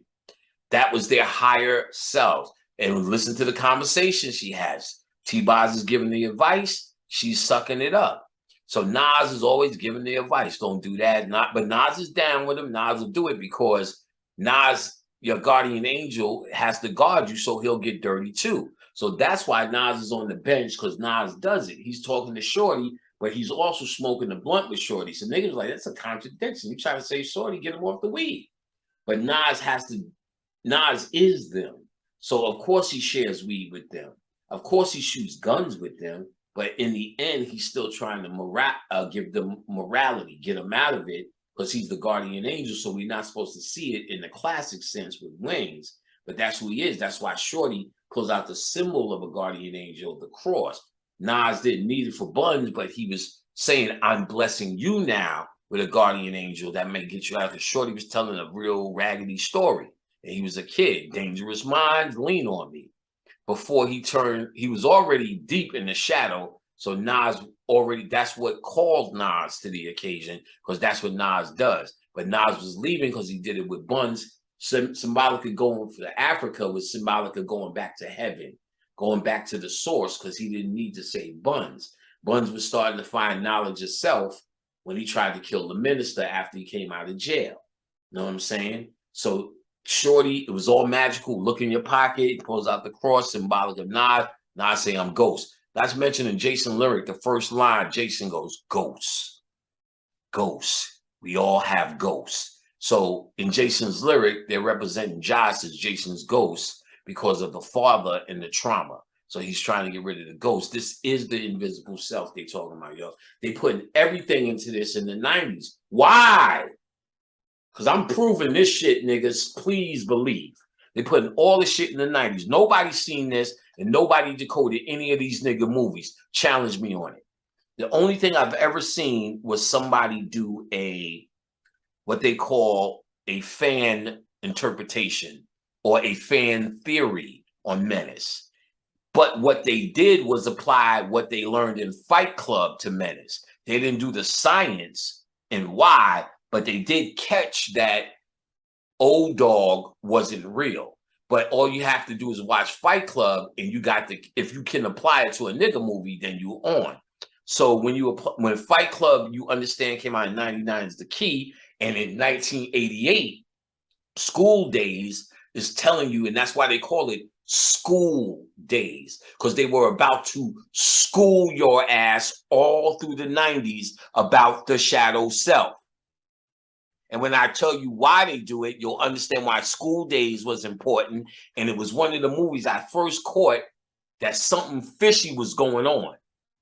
Spike Lee was showing you the rituals. Spike Lee was holding the candlestick or whatever it is at the end. And if he held it up long enough, he would be in it. And they're showing this. Then the next scene, they're showing him at the party going, doing the butt. And everybody's doing, oh, suck. Ain't nothing wrong if you want a little butt all night long. And everybody used to sing that song, Do It in the Butt. And everybody's doing the butt. And after the song dies down, doing the butt, Dean Big Brother Almighty tells Spike Lee, you made it, you're in. Spike Lee was saying what Bobby Hemmett told you, one of their rituals is ass fucking before you get in the club. So doing the butt was symbolic, and then after the song is over, they tell him you're in, because it represents that he got it in the butt and he was in. He ate that dog food, son. That's what that means. Y'all need to grow up and understand what they're talking about here. So School Days was to kick off all of these movies with Spike Lee, and to close that door was Fight Club in 99, and I think 98 coming into the 2000s, they sent you Matrix because they were moving into a new phase. So now I would have to look at all the movies in 2000s that Black people did and find the correspondence, because they changed it out of the duality into something a little bit different, like I'm going to show you through the movie Hustle and Flow, which I'm going to deal with last. And I only watched it for this purpose, because who the fuck would watch Hustle and Flow? And I found it to be interesting in another concept that they dealt with that we'll talk about, which probably will be a theme through the 2000s if I looked. But after Belly in 99, they did a movie called In Too Deep. This movie is mimicking a movie we already seen called Deep Cover. So in Too Deep, what we have here, let me get it up for you, is the story of, and you don't have to go through much artwork, the story of whatever his name was, Jason such and such, and he had to create a street persona called J. Cole. So this is the line in between LL, who was the street thug called God, who was very vicious, animalistic, and his job was to get close to God. So just like in Deep Cover, one thing after another, J. Cole, Jason such and such really became J. Cole, just like in Deep Cover. And he couldn't find his way out. He had a handler, a white handler, who said, "You're lost and I'm taking you out. You will disobey the direct order." So they showed Nia Long yet again. She came and saved them. She was his hope. He would grow dreads when he was playing with his kids, teaching other motherfuckers with dreads. But as soon as he cut that bald head off, he became another nigga. He had to kill niggas, beat niggas, so on and so forth. By the time he got close to God, you see him pushing to it more and more. This is the movie where LL put dude on the goddamn pool table, and it's the worst scene. It's another scene I gotta close my fucking eyes. It is very disturbing, insane, and I don't know why. I do know it was homosexual in nature. LL licking his hands and rubbing the pool stick like he's getting his penis ready to enter a woman. But that's not the case. It's very dramatic. It's very disgusting in terms of something in the movie, but they're trying to show how graphic it is. His name is God. And once J. Cole gets close to him and they take God down, J. Cole holds the gun on the police. And they said this is based on a true story, which I believe because it's probably the same, one of the studies they did when they put their undercover cops in the field, and when they get them back, they probably notice that these people actually become their character. That was also in a movie called, what was that movie? Let me see. Sam Jackson, Gina Davis movie. The Long Kiss Goodnight is a The Long Kiss 1996 Goodnight. movie directed by The Long Kiss Goodnight was about, she gets hit, she gets traumatized, we find out, shot in the head and falls. She wakes up as whatever her name was, Susie or Sarah. She's the homemaker. She was pregnant. She had a kid. She found this sweet husband. She's having a sweet life. They're doing Christmas jingles. Then boom, she gets in a car accident, hits her head and traumatized. So now this, what we think is this shadow is coming out of her. She's starting to fuck with knives. Somebody recognizes her on TV. She kills him. She doesn't know how she's doing it. Sam Jackson is a private detective. He's trying to find out. She had amnesia, so she didn't know who she was. So slowly but surely, Samantha is turning into whatever the character's name was. Let me see if it's up. All right. Cast. Her name was Samantha, but they don't have her.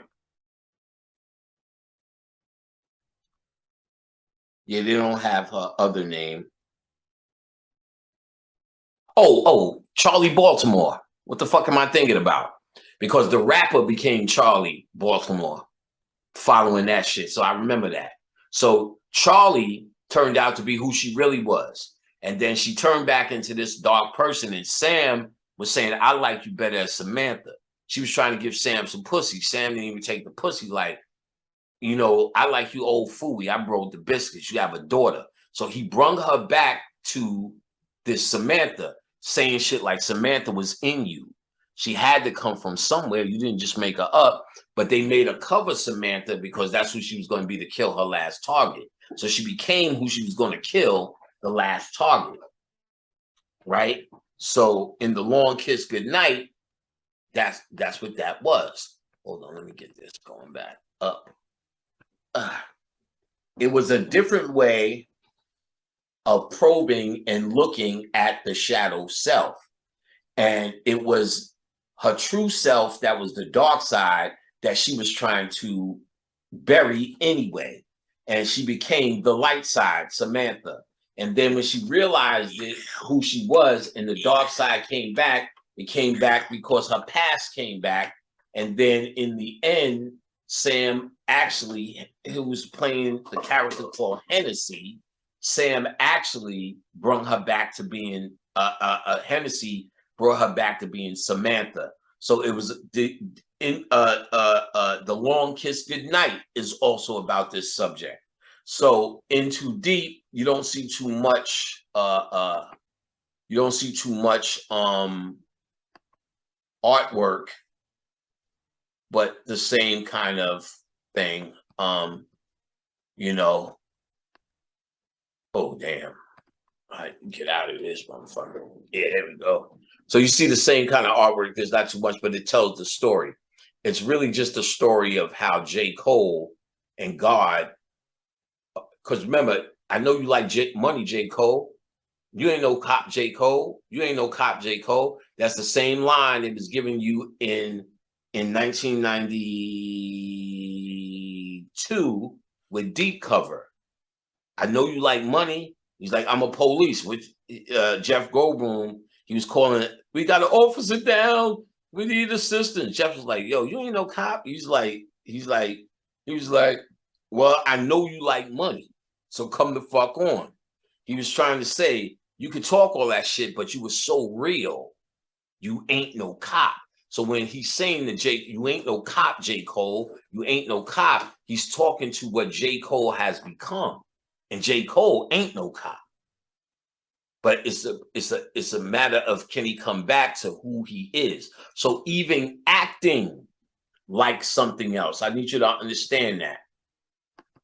But what these movies show, which is based on a true story, even acting like somebody else, you're actually pulling out, we'll say they're pulling out their spirit if we know that other person. So we say that all the time when Jamie Foxx becomes Ray Charles, when that kid who played the Black Panther became James Brown, when Denzel became Malcolm X, like these motherfuckers became them. Will Smith did fucking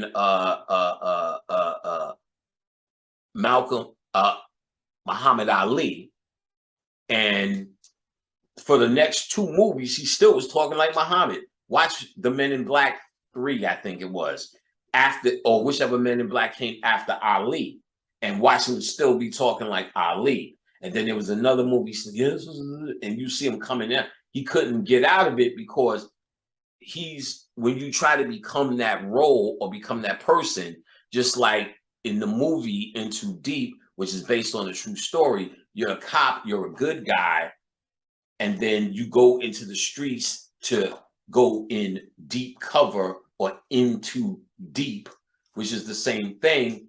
What's happening is you lose sense of self, because yourself, even who you are and who you think you are, is a made up fucking entity. You're made up. You're made up by your parents telling you your manners, how to act, and you've been getting along as this mannered guy because you're in the society. But every time you by yourself, fuck that hoe. If I see that shit on the floor, I'm picking that. I ain't getting that shit back. If I find a bag of money, I ain't gonna say, but you're gonna tell everybody you're gonna give it back. But at the end of the day, fuck that bullshit. I'm keeping that shit. Blah, blah, blah, blah, blah. Because you know how you think, you know how you are. You think very different from the shit you say. You do very shit than the shit you do. You talk like you're a moral person, but we all know you're not. We know I'm not. We know what we would do. We know our own secrets. So what's real then? How I show my manners or how I think? It's all fake. So if I fake and do left eye, if I was a woman, if I really channel it, which really means I just let my mind go and become it, I've really become it. So you are actually fighting sometimes to get back. So you'll see these what's his name tried to do that to be the Joker, and he died because these actors know that they're actually channeling these entities. They're channeling this behavior, and they have to sometimes stop, take a moment to come back to the sense of self or the self that they created. Let me get some water. Hola, hola, hola, yeah. I'm a coming. All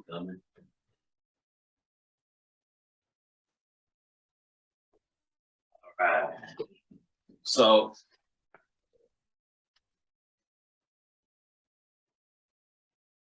all right. So your sense of self is how you define yourself and how you present yourself to the world generally. And if you in the ghetto, most of us, even me, know how to have a different dialogue if I was walking through my hood. What's up, son? What's going on, kid? Chilling, man. You know, I'm in Atlanta now, right now. Well, I'm in Atlanta, nigga. I be finding myself doing the accent. What's up, man? Y'all chilling? All right, then. All right, boy. If I ain't that bad, but there's a whole different way of greeting each other. So, what's real? All of that's in you, and all of that's characters. You know what I'm saying? You know, feel me on this. I can go back to my New York flow. Yeah, you know what I mean? Feel me? We're gonna get in there, we're gonna do what we do. Boom. You know, I can get my real name. You know what I'm saying? Boom. We're gonna come back, right? We're gonna do that. Or the shit, y'all, the stereotype, y'all know, a bunch of thuns and sons. Yeah, son, you know what I'm saying? You feel me on this one? But get that, son. This money's out here, baby. You need to get it, man. What you doing, man? You running around looking at the wall, son. Your hands ain't broke, kid. You need to be out here getting this money, man. This shit is out here. You can smell it, dog. It's everywhere, man. It just need to be with you. You ain't doing that right, done. Get it on, son. You know what I'm saying? You need to put your money where your mouth is, or your mouth need to get shot up, son. With these knuckles, kid. But you talking the wrong shit. You need to be talking the right shit, son. That money, son. Blah, blah, blah. That's all you hear.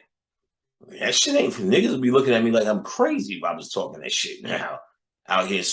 But that character is a character that you've seen and you know. And you either play off of that, you be that, or you're somewhat that, but you have that in your archives. Who are you really? Who are you really? Who are you really? Who are you? Are you the guy who's the professional when you're at your job? When your boss is around? Sure, I've got it. No problem, Gene. You guys are so good to me. Are you that guy? Because I know you are. When your boss come around, you straighten up, even if you're at McDonald's. Would you like salt on your fries? Super size. When that nigga go, all right, we got fries. Like the boss is in the building. Oh, what sauce would you like with that? Coming right up, you little whippersnapper. Got you a sweet and sour sauce, just like you like it. Still by that fucking made up shit. You ain't that nigga. When you're at the doctor's, yes, I take all my vitamins and I'm trying, doc, and but my feet are just still crooked. Whatever. You're always somebody else. You do it all the time. But these things don't harm you.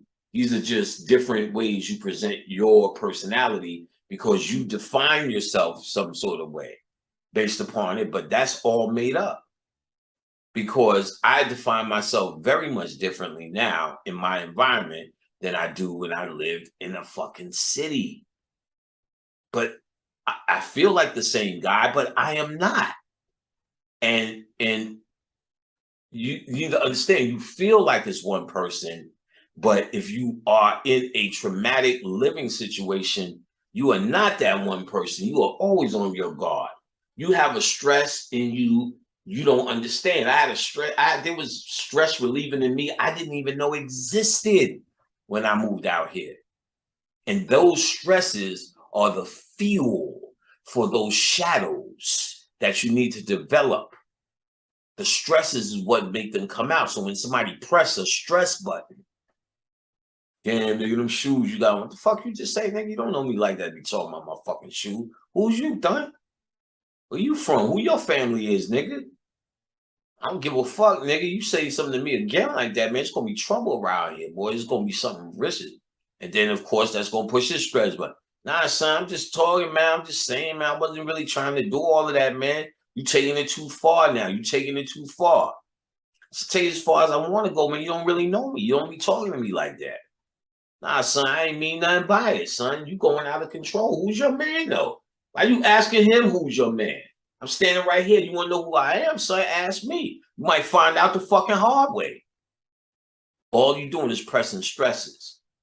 Them stresses don't exist. So somebody say, yo, man, what's up with your shoes? Say, and I said, I don't know what's up with them. I love them though. That's all. And I don't give a fuck. See, he's not testing me no more.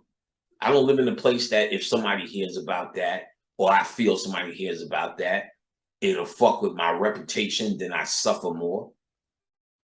That day is over, or that context is over. So you don't have to be that person. Those stresses relieve in you. Those buttons relieve in you unless you hold on to them. Those are the niggas that come out here and can't get along. And you find them saying, it's too slow out here. I'm going back home.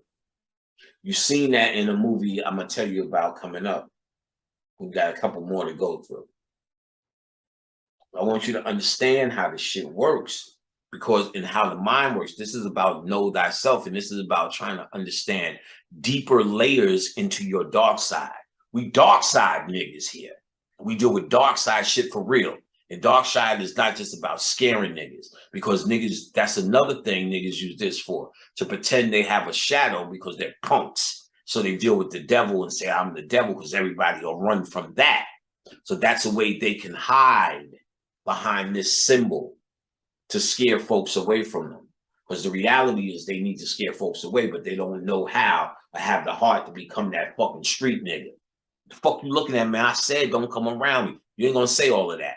But if you have this on your wall or this around you, people look at it and go, oh, he's into something that I don't understand. That's kooky. That's crazy. I'm scared of this person.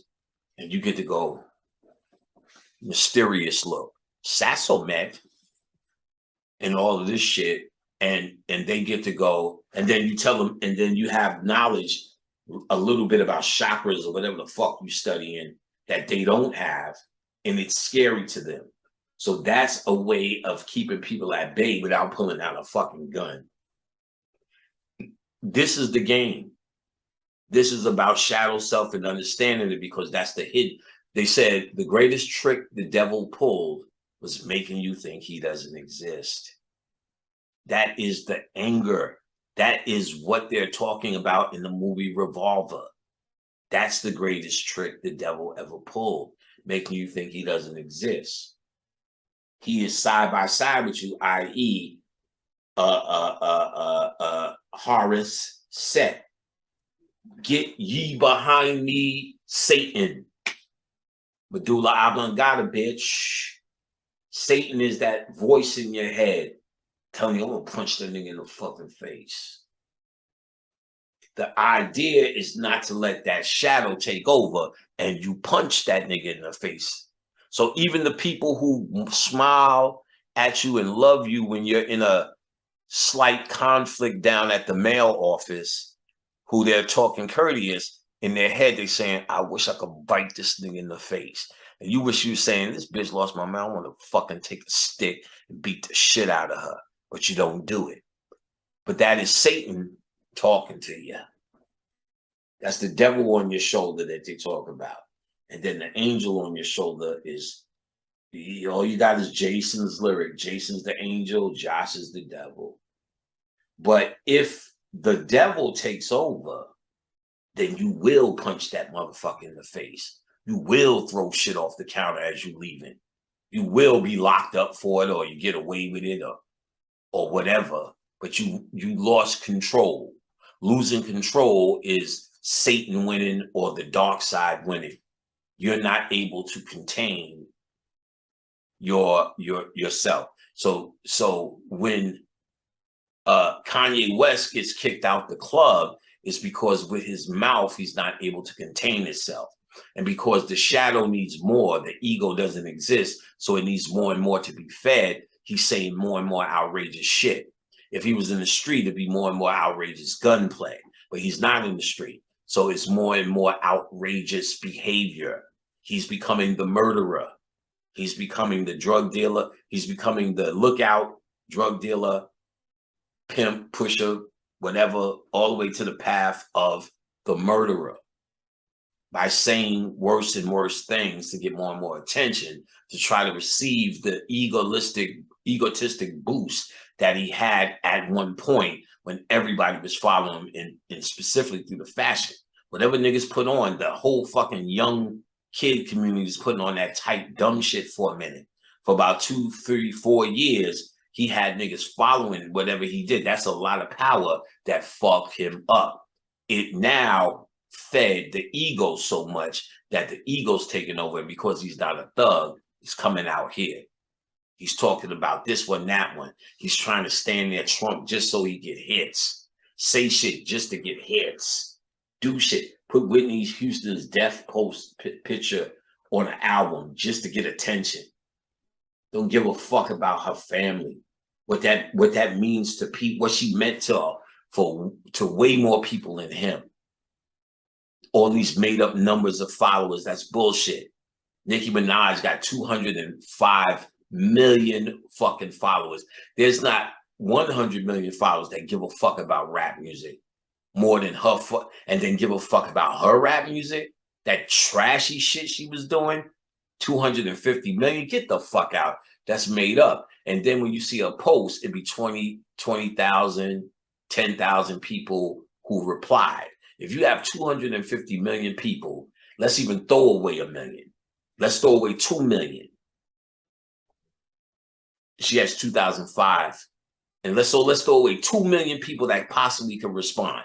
So you got 5 million people and only 20,000 people respond.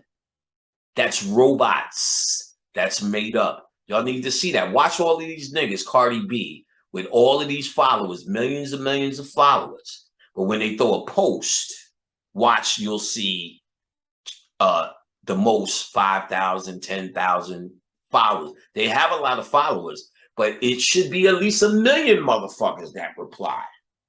Out of 205 million, give me 1 million true replies. Then I'm going to say that's a real following. 10,000, that's a lot of motherfuckers, but it ain't 250 million. That's all made up. So they got made up followers and this made up idea that the world is following because the powers that be want you to follow these figures. But Kanye West is failing at his job. His shadow has taken over. And the last excuse was he didn't take his medicine. Now they can't run that excuse anymore. And since they can't run that excuse anymore, Kanye West is going to be out the club. And you can watch that and bet your bottom dollar that that's a fact. Because there's no way he can come back from this one. I don't think so. Or there's no way they could bring him back because they don't care either way. It's not like they're doing it for the integrity of anything. They're doing it because they have to keep an order in the system. And I told you the system is starting to fail because politics is how they kept order. And now you got these motherfuckers running up in the Capitol. You got these motherfuckers holding guns at voting stops. You got niggas running in Nancy Pelosi's house. So now Democrat and Republican is showing you it no longer works anymore. That means we're at the end. Rap music, I told you, the shadow was controlled by every single nigga you know wanted to be a rapper. That's what Hustle and Flow is about. Every single nigga you know had the dream of being a rapper. Number one, what does that do? That takes everybody who would have been doctors, lawyers, mathematicians to write all that math on a fucking board, or whatever scientists that can help with whatever for us, and just we would take over society if all those people in college truly got jobs, because they all complained after the Bill Cosby different world era, we ain't got no jobs. Because now that you flooded everybody in college, they didn't have the jobs from it. And already people with a GED was working next to people with the college. So the degree didn't mean shit already when he first got all these niggas to go. They all went, the degrees mean nothing. Today they tell you you'll probably be a fucking electrician and a plumber and get money going to trade school without the fucking debt. You'll actually get a job because these college grads aren't getting jobs. They could get jobs when it was a rarity, when a few people went, because the few people would be the ones that was running the show. If everybody got a degree, now they got to choose from who can run the show. And with the choice, certain motherfuckers is going to be out of a job, and that's just the way that's going to go, and that's the way it went. So so that's become devalued, going to college. But the concept again is how the boule operated for niggas to separate niggas and black people. So that's why they pressed so hard on this United Negro College Fund kind of shit. So Kanye is not doing the right thing by his standard. They're gonna just take him out. And again, where I was going was that rap music not only was to keep black men and black women occupied with the dream. They did it before. They did it with basketball. In the 70s, you know, a nigga hold up a basketball. Mama, with this ball, I'm gonna buy you a house and 2 Cadillacs. You'll be able to walk around the ghetto with 2 Cadillacs just on your feet, mama. We're gonna eat Big Macs every day with this basketball, mama. All the 70 movies was about that nigga and his fucking basketball and his hope. And meanwhile, you know, they would tell you 1 in a million niggas would make it. Same thing with rap. 1 in a million niggas make it, but actually it's 1 in a million niggas who are picked to make it and chosen to make it. Now, what I believe, and I can't back it up with physical proof, but it's starting to look that way. T.I. is Boule, and his code name is King of the South, because you have to get coming from the South, you have to see T.I., and he's the one who authenticates you. And I could go through some shit that says more, but I'm making that statement. Y'all can put it together. Now, the first story I remember hearing about him is this gun story. And I asked, well, has anybody seen him with a gun, or was this seen, or did he run up in something where it's on tape, or he ran up in something and that's clear? Yeah, I ran up in there and I bust that nigga or whatever he had. So he gets busted. So that makes him seem like he's in his shadow self. Then he does a whole show about him being a good guy. He was always the good guy. He was never the thug. They gave him the title that he created trap music. So that's also a badge of honor in the streets. But then he's talking like no thug talks. He's trying to be a politician. He's trying to control you with don't buy Gucci and don't do that. That's because him as the king of the South, he's a Boule member who's trying to see the control that he's supposed to have over black minds. He's always there, Johnny on the spot. Now he's doing stupid shit. I'm a comedian, I'm a this, I'm a that. It just shit, just not adding up with this nigga. And I believe and then I started speaking to folks, and folks was kind of saying, well, yeah, actually a lot of niggas from the South came through or had to see him, or when they started getting a little noise, he would show up. You know what I'm saying? And then I think he was authenticating niggas.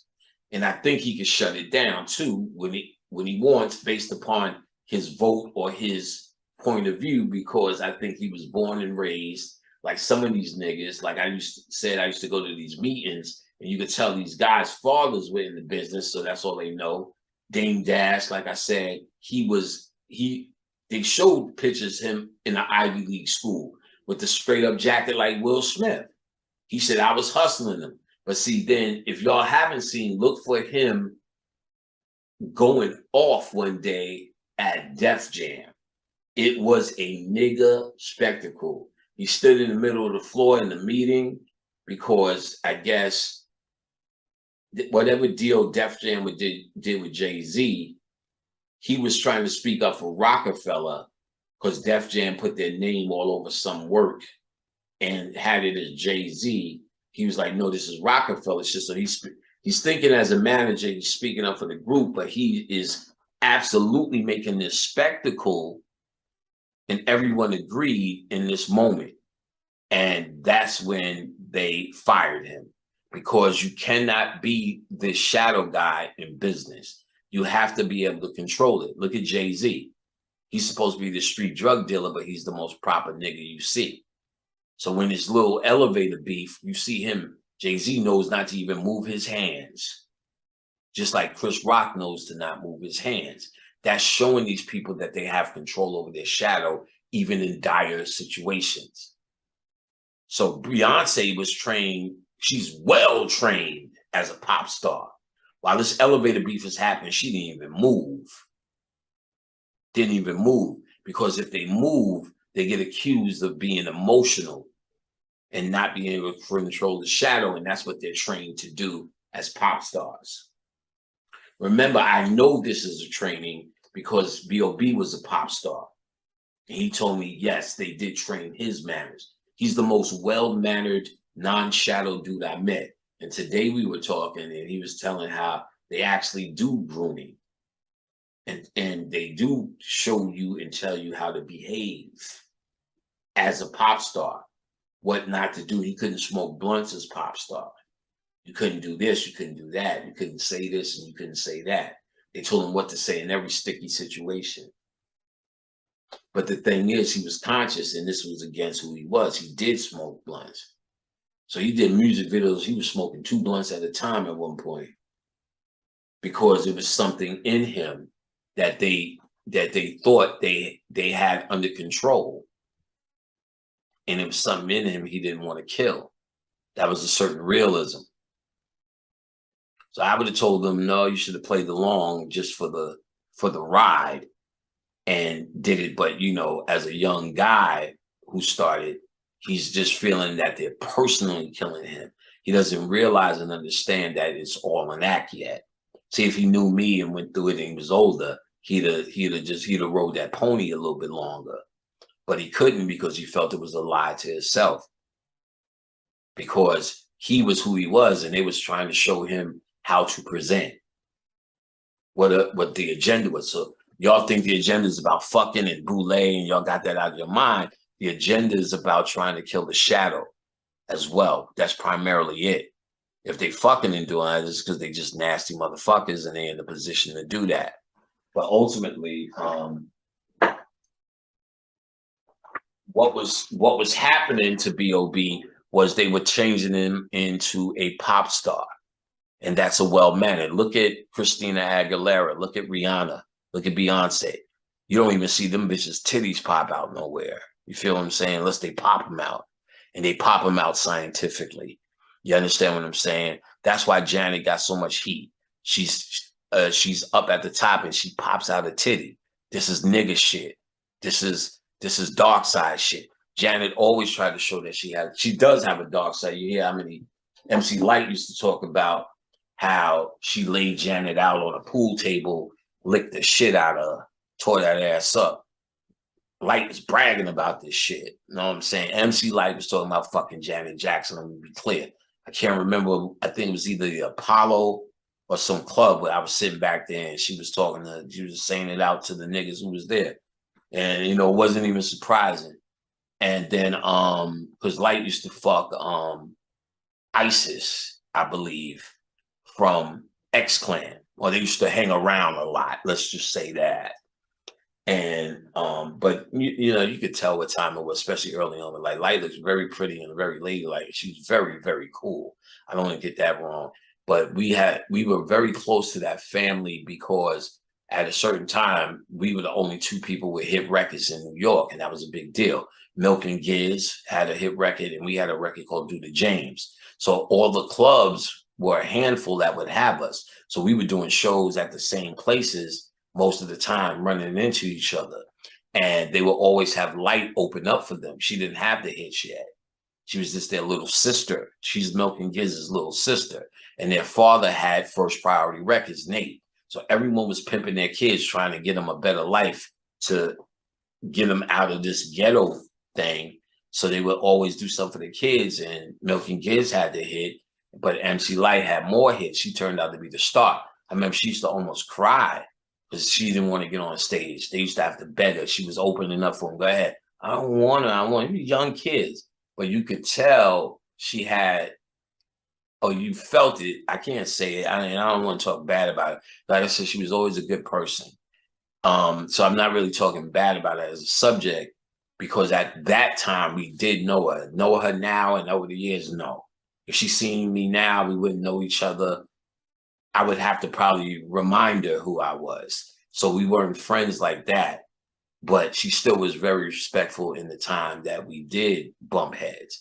And so I'm not talking about, but you know, you kind of felt that she might like girls. You know what I'm saying? And you know, I think things prove that, and maybe bisexual. I don't know. That's her business. But I definitely know she talked about slamming Janet Jackson. So I know what time it is on that time level. But Janet also had this dark side to her. And when the titty comes out, they're not complaining just about the titty. They're complaining about someone who is so high up in the control aspect of Black people's minds. Look what you did. You did some nigga shit. And I can't remember how she suffered, but I don't think there was too many albums after that. There wasn't no control tours and none of that bullshit. I think that was the beginning to the end. Plus, seeing her dating niggas like Jermaine Dupri. What the fuck happened with that? You know what I mean? That was weirdo shit. So, after In Too Deep, I want to talk about this movie, which was very interesting.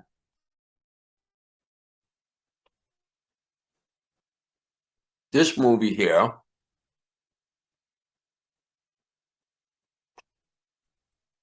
is called Devil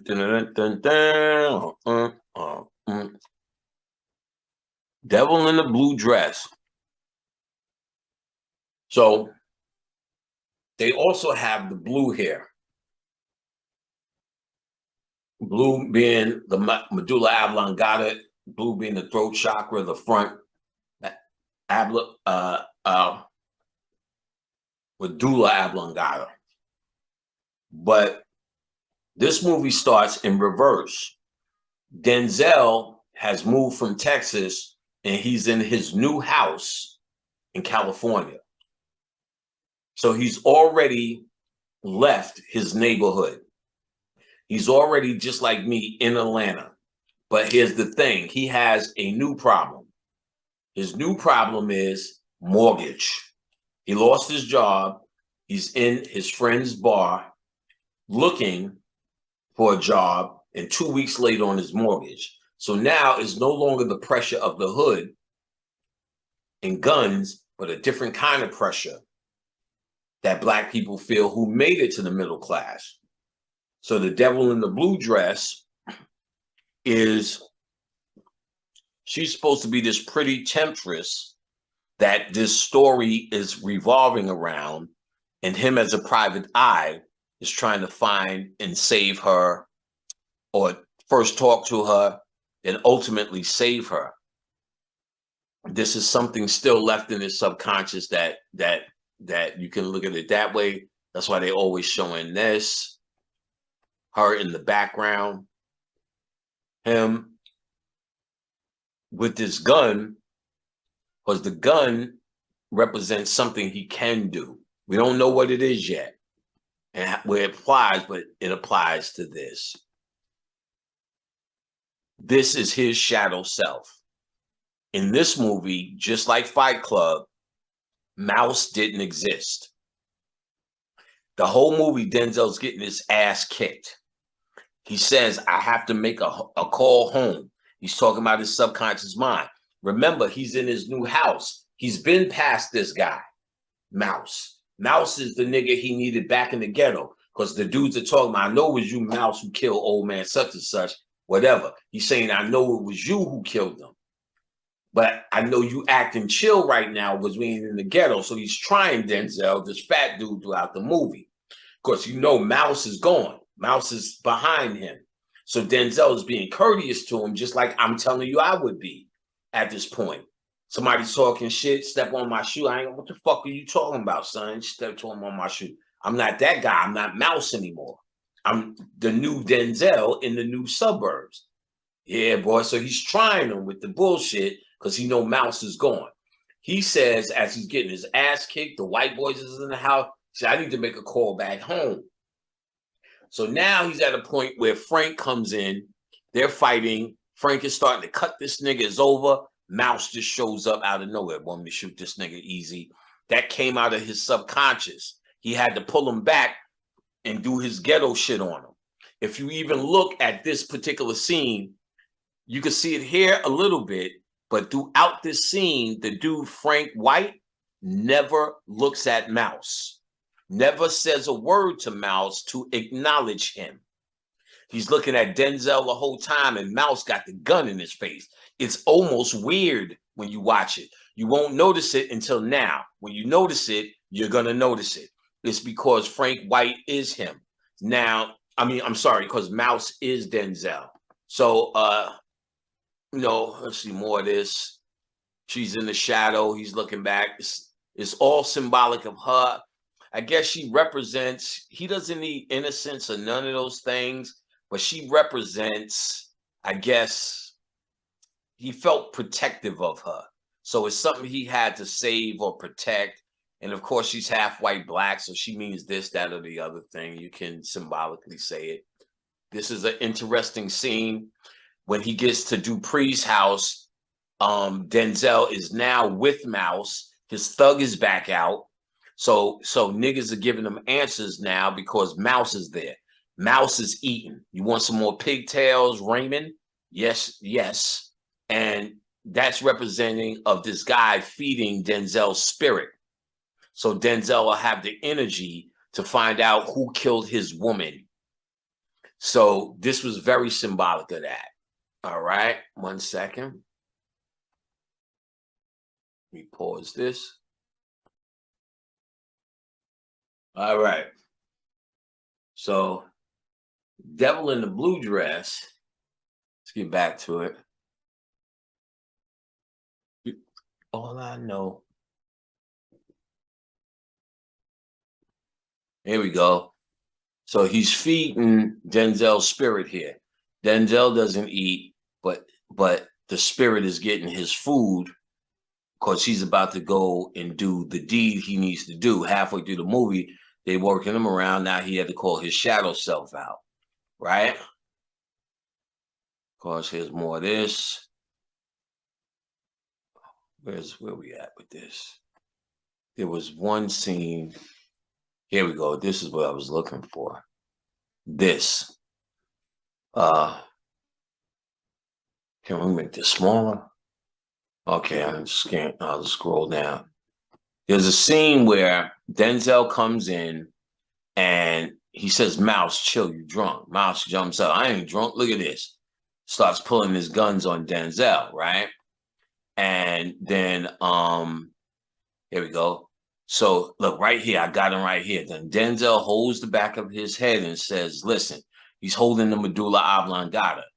And this is the words he says to him. He says, you don't kill him. Because every time he walks in the room, he said, every time that man walks into the room, he will be scared of you if you don't kill him. He said, you goddamn right he's supposed to be scared of me. He said, yeah, that's right. And he said, pretty much, he said, put your gun on him. Then he says, what you doing? Then he goes back to sleep. So Denzel is showing that he knows how to control his shadow self and put him back to sleep where he belongs. He only using him when he need him. Denzel now goes to Joppy's bar. Joppy was shitting on Denzel. Who do you think you talking to earlier? Because Denzel was now Denzel beating the shit out of his bar. Joppy scared as fuck. Denzel pull out the gun, have him go downstairs because Denzel is Mouse. Denzel is just now acting like his old thug self. Follow what I'm saying? So now they go, they rescue the girl. She represents innocence. She represents escape, I guess. But Denzel, well, not really escape because Denzel already escaped. But I think he's trying to release her or help her escape, just like he did. There was a scene where the lady was in a car. He said, hey, where you going? She said, it's too fast out here. We going back home. She represented a fail. She tried to get out into this new life, but her old life was pulling her back, and they moved back. They said, it's too fast out here. We moving back. So he was like, all right, then. That was symbolic of them falling back into their shadow self. So after Mouse kicks ass, Denzel kicks ass, he saves the girl, get the money. He puts Mouse ass in a fucking cab. I think I got a picture of that shit. Let's see. I thought I did, but shit is looking shady in this goddamn end. Where we at? Close this motherfucker. Oh, that's had a picture. Here we go. I do. This right here is symbolic of him able to tell his shadow self to go back into his subconscious mind. So this is a movie from the other side of the angle, or the other side of the game, where then it starts out that Denzel already lives in the suburbs and he has new middle class problems, but he was able to call on his shadow self to deal with his job, and then also put his shadow self back in the box. Remember, the cops beat his ass, the thugs beat his ass. He went down to the pier. They was talking shit, and he was able to maintain his manners throughout. But when Frank was cutting that fucking smile in his face, that's when Mouse came, because it was getting to be too much. So he had to call on his old thug self. Then he got shit done. So, all right. So what else we got?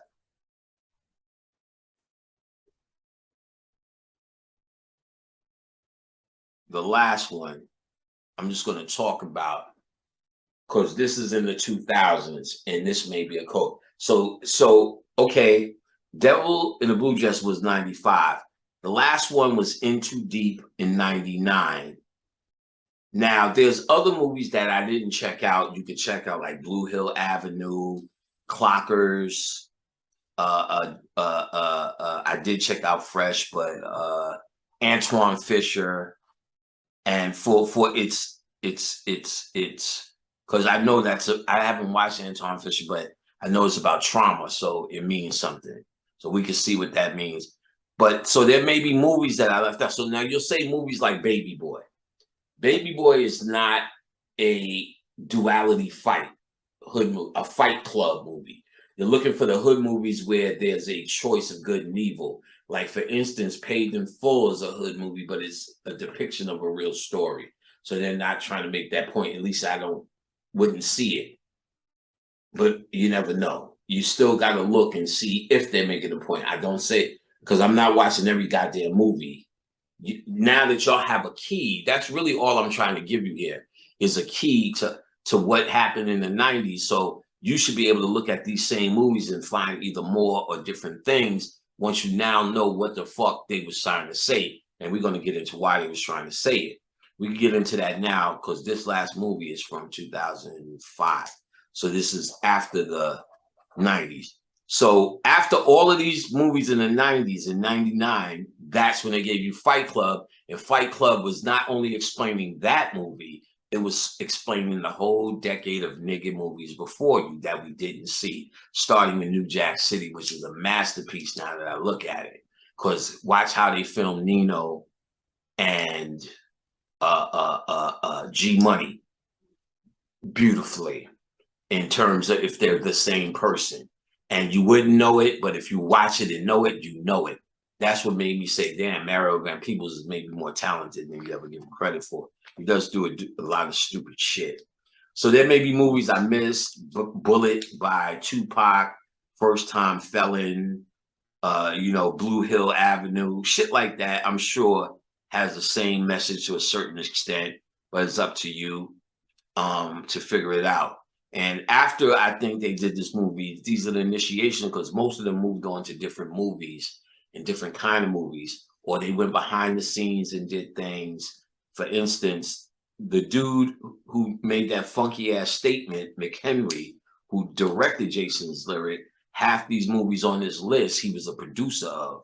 You know what I'm saying? This is a Harvard graduate, law fucking degree ass lawyer, passing the bar ass in California ass nigga, directing the goddamn movie Jason's Lyric. Get the fuck on. You know what I'm saying?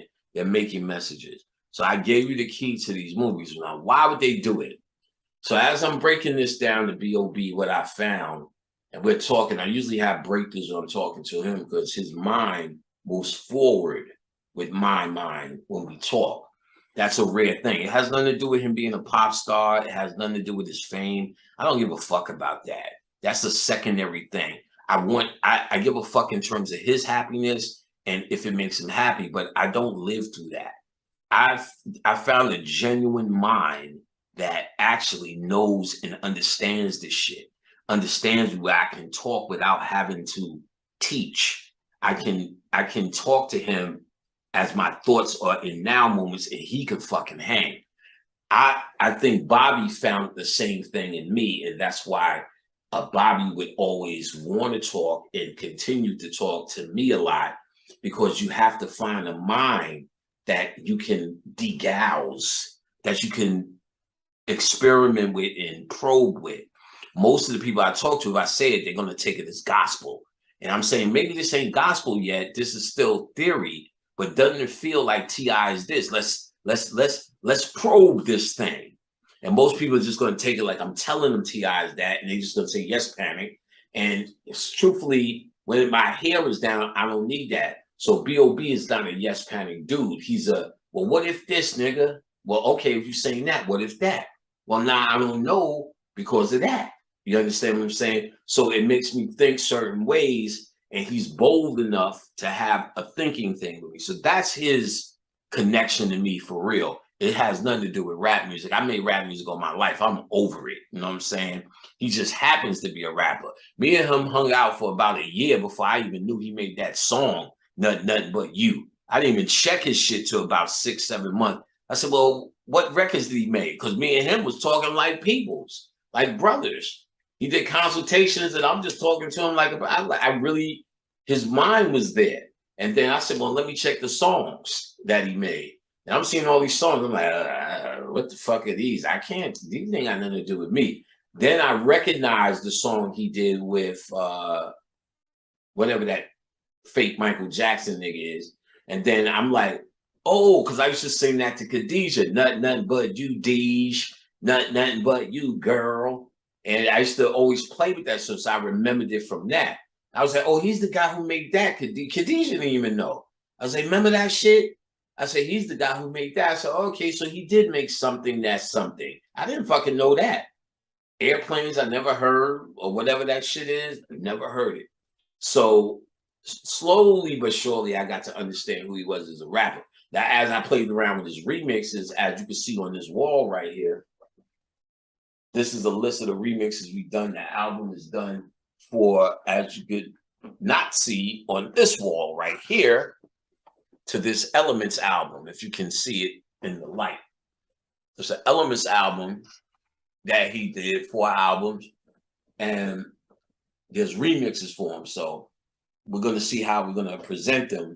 But I did New York hip hop remixes, and they're sick. You heard some of them in the beginning of the videos, but then there's some you haven't heard yet. And they're smashing. There's also Antimatter. It's an album that's out now, and it's insane. The lyrical content on this album is one of the better B.O.B.s, one of the more evolved B.O.B.s. It's only too bad there's so much fucking crap out that you can't differentiate between what is talent and what is crap. But I believe this to be absolutely talented. I've learned more when I heard a lot of acapellas from the Elements, and I did it. I was shocked. I was like, because, you know, I'm not listening to that music. But when I heard the acapellas, and I don't know the original songs, I just heard what he was saying, and I was absolutely blown away for this era of rap to be this particular, have so much substance. So I was continuously impressed with what I heard. And then again, with Antimatter, we had so many conversations.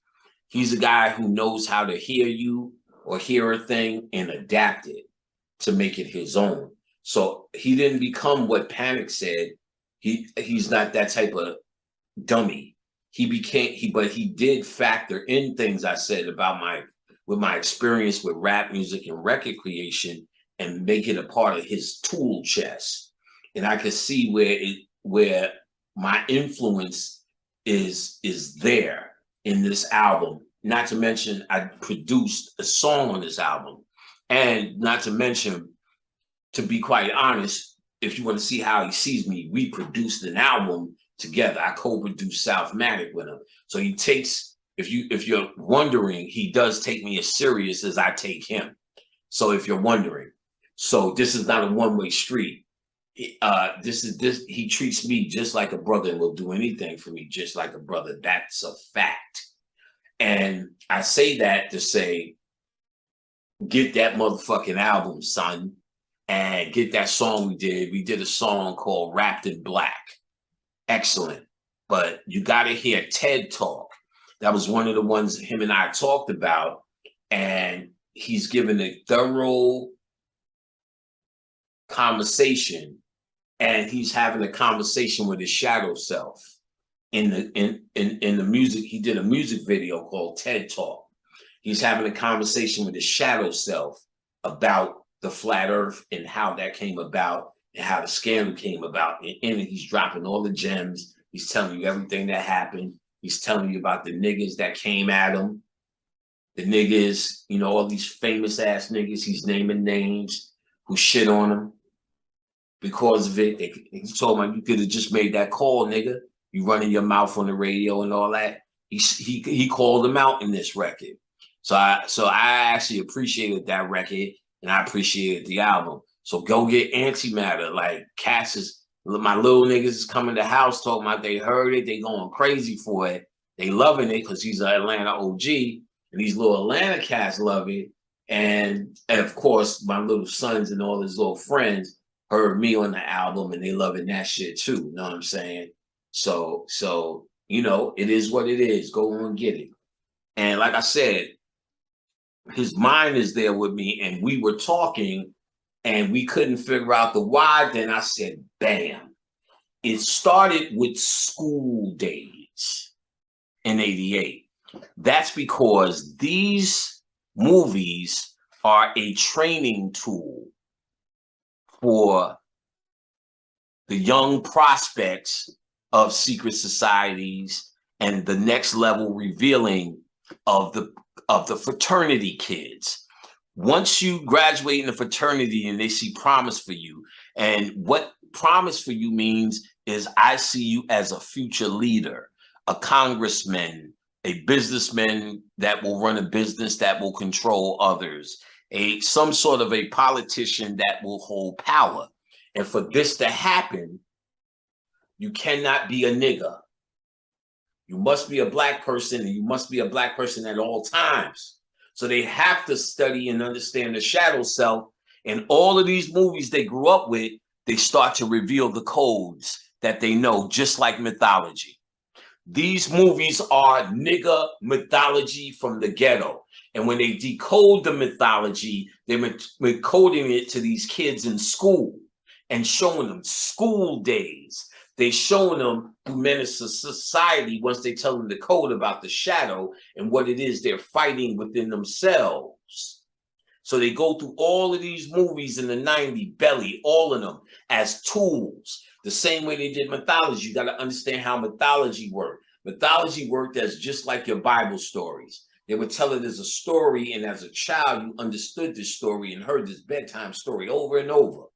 Then it will reveal to you that the symbols in these stories represented the stars. And that star is this guy, and that star is this guy in the story, and that star is that guy in the story. You can also look at fairy tales. Those were mythologies for white people. That's why there was always a moral to the story, because white people needed to understand through the Moors morality. So they always had a moral in their mythology stories and their bedtime stories about how they should behave on planet Earth. Of course, it did not work, but that was the point of why they always had a moral to the story. In our mythology, we were symbolically creating stories to explain who and what we were. So the first level, you would explain cosmology through the story that these kids already knew and heard a million times. Menace to Society, Deep Cover,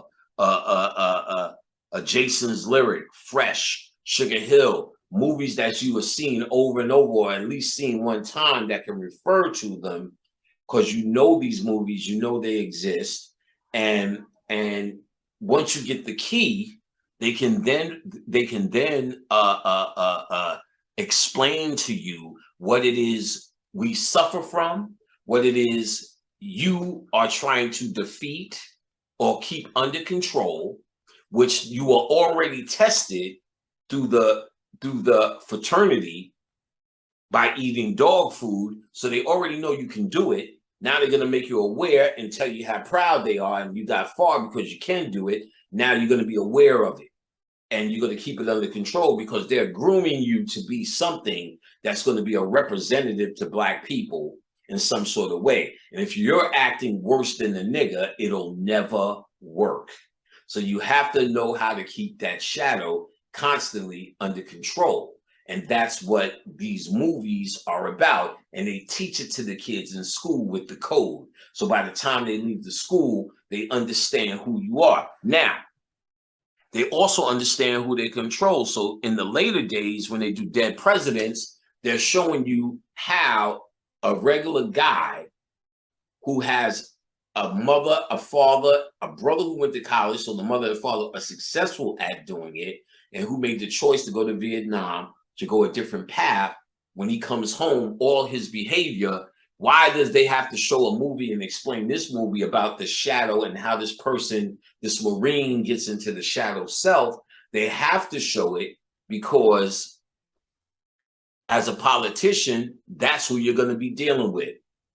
Thank you for your service, motherfuckers. So you have to understand what this ex-warmonger, this ex-Marine, this ex-Army guy, what he's suffering from in his shadow, why and how he would come with you and where it comes from, so you don't react and you understand it, and they're trying to show you that through Anthony, the Dead President, how all the way from a good guy, a cute good guy, to a Marine where he's traumatized, to all the way back to a jail.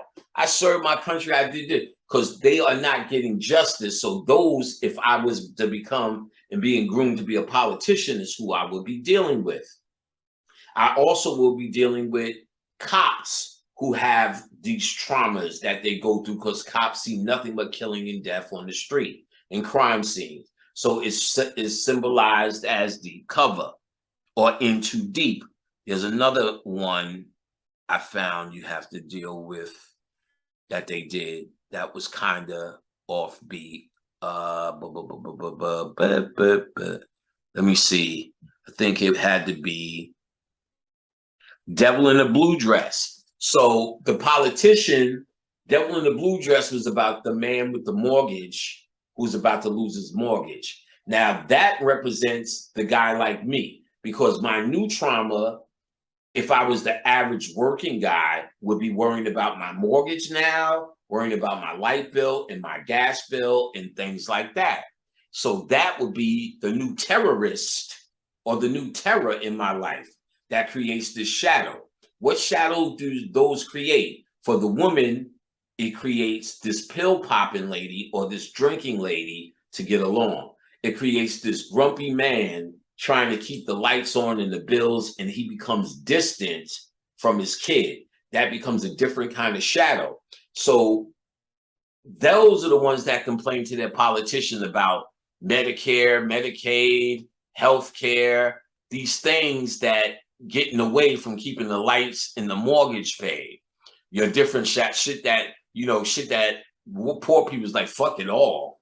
It's all fucking with me. But you'll find the people protesting, the middle class, about these particular insurance things, different things that affect or bother them. That's represented in Devil in the Blue Dress. They're showing how the trauma of him losing his job and him having his house becomes a different thing. So that's how they show that's why they were showing different aspects of the shadow, to show you how many ways this invisible friend or this shadow works. And that's who, as politicians, they're going to be talking to in the public. You ever notice how the politicians talk to you or talk about you on news shows as cows, and you don't get it? And if Donald Trump says something, the people are going to do this.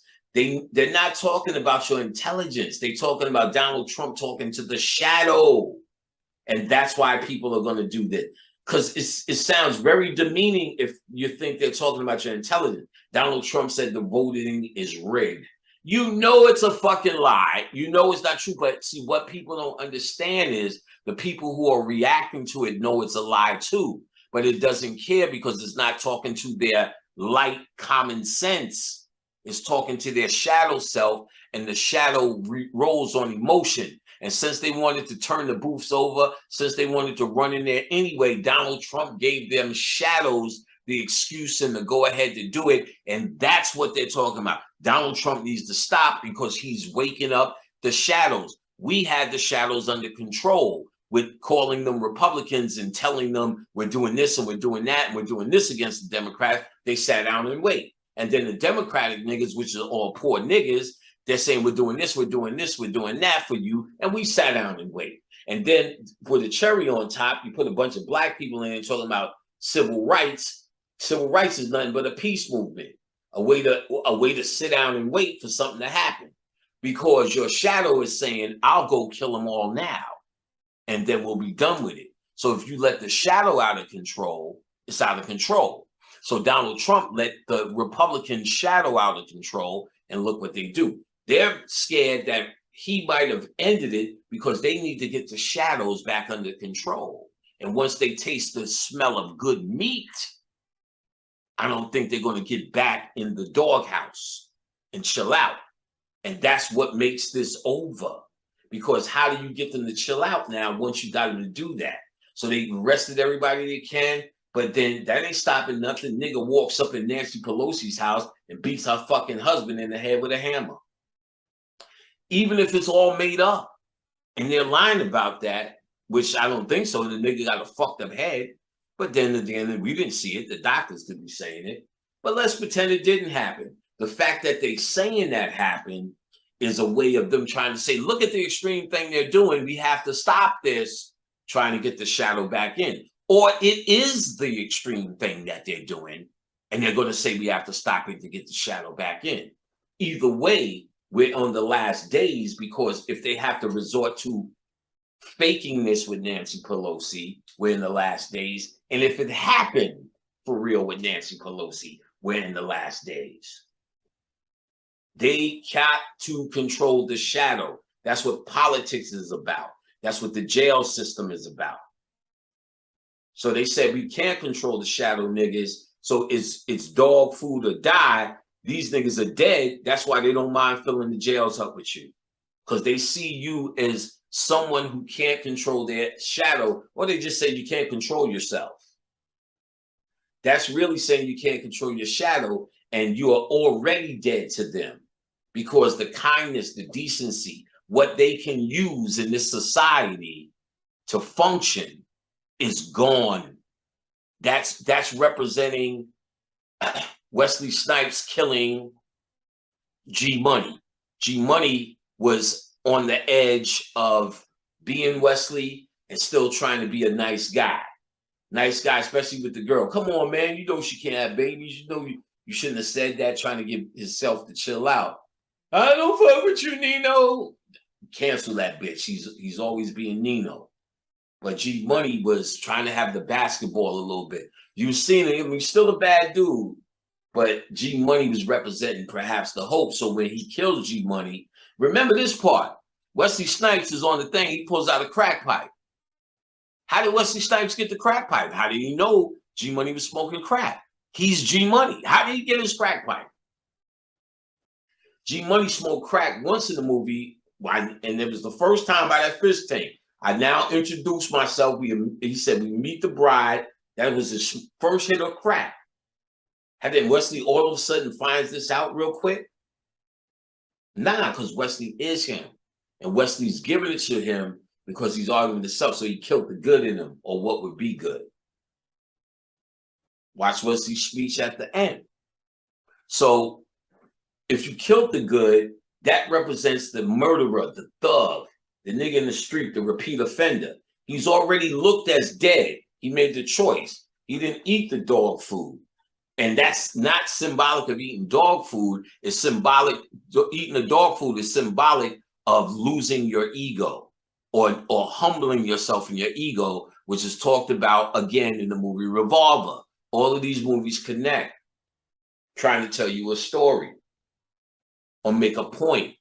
So these movies are used to train these cats in school who are being trained to eventually go out in the world and and Obama would be the epitome. Nothing shook that nigga. He never had a nigga moment. He never grabbed his dick or nothing. Know what I'm saying? Never called Michelle Shell. Remember, all the comedians always try to make ghetto jokes about him. And they're making ghetto jokes about him because he's doing nothing ghetto. He's doing nothing niggery. That's a training. And they put him in the highest office in the world because he's mastered the shadow self. Mastered it. You can see he's that nigga. Because when he was joking about Donald Trump, that shit was funny as fuck. You could tell he got that niggery shit in him, but he even did that in such a classy way and in a context where, oh, we can laugh it off. Trump ain't laugh. He's just taking that ass to, in terms of, I'm gonna be the next president, bitch ass nigga, and he did. So these are training videos, folks. That's the why. If they give this code to the kid in school, and then they can illustrate it in probably many more movies in much more deeper detail for their purpose that I can't see, because this is something I'm decoding. But this is also something they have the code to. So once they give that kid the code, he's watching this and he's studying this now, and it becomes different movies about the shadow self. He's learning about who he's really dealing with the public. The public is all in shadow. If you at a rally asking your politician for something, we want more ice cream. We want more ice cream. You're in the shadow. You're not being yourself. You don't yell for more. Excuse me, sir. I think I would enjoy more ice cream. Is it possible? That's a different nigga than we want more ice cream. You're in your shadow. So the politicians are dealing with the shadow. So they have to know how not to become a shadow reactionary person to this, how to supersede it, how to always show a better kindness to somebody who's in their shadow, in their emotion, in their racism is the shadow, in their humanity. So they separate their humanity from the politicians, because the politicians cannot be in a system of control if they acting like Love and Hip Hop. They all, and even if they have to pretend to show anger, it's not real anger. It's just pretending to be angry for your cause of people. It's all bullshit. But they're not angry. They know how to control it. They're pretending to be angry. They learn how to control it. They're groomed in this way. And a part of the grooming process is watching these movies as forms of mythology, as moving mythology. So through the 90s, they can show you the mythology of the shadow and how it shows up in many different contexts. They do it through the same way they did Fight Club, where some of them are imaginary, and then they do it where they are symbolic. They do it through the Four, as I told you, Set It Off, and Juice. Maybe one more I'm missing. They did a foursome with. Don't remember. Yeah, don't remember. Set It Off, of course. Boys in the Hood. And Juice, yeah, that's what it was, Set It Off. So where they do a foursome and there's all the same symbols, which I showed you through it. There's always one thug, one principal, and one innocent and one conscious. And ultimately that dynamic changed a little bit in Set It Off, because both of them belong to Jada. And I believe Vivica was real. They showed her trauma in the bank. They showed Jada's trauma when her brother got killed. So that was also, like I said, symbolic of the baby being taken away, because that was Jada's innocence. And the baby represented the brother. So she was still holding on to her innocence, even though she lost the brother, she lost the baby. And then, of course, she needed, as everyone needs, a tough guy, a thug, a Cleo. And then, you know, those two, Cleo and the innocence dies first. That was her truly letting go of her brother. Then her thug died first. That means she's not coming back. And then her friend died, Vivica. And she actually had to leave Vivica behind, because Vivica was getting worse. After Vivica got traumatized, now Vivica had the idea to run, run the bank. Vivica ran in the bank first. Vivica was, and she was liking it, sticking her tongue out and all this shit while she was shooting. So she was becoming in her shadow self. So she didn't really have to die, but she did die because she was actually really traumatized by the event so much. That's why her last words was, "What do you do when the gun's to your head?" Because that's what happened. That's what that cop said to her. "What's the procedure when there's a gun in your head?" Did she put the gun in? The cop said, "What's the procedure?" It was showing she wasn't over it, that she was getting worse. So she died. That's how they dealt with it. But Jada got free. And that dude represented the same hope as Nia Long and blah, blah, blah. So all of these things are reoccurring stories from different angles. And when they get to show you it, the individual in the secret society now is prepared because he understands what he's fighting. He's fighting that part of himself that wants to go, "Fuck you, bitch." He's fought when I noticed here's what I noticed. There's a person I have to deal with who is dark skinned and not what we call the classic beauty. Or you could tell, even if you feel she's beautiful, for being so dark, she's gotten so much dirty, dark skin shit thrown her way. And I asked Kenny about that because he's just as dark. They're about the same complexion as Kenny. And Kenny said, "Shit, all he did was fuck with him for that." It's almost invisible when he hears these insults. You know, I play with him and I joke a lot and I go hard. Kenny can really take it. Some days he can't, and I'll back off with the jokes. But most days he laugh it off. And I could tell he's used to laughing it off because he's the butt of jokes because he's dark skinned. Now I can tell this chick has the same amount, Kenny sees her too, the same amount of jokes, and she's dark skinned. She wears these wigs and this weird fucking hair. You know what I'm saying? Like it's insane what she does to her hair. It's like this self-hate. You could clearly see it. I mean, like one time she came in looking like fucking pennies worth. You know what I'm saying? You taking pictures of this shit. You know what I'm saying? Oswald Cobblepot and shit, just with the hair. Lately, she's been wearing this black shit that looks much more pretty. And then dudes was telling me they seen her hair. She got long hair, but it's just a self hate, right? That happens. So now I was sarcastic. That's New York shit. So I'm going in and lighting her ass up each time I would come in. She's always the loudest because that's a form of distraction. Always talking shit. So I came in, she said something about me being late and this and that. I said, how about you try shutting the fuck up for a while? Let's see how that works out. No, I'll catch it with shit like that. I was, so I'm getting at her. So now after I'm finding out about this anger, sarcasm is starting to drive. I don't feel the egotistical need to be that guy no more. So it's more, "Hi, how you doing? Hey, sweetie." So she still needs to be sarcastic and fight. She comes at me constantly now. "What's up, stupid?" That's stupid. And like playing and all this shit. And I could feel it internally, but then I was saying, this is where you control it. This is where you really test yourself. Am I actually getting mad? Even though I know not to say anything until anymore, am I having an internal problem? When she finishes, why is it still in my head? If it absolutely meant nothing, it should be nothing. I understand the concept. She needs to do that because if I start being sarcastic, it's almost like I'm being honest with her. She really doesn't believe she's beautiful or worthy of thank you, please, and yes, ma'am.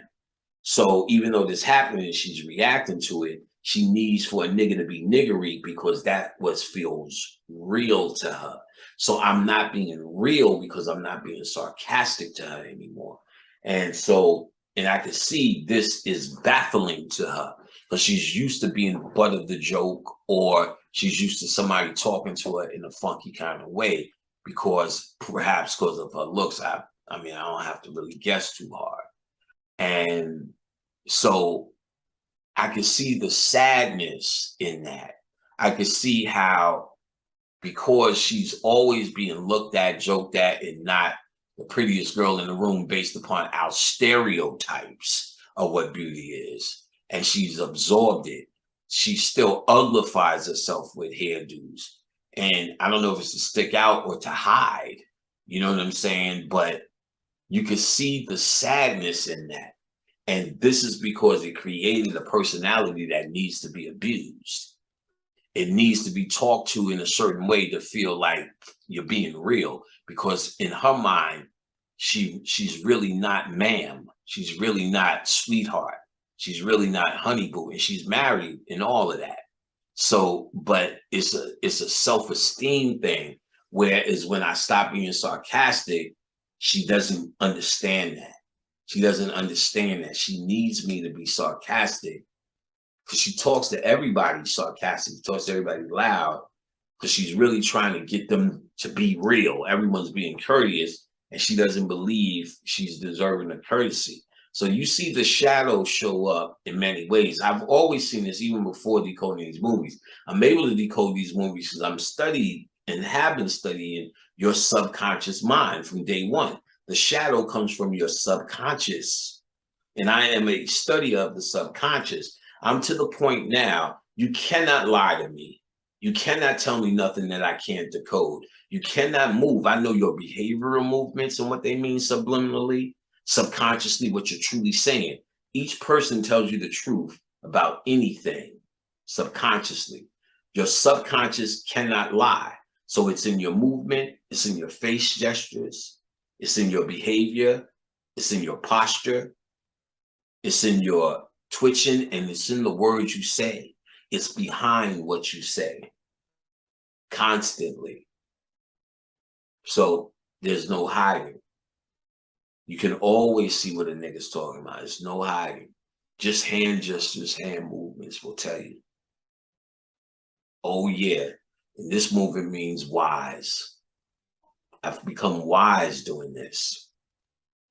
So you'll see me, I'm subliminally doing this. That's the wise beard that doesn't exist. But you see me doing it now. I'm pulling this beard. And I'm showing you, I'm telling you what it means, and I wasn't even thinking about it. I'm doing this while I'm talking to you. I'm pulling my wise beard because I feel like I gain wisdom. I'm not bullshitting you. I gain wisdom through this. That's my true power of wisdom, studying the subconscious mind. So this is a part of the subliminal studying, the shadow self, what the shadow self has to say, what it's doing, how you see it show up all the time. I can see where people's abuses are and why they are who they are. And that's what we discuss in consultation. You also get joint consultations for us. That's in Khadijah's website, somnireadings.com. You can join it for our joint. We deal with the shadows hard. We will change your reality. I can't believe how many niggas said, you know, I got this consultation, but I think I answered my own question. I don't have many questions. I watch all your videos, Brother Panic, and blah, blah, blah. By the end of that session, they crying. We didn't know we was going to get into my mama. Like, yeah, nigga, you ain't fooling me. First of all, there's no such thing as you ordering a fucking joint consultation, paying your money, and ain't got shit to say. You just scared to say it, son. And I dig it out. I dig it out on some Fu Manchu shit. Real talk. And that's beautiful. And that's what we're supposed to be doing. That's what I'm supposed to be doing as a spiritualist, as a reader, being able to read. And of course, I show Khadijah all the tricks and tips and techniques in her hypnotherapy sessions that she does, which you also can get online, I believe, or just email her at info@somnireadings.com, even for that, to see how to get this hypnotherapy session going. She's been doing those, and those are fire. Sometimes I think there's more than one session, so she works with you for a little minute on it. And let me tell you, you need to fuck with it. She knows all the tips. She's really good at it. I let her put my ass under. I was shocked. When she put me under, I found it wasn't a past life, but I found a subconscious trigger. And what I seen, I could see where it was me who lived there. I was a writer, and I was happy about something I wrote. But I went to my house. It was very small, lonely, one table, one plate, one fork. I had nobody. And I remember going down to she was talking to me as she's walking me through. I'm seeing a coffee shop, and I was hanging out there, and I still was by myself. That's why I did a lot of writing. When I came out of it, we had to decode what I seen. And I realized it wasn't a past life, but it was a fear I had of being lonely. And it was that, again, we know the story, or should know the story, of how I used to have dreams of Khadijah, this image of this big-eyed woman. Then once we got taken away from my mother, the trauma, I didn't have these dreams anymore. But this woman always in the back of my head, I really couldn't fall in love with anybody, because though it sounded stupid, it may not have ever happened. I felt that there was a woman out there. Sure enough, I seen Khadijah. We was in the movie in the dark one time, and I looked at this. That's the woman of my dreams, and then the story began. Fuck did I tell that for? I'm getting tired. I don't even remember why we started talking about that. Oh, okay, the woman of my dreams. So me and Khadijah's been together for 13 years. So what I was realizing in this hypnotherapy, that fear of being alone doesn't exist in me no more. So any action and reaction of that fear that I may come out in a shadow behavior and being generated from the fear of being alone, I don't need to harness anymore. I can let it go, because I'll never be that lonely guy writing the book. I'm already a fucking connected Khadijah guy, and I wrote 2 fucking books. I'll never be a lonely guy writing a book. Never. Never be alone. And let's say for some reason Khadijah make the transition. I got the boys and I got grandkids now that's still around me as family. You get what I'm saying? And they'll have more kids. You understand? So I'll never be alone. So it was a fear that I can release. So she helped me to realize and release the aspect of fear. And then that shadow behavior releases. So you'll see, you may not even see nothing immediately, but others may see you're kinder, more content, more confident, more relaxed, more whatever, because you don't have the fear of being alone. That's no longer something I have to hold on to. So she helped me release that. And it was real interesting. And that was on the first run. So that's when I said I could stand behind this, because she'll always do me. Because I don't have to make it up to sell it. I can tell you about it if it's real, and it's real. And that's what happened. So her hypnotherapy shit is the shit. info@somdi.com. So you want to go on ahead and get you one of those things. You also want to get your shit together for the deity party. That's in February. So you want to email her first to get all the info, how the plan goes down, how it works, so you have a clear understanding of how or what you need to do after you pay, and how to get there, and all the instructions to get to the goods. And once that happens, you're in the game. Like I said, you can come to the party, dance if you advance, but if you want to do some rituals, I'll be available there to do the rituals. And after we do that, I'll be partying with you, with your stinking asses, just as much as you partying with mine. So the one movie I seen in 2005, what takes you out of 2000, is Hustle and Flow, which looks like some bullshit. It was the modern day movie, The Mac. The Mac was celebrated at its time, but who in the fuck are celebrating pimps besides Ice-T's old fucking CIA ass hat? Ice-T is a fucking white man. I don't know what the fuck are y'all been looking at, but look at him again. He's a whitey. He's white people. He's not. That's why he's with this white chick. He's a white man. Of course, he's half white and half black, perhaps, but perhaps not. Some of the pictures, I'm like, he looks like an absolute whitey. He's a white guy. What the fuck are you talking about? He's corny. The only nigga celebrating pimping, him and Snoop. Even Snoop gave that bullshit up and got with Martha. Snoop is also a goddamn boule ass nigga. Y'all niggas fucking around.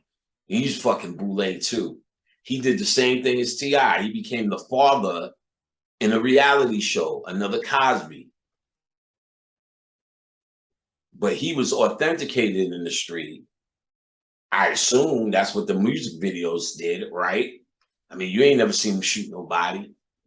I ain't never seen T.I. with no fucking guns. I heard news stories of that shit. I heard Snoop with news stories of this thuggery, but it seems like, you know, there was a lot of niggas to back up that Snoop was doing shit. We seen him grow up, but he also, and then they also said he can't come back to the hood no more because they realized he sold out. He ain't talking that crib shit no more. He ain't talking none of that. We don't love them hoes. Now you're beautiful, beautiful, and all this bullshit.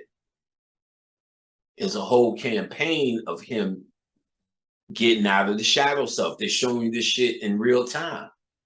Snoop left his shadow behind, and look at the payoff. That's what they're trying to say.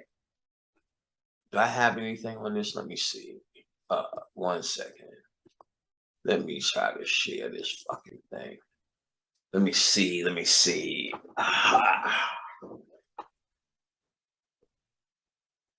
Ooh, get tired. All right. I don't think I have anything on Hustle and Flow. I don't think I did it. Did I do it? Did he do it? Oh, I think I did. I think I can H. Yes, I did. Now, this movie is not about the shadow. Not so much. This movie is about dreams. Remember, this is in 2005, so we are out of the 90s. So I wasn't watching too much of it, but something told me to watch this. Here you have his dreams is coming out of his head. She tells him, Cookie tells him, it was the greatest thing that you let me sing on that mic. I felt like whatever she said, pretty much he fulfilled her dream by letting her sing the choruses.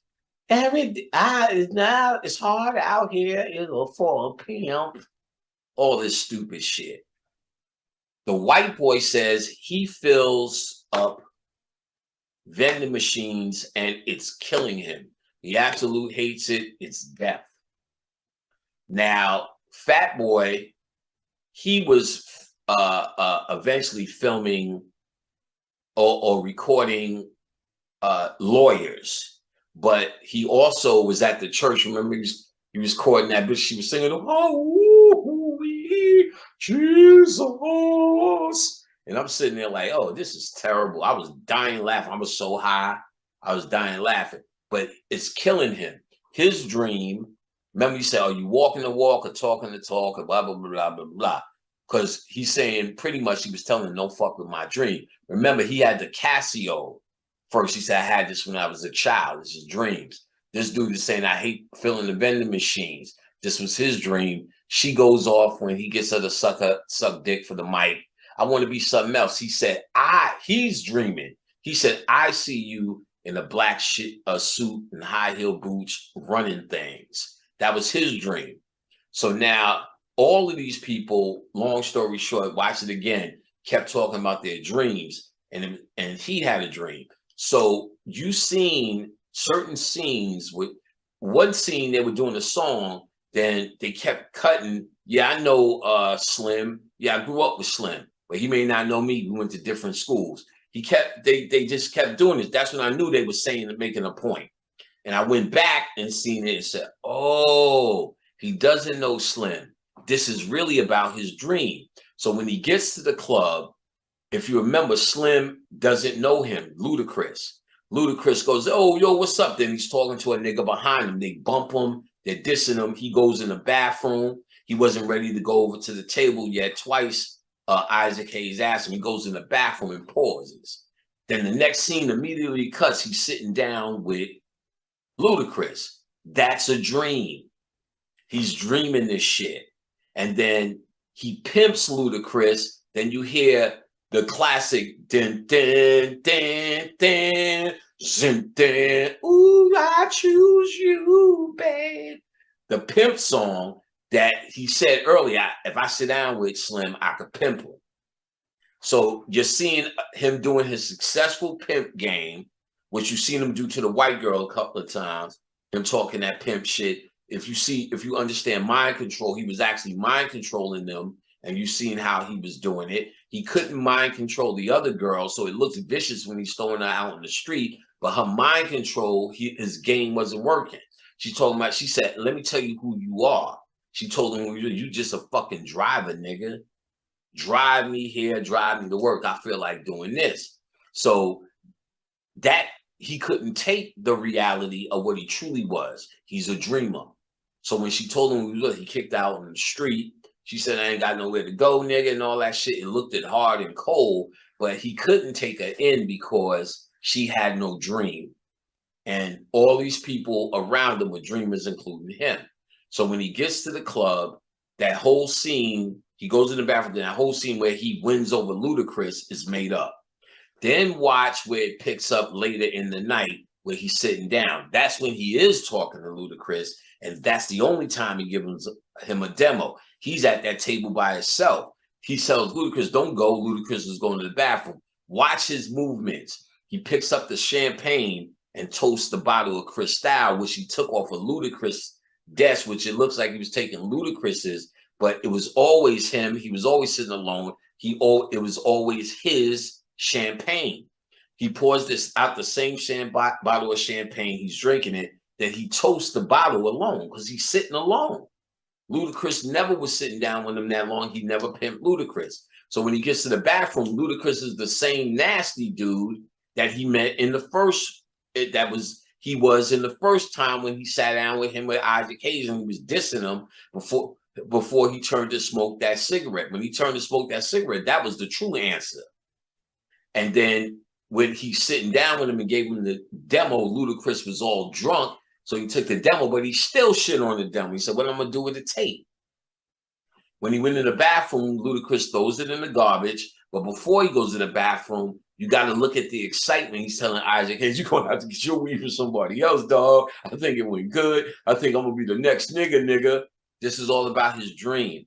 Then he goes in and beats up Ludacris in the bathroom and shoots his boy, runs out, goes home, gets arrested. So now the movie looks like the true hustle to Hustle and Flow was he went and beat Ludacris' ass talking about with his hit song, Whip That Trick, Beat That Trick, or whatever, that Ludacris became the trick because Ludacris was the real nigga that sold everybody out, and he's the new Texas nigga.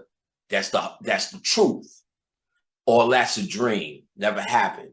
So he goes to jail for his shit. He's in jail.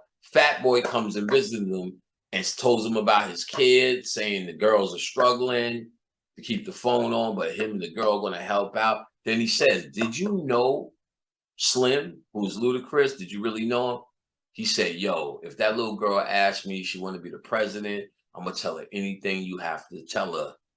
So he pretty much said, no, I didn't know him. It was a lie. Then you see Anthony Anderson, Fat Boy's face is frown because Anthony Anderson asked him, do you walk the walk or talk the talk? So it turns out he does talk the fucking talk. He's a gamer. Remember, he's a pimp. So Anthony Anderson's dream was fucked up. Anthony Anderson says, yo, I'm locked down in here with you. And then they show him taping Lawyers. And then they show the dude filling the vending machines, the story he told. And even look here, I didn't even see this. In the goddamn words, it says, everybody got to have a dream. Half this movie is about his dream. Watch it again. He never pimped Ludacris. Ludacris never fucked with him. And him shooting Ludacris and beating Ludacris' ass was the plan. He goes to jail, or wasn't the plan, but it looks like the plan in the movie. He goes because he took him to jail. So now he's in jail talking through the window. So he tells Anthony Anderson he never knew him. Anthony Anderson's face just frowns, and that was it. Then all of a sudden, Anthony Anderson goes, "Well, you got 11 months. You'll be coming home soon. Let me tell you what happened to." He said, "No." He said, "What happened to old girl?" Talking about this white girl. He said, "Yo, she became something else, nigga." And then they show her in the black dress and the shoes. But that's what he said he's seen her as, because now he's dreaming again. And Anthony Anderson is all happy after he just looked all sad. He's saying she's doing this, she's getting record play. I don't know how she's doing it, but she's sitting on niggas' laps and she got it on the radio. She's smoking with dude. That's the dream he told her after he told her to suck the dick for the mic. I see you in the black dress and the boots getting shit done for me. And when he's going to jail, he's telling her, take charge. I'm in charge. All that dumb shit. It ain't happening. That wasn't what happened. What happened was he's dreaming this. And then Anthony Anderson said he gets out in 11 months. Where the fuck do you get out in 11 months after shooting a nigga? That shit don't make no sense. He shot a nigga. So either it's self-defense and you don't get no fucking time, or you getting hit with attempt murder. Why isn't he hit with attempt murder? He shot the nigga. What's 11 months for? That's fantasy. It's a dream. We should have questioned that. Then after he tells him all the shit, your song is on the radio, it never made the radio. He's walking through, the COs say, yo, we got a tape. We trying to get put on. You the nigga who made bit that trick, blah, blah, blah, blah, bing. And then he takes the tape, he looks at the camera and says, everybody's got to have a dream. Everybody has got to have a dream. Everybody's got to have a dream. He says it one time, and that's the point of the movie. You're supposed to figure out what portions of the movie is dreams and what portion of the movie actually happened. So I didn't watch the movie enough to really get down in it, and I'm gonna watch that shit again for sure. Because I went back to the relevant parts, but not the beginning, to see how everything was really laid out. And he was having a dream. And I definitely know the portion where he was in the bathroom, then all of a sudden they show him walking and sitting down being introduced, and then he gets, Ludacris is dissing him, then he gets Ludacris's attention and, you know, takes control of the situation. And then Ludacris asks him a question, and he gets in this pimp mode, go, is a pig's pussy pork? That shit was fly. Then you heard, dun, dun, dun, dun, I choose you, babe. Meaning he did pimp her, but he said that early in the movie. And that was a dream, because they kept saying, do you really know him? Well, we went to the same schools. He may not recognize me. So they was putting in your ear why he may act funny, you may not recognize him, but then when he started talking to him, how they made the connection, and then they act like at the end of the night, watch again when Ludacris is drunk, it looks like that's when they first met, because he was sitting at that table alone. That's when he gave him the demo, and Ludacris kind of shit on that, but then when he found it in the toilet, Ludacris was drunk on the floor. Ludacris was just talking to him. Now he's on the floor, and then so it could be possible he never really left that bathroom or whatever. But then I think what it was, he also gave Isaac Hayes a tape. So they're trying to make you think in different ways, in different theories, because you got to remember and also remember this, the most classic movies are the ones who are talked about forever. Stanley Kubrick seems to be the leader of this. He'll make movies that niggas are still trying to decode. They still trying to decode The Shining. And that's kind of what you want in a movie. For it to be Space Odyssey 2001, they still trying to decode that shit. Clockwork Orange, still trying to decode that shit. Dr. Strangelove, still trying to decode that shit. Still trying to figure out what Lolita means.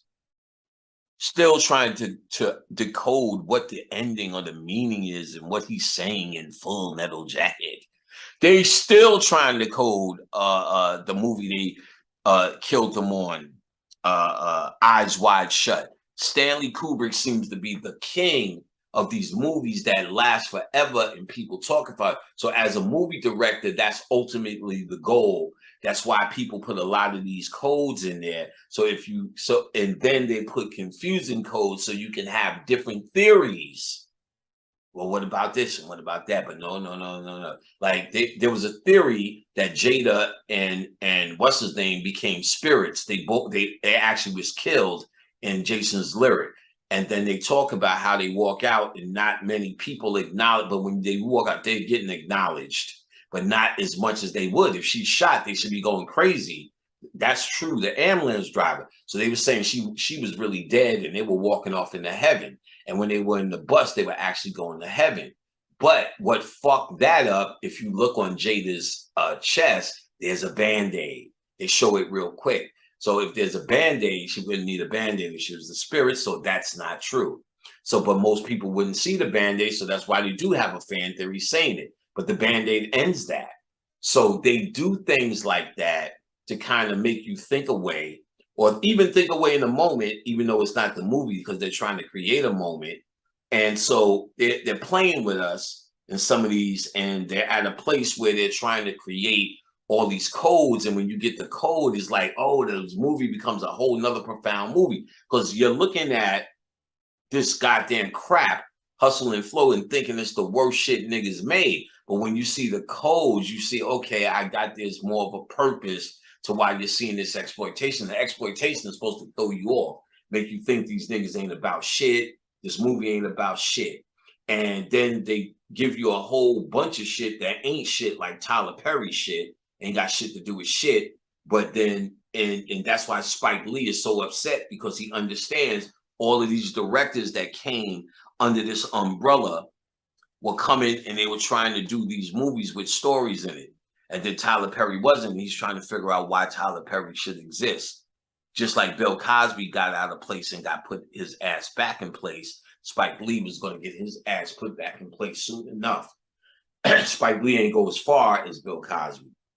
He was about to get his ass put in place, and he said sorry to Tyler Perry, because I think he might have been step two, and Spike Lee ate his dog food.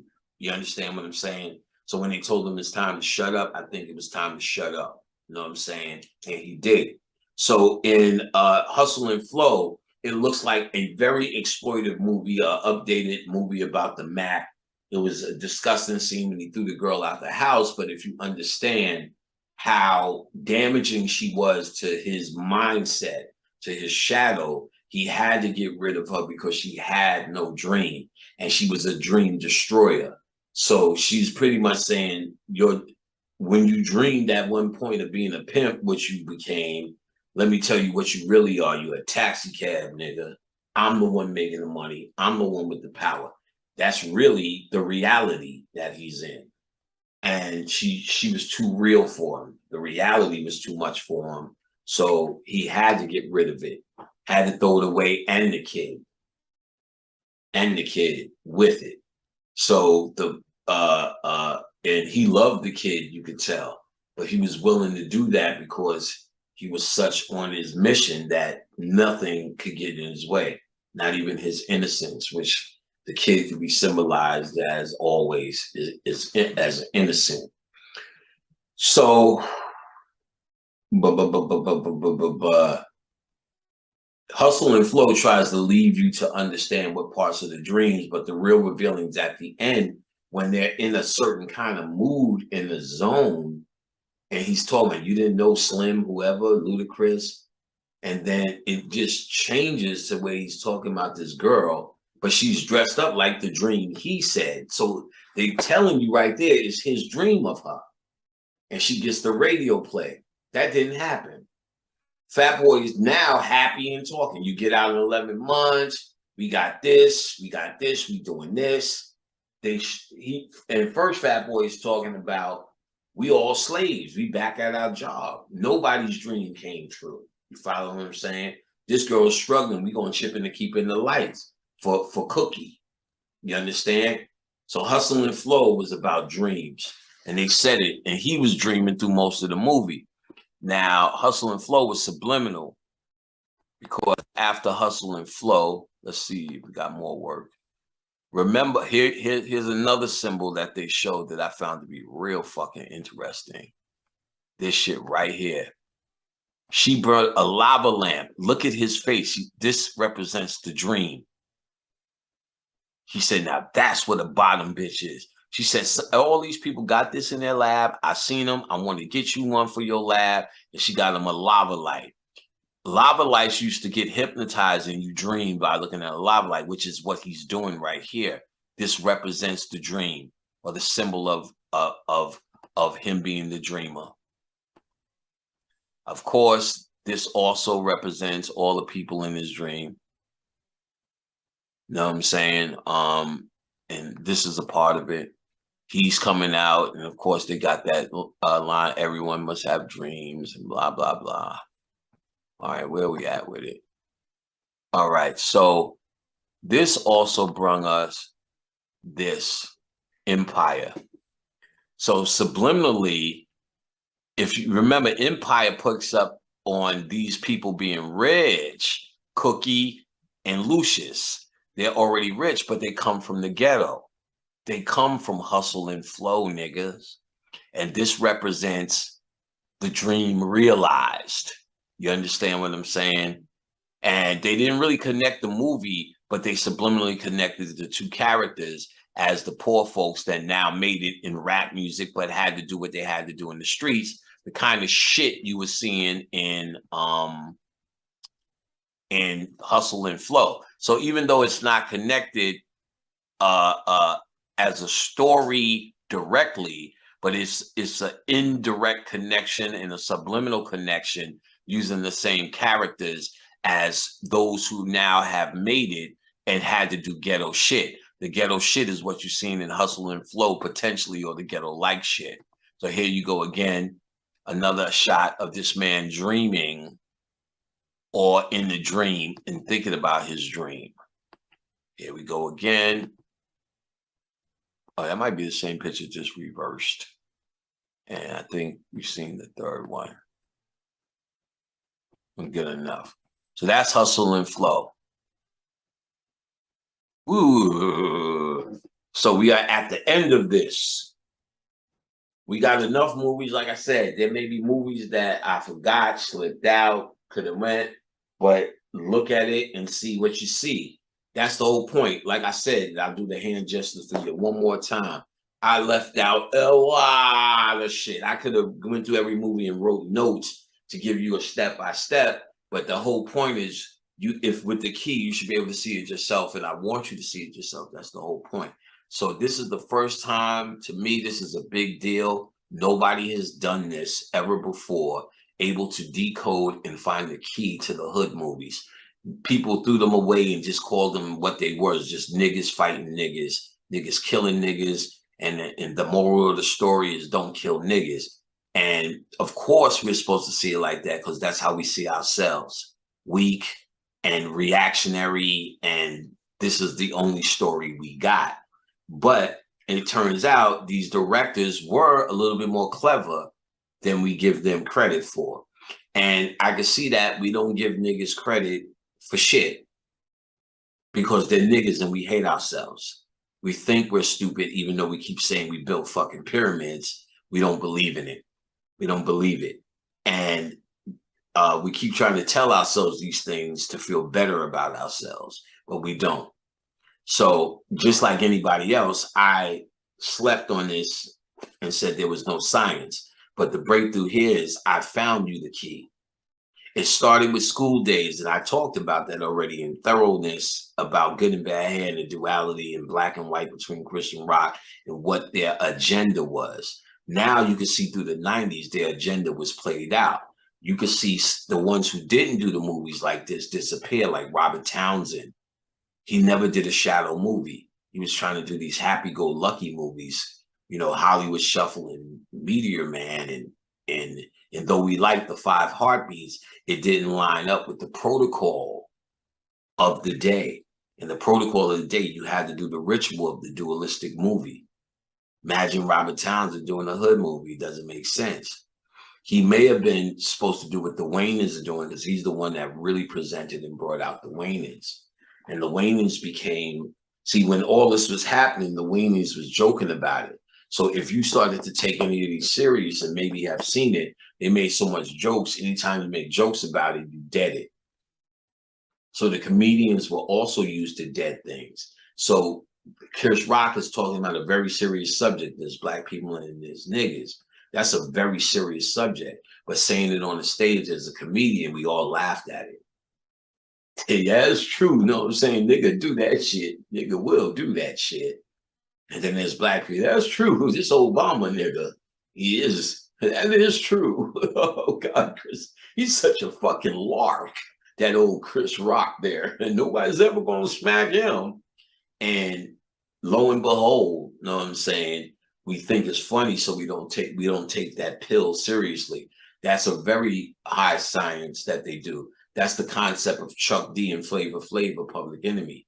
Chuck D would give you the medicine, and Flavor Flav would make that pill go down easy by being the jester. You know what I'm saying? Just full Chuck, we might be scared. You understand? So they always have the science of the fool with them, and that fool is to make you take these things not so seriously. So all of these things, in fear of the average person understanding something about it, all you gotta do is make jokes, and niggas are gonna go with that. Chris Rock is funny, ain't it? Did you hear when it said that? Oh, that boy is funny. I sure love that Dick Gregory. Hell, that Dick Gregory was something else. Wasn't that Dick Gregory something else? Give us some of that Dick Gregory. He was saying that shit in house party. You give us some of that Dick Gregory. And that Bohemian Diet. Don't think I forgot, nigga. Dick Gregory. And by the time niggas are saying that, the impact of anything serious is gone. You know what I'm saying? The impact of anything serious is gone. Dick Gregory was taking that serious. Remember, he was trying to save that 600-pound dude? Like, Dick Gregory takes it seriously. This Bohemian Diet that he figured out in the can, he was selling shit like Slim Fast. I think so. Dick Gregory was selling, look it up, the Bohemian Diet. Because I remember I worked at the pharmacy and we were selling, and this shit was killing it. Nigga was fucking with the Bohemian Diet. And this shit was Dick Gregory's. Dick Gregory. They were saying in I think it was in House Party, I would give it some of that Dick Gregory. They was talking about the Bohemian Diet. He made a whole diet drink, like Slim Fast. And then, remember, he was trying to save that 600-pound dude, but that dude kept eating pizzas when Dick Gregory would leave. After he got that Dick Gregory, he washed it down with a pizza. So that shit wasn't working. So, you know, Dick Gregory had to abandon that goddamn project. You know, the dude had the 2 braids in his hair. Dick Gregory, you know, he was on that Dick Gregory. So when you fucking joke your way out of it, they do that all the time. You know what I'm saying? Get you to joke your way through it, and then you don't see the impact of it. You don't see the reality of it. All they did was have all comedians on a steady diet of saying Michael Jackson was a pedophile. And before you knew it, we believed it. H1 came out making jokes about Michael Jackson being a pedophile. That is by design. Every fucking comedian had that. The ones that got too far with it, got too emotional with it, was one nigga named Mark Curry. He was in that show with Raven Simone. He was a stand-up comedian. He's on stage, so he'll kick Michael Jackson's ass. He's a pedophile. He's disgusting. But it wasn't it was in a joking context, and he was doing stand-up, but the emotion, because he's trying to show what a good person he is and how disgusted he is by this shit. So he didn't just joke about it. He talked about how Michael was disgusted. After that, you ain't hear nothing from that nigga no more. Hanging with Mr. Cooper, nobody wanted to hang out with Mr. Cooper no more. Michael Jackson blackballed him for that. Or his handlers blackballed him for that, because that's not the way to go. They don't want him to show emotion. They want him to show professionalism, and you show professionalism through the jokes. The jokes is how you destroy Michael Jackson. And later they use memes to destroy Bill Cosby. Same Illuminati that put him on, or the same boule that put him on, I should say, is the same boule that takes you off of here. and put him in jail. Bill Cosby kept running his fucking mouth. After 93, when he thought he changed the world, then they gave you Def Jam and Martin Lawrence in 93. He's calling them coons, coons, coons, coons, coons, and all these coons. And then when he's doing this, they put out a story about him giving a girl a roofie. One story that's in my book as well. He shut the fuck up. Then he started talking that coon shit again. He couldn't take it, couldn't control himself. Then he was going to each school, them nigger schools, and running down his speech. I got that speech in my first book too about how these black women need to tell their sons to pull up their fucking pants, stop buying them all these expensive shoes, take their ass and take them to the fucking library and tell their fathers, if they could find their fathers, how to do this, how to do that. The black woman shouldn't be doing that. So he blamed all these ills of society on the black man and went on a tour doing this shit. That's when they started bringing out all them charges. That's when he went too far. And remember, he was an agent since the 70s. He made a show called Fat Albert in the Gang, and there was a moral to every story. He's pretty much telling niggas how to behave. They would sing this song in the junkyard, just be good to your brother, love one another. We ain't got much, but we got each other. Songs like this. And then you were supposed to say as a kid, oh yeah, okay, this is how I behave. Then the Cosby Show was the same thing. A show about how to behave, act like Theo, be good like all Theo's friends, be school-bound like all Theo's friends. Theo ain't have no niggas smoking no motherfucking crack. They found a joint in Theo's bag and they lost control. That's as far as they go. So people complain so much that that's why they put Pam on the show.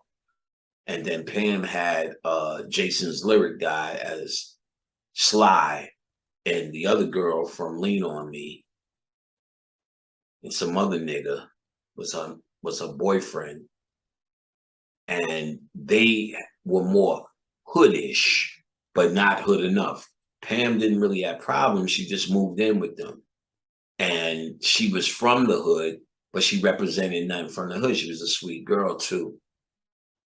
And so then they had to take it down another notch because people still complain. And Theo became a counselor in that last season or the last 2 seasons. And he was dealing with kids with real problems. So they would show a little bit more problems. But again, Bill Cosby's whole dream was never to address the hood in there, to show you that there is a different nigga that exists. And all them niggas who wanted to be better knew how to act now. And then there was a whole nother middle class emerging, a whole nother class group emerged after the Cosby Show. You knew how to act like Theo, and it was really by showing them how to act like Theo was showing them how to control their shadow self. You wanted to be nice like Theo. You wanted to be the prince like Theo. And I know that to be a fact because there are grown men who I've hung out with who told me straight up they're jealous of my son. They wish they had a father like I am to him. I treat Torrin like the golden boy, you know what I'm saying? Keenan always wanted to do his own thing. He didn't really care. Torrin wanted daddy. Torrin wanted to hang out, go fishing. Keenan just get advice when he needed. Torrin just always wanted to do events, even to this day. What's up, Pandemonium? Comes in. He loves his stepdad. I love my stepson. I call him my son. He calls me his dad. That step shit is just a formality. And that's really what it's like. And I've had grown men tell me they're jealous of that relationship or envious, whichever one is the one that is not really vicious, but still saying they wish they had it because they didn't, people don't have that with their father from our generation, really. And because our father was still struggling a little bit harder, so they have more rock hard things to tell you about the world. I haven't been struggling for a long time with a stressful job that I get up from. I've been doing this, so I get to afford to him a certain amount of non-tension, that I don't have to give them. And, I guess when they see that and they see his reaction is something they wish they had. And grown men have told me that several times. You know what I'm saying? And when I talk to Torin, I see the power now that he has. I see the in terms of how he sees the world.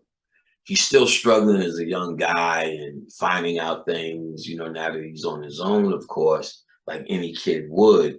But his ultimate position and disposition is very much stronger than mine was, and how he sees that he's going to win. He's really into designing logos, and he really wants a t-shirt company. So he's going to make it happen for himself. And I can see him realizing his dream because he's seen it. He's got enough self-esteem to do it. And that was a big part of my help and Khadijah's help. So that's the story of the success. And, Keenan always was able to take care of himself, and he's doing exactly that. Keenan finds his own things through his own trial and error. So he doesn't really sweat. He gets plenty of advice, but he needs to factor it in under his mindset and see it his way to do it, which is fine, which is what a man does. So Keenan was always that way. Torin, on the other hand, he likes the family. He likes the support. So that's stable. So when he does his thing, he feels that he was supported, and that goes a long way for him. So all of these things you have to figure out in your own kids, what they are, what triggers the shadow and what triggers the best in them. You only could do that by studying the shadow. So most people don't even understand the concept already exists. And again, that's what no one's telling you, because that's really what they're controlling you by. Your shadow self, your emotional self, the shit that lies in your medulla oblongata. All they have to find out is what triggers you, and they got you. So if I can evaluate this particular lady, this dark-skinned lady who I know finds it, I can see all the behavior that hides that she thinks she's ugly. She talks loud. That distracts you from looking at her. So she has to talk loud and feel she's saying slick shit when it's just annoying. But to her, she's saying something slick. So if you're hearing her say slick shit, you're not really looking and observing and seeing that she feels she's ugly. And then you could see based upon the template of what we call ugly, because we were trained into by a slave mind. So that slave mind, she's a victim of. Whereas she's got a husband and he's normal looking and a regular guy and all the rest of that shit, but still you could tell that's not enough. You could tell by her actions and how she makes herself appear. So all of these things are things you have to study and see what your child is suffering from, and where their self-esteem is suffering, because it creates shadows, and then you're fixing the holes in them. They always come here with some shit. That's why your kids come here and they act a certain way, because they're bringing it from a former life. What you want to do is not cultivate it. You want to let them play it out. So our granddaughter, of course, she's in tantrum throwing stage. She really gets mad if she doesn't get her way. So you could tell she controls something in another life. What's amazing is she runs and get the stool each time we cooking, and she wants to cook. It is no question she did that shit. No, you ain't even gotta be spiritual to see this shit. Like she just knows what to do. Like I said I'll just give her something to do, because she won't leave. And then I'll let her, I'm about to cook, so I'll let her. She knows how to scramble the eggs. She just knew what to do. She was scrambling this shit. Then we'll give her a butter knife, and while we're cutting something, give her like a tomato or something. She knows how to cut it. And I'll be like, yo, watch your fingers. She knows how to move and put her fingers in the position. I'm like, this shit is amazing. She won't stop. I got pictures of her cooking pancakes, and with Khadijah, she just always wants to cook. So you could tell it's something she did in another life. so they come with you got to study them. So you got to study this and understand what their subconscious is ultimately here to receive, because they are subconsciously asking for it. And if they are traumatized in between, that reality or that dream, as you've seen in Hustle and Flow, will be covered over with the shadow self, old dog. Then you get to ask, do you want to live or die? Do you want dog food or do you want to die? Or as in Michelle Pfeiffer says, do you want to choose to die? Or you choose to die? Because one word was crossed out. So they're talking about choice here, about choosing to die, but this is after they're in the shadow. The innocence, remember I told you Brandy represented the innocence in Boys in the Hood. The fat boy represented the innocence. That girl with the baby and set it off represented the innocence. The fat boy and Juice, of course, represented the innocence. So the innocence is now what my granddaughter is. She's not been traumatized. She hasn't seen enough for her to create something to protect herself.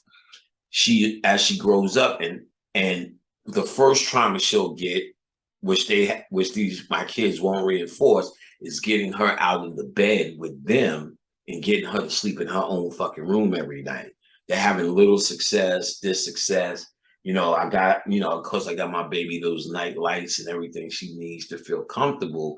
But of course she's going to feel more comfortable and safe in the bed with her parents. So the first trauma is getting to sleep in the room alone. That's why they is saying something's under the bed, daddy, something's in the closet, mommy, something's outside the window, mommy, because this is all the fears that are in their mind. So the first thing they create, which was shown in the movie Drop Dead Fred, is this shadow self or this doll or this baby that they have to go to bed with. They needed to protect them, to feel safe, a security blanket. That's what it's called security for, a security pillow. That's what you have to do. I had blankets and pillows to make me feel comfortable, starting with the very blanket they wrapped me in and took me from the hospital. That became my first Linus blanket. I couldn't sleep without it. I was walking around the street like Linus with that shit sucking my thumb. So they went to Long Island. We went to Long Island. They took it and threw it away. Now I couldn't find it. I'm looking through the house for hours for it, pretending I'm gonna find it. I'm too small and to understand that they threw it away. I'm distraught. What did I do? I took my sister's blanket, which was pink, that she got wrapped up in from the same hospital. And it was back on with a pink blanket now, made it even worse. Dragging it in the street, I'm Linus with it. Security blanket. Then whatever happened, and that disappeared from my life, it became a pillow. And it still is. I got my favorite pillow to this day. It's a security thing. Now it comes in as comfort. I lay down, relax, I go to sleep. That's my shit. And the beautiful thing is Khadijah understand it and accept me for my security pillow. She didn't even bat an eye. She said, don't bring that shit in here, nigga, but still, I get it. No judgment. And so these things are the things you have to study in your child. And then that should dictate how you talk to them and who you're talking to and what you're cultivating. So these are training videos. And it starts out in school days, because the true school training, the true guy who's really being initiated has to get the key to this to understand this. Because if they're going to turn him out as a congressman, he better know how to fucking deal with this. Watch Borat. Borat in the first one made a congressman eat fucking cheese that he said came from his wife's breast milk. The congressman didn't even bat a fucking eye and swallowed the rest of that goddamn breast milk cheese, nigga. And didn't even punch this one. Nigga, if I'm eating breast milk cheese, first of all, I'm not eating nothing that you're giving me. But so he put him on the spot. Cameras is there. There's another thing Borat did either on Showtime or HBO. And he was fucking with the public. He was dressed as a different guy. So look for Sacha Cohen. and look for his work. Let's see if I can find it real quick and get a name and see what it is. Sacha Cohen. According to Wikipedia, Alexandra Pauline Cohen is a retired American figure skater. Okay, I think this is what. Because he was actually in a lot of movies. Let's do this. Let's do Borat. I don't know what to do. Borat.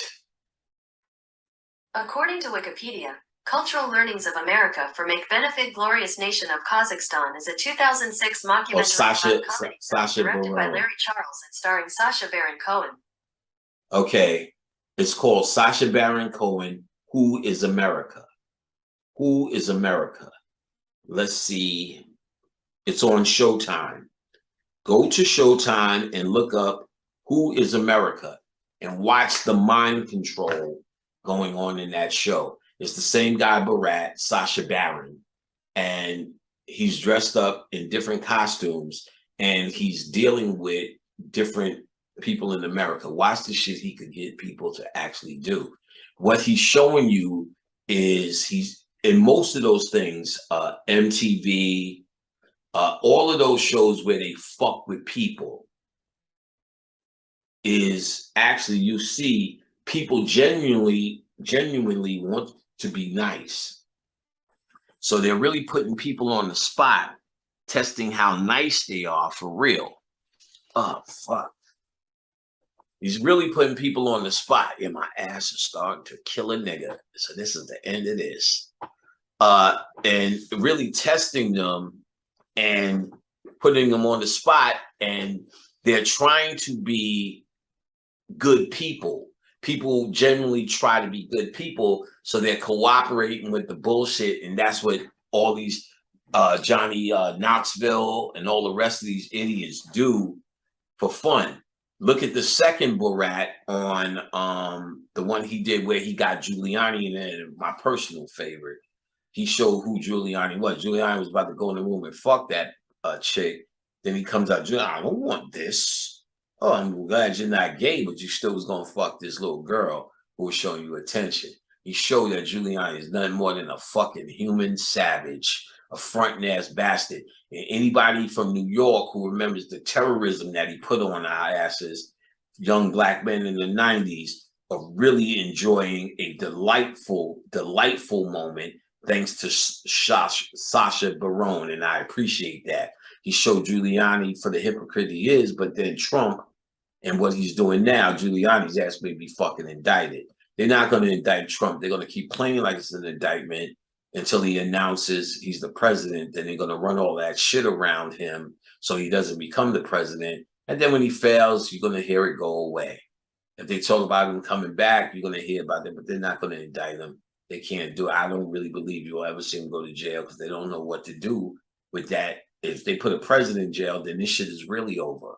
Symbolically, the president, he's the best of the best and the highest of the highest. If they put him in jail, what does it really say?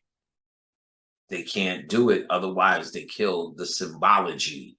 He's already killed the symbology, and you see the repercussions of it now.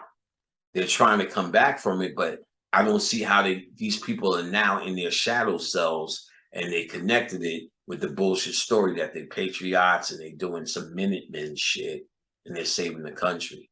They already told themselves this lie because they really hate the government like they always have. And that this is the excuse to go attack it for their fucking lousy white trash lives. That's all this shit is about.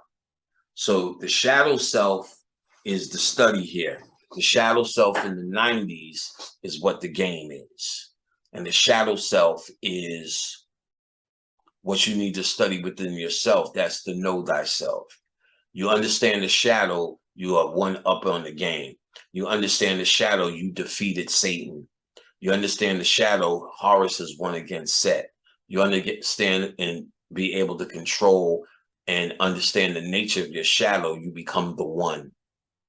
When you understand the nature of the shadow and the nature of the ego and where it shows up as much as you possibly can, because it will hide itself within you, which you need to understand that, and you can understand that by studying the movie Revolver. You understand that the ego will never go away, but you need to understand the concept of how it works. So when you do go through the death phase and you still have your mind, you understand you're fighting humanity. And your humanity is that emotion you can't control. Not the guy they calling fucking Larry who knows how to say yes, please, and thank you. He's not the one that has to die. He never existed neither. Because that's just something your mother told you to say when you get shit. The guy that's real is in your head. And he's fighting to survive. Just like, remember the brothers would fight, you can't leave, Ro. What am I going to do when you leave, Ro? Well, I'm going to sit down with you on the porch, drink mint jello. I'm Harlem.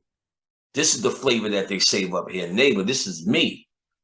Because that dude doesn't exist without the emotion behind him, without your ego being enticed by him. The same thing with Josh. You can't leave. He's telling Jason's lyric, come on, man. I need you. You my brother. So much so he shot the girl because he didn't want his brother to leave, which you always will find weird. But if you understand what the true science is, now you understand it's his shadow self, and his shadow only exists in the ghetto. So that guy called Brother Panic is who I'm going to be fighting, because I spent my life creating a character that is everything. That guy also never existed, but he's who I'll be fighting when it's time to go. I'm making myself something new, and it's nameless. It has no name. It has all names and no names at the same time. It's everything, and yet it's nothing. It's the all. I must join that party. I can't join that party if I think I'm an individual named Panic. I have to be a part of now the collective mind, the one mind, the mind of God, which is what I'm a part of now. I'm just having an illusionary experience under the mind of God as an individual. But if I still believe I am the individual when I'm gone, then the individual comes back here, because this is where the individual exists in the illusionary world of his own ego. But to join the collective, which they showed in Deep Space Nine, as Odo joins his collective, he thought he was an individual because he was lost from his tribe or who he was. But it turns out that the collective he was from were the gods or the elders. And they lived in a pool of water. They was able to shapeshift in anything. They shapeshifted. They live in a pool, and when he joined the collective, everything he learned, they now know. And everything they know, he now knows. I feel at home. I feel comfortable. I'm black. I'm this. Because the individual, you're the lonely guy who needs to create these monsters to survive. These shadows to survive. When you're in a collective, there's contentment. So that's what you're joining, the quantum collective, where everything is already connected. That's what they tell you about the quantum world. Everything is connected. What is it called? They deal with it called quantum, whatever it is, quantum relationships. I know everybody's saying it right now. It's just escaped my mind. This is the device I have here. Might as well get it now. That's very interesting. Now, I put this cord on it so it could go around my neck, but it usually comes with a clip. So you have the option, if you have a cord, you can just clip it on, put it on, so it'll be around your neck. Oh, pick up my glasses and do this. This is called a Healy. This device, actually, assistant Visa told me about it. This is actually just a plug. It looks more like this. And actually, I have a Tesla coil that clicks on. So I primarily when you use it, you may have to plug in. There's holes here, 2 holes, actually on it, if you can see it down there, where you would plug in and they would go on your wrist, and you would use your phone kind of like how this is happening now. I've been running this program. Let's see if we can see it here. You can't really see it in the light, but the program is running. Long story short, it's biogenetic healing. It's frequency. It's what they call frequency healing. So any organ, any meridian, any biogenetic, blah, blah, blah, blah, blah. There's a whole long list. Actually, let me go through the list. Resonance healing. There's 2 different programs. One is for local, whereas you would either plug in, but I bought the Tesla coil, so I don't have to plug in, but it will be direct healing for, let's say, the kidneys, the eye, or the hair. There will be learning programs. There are sleep programs, job programs, fitness programs. So I can run a frequency healing for my muscles. What it's doing is, it's in this particular program, it's just sending a perfect frequency of the kidneys, and you're in the vicinity. It's feeding back with what you need for the perfect frequency to help heal your personal kidneys for you in the area.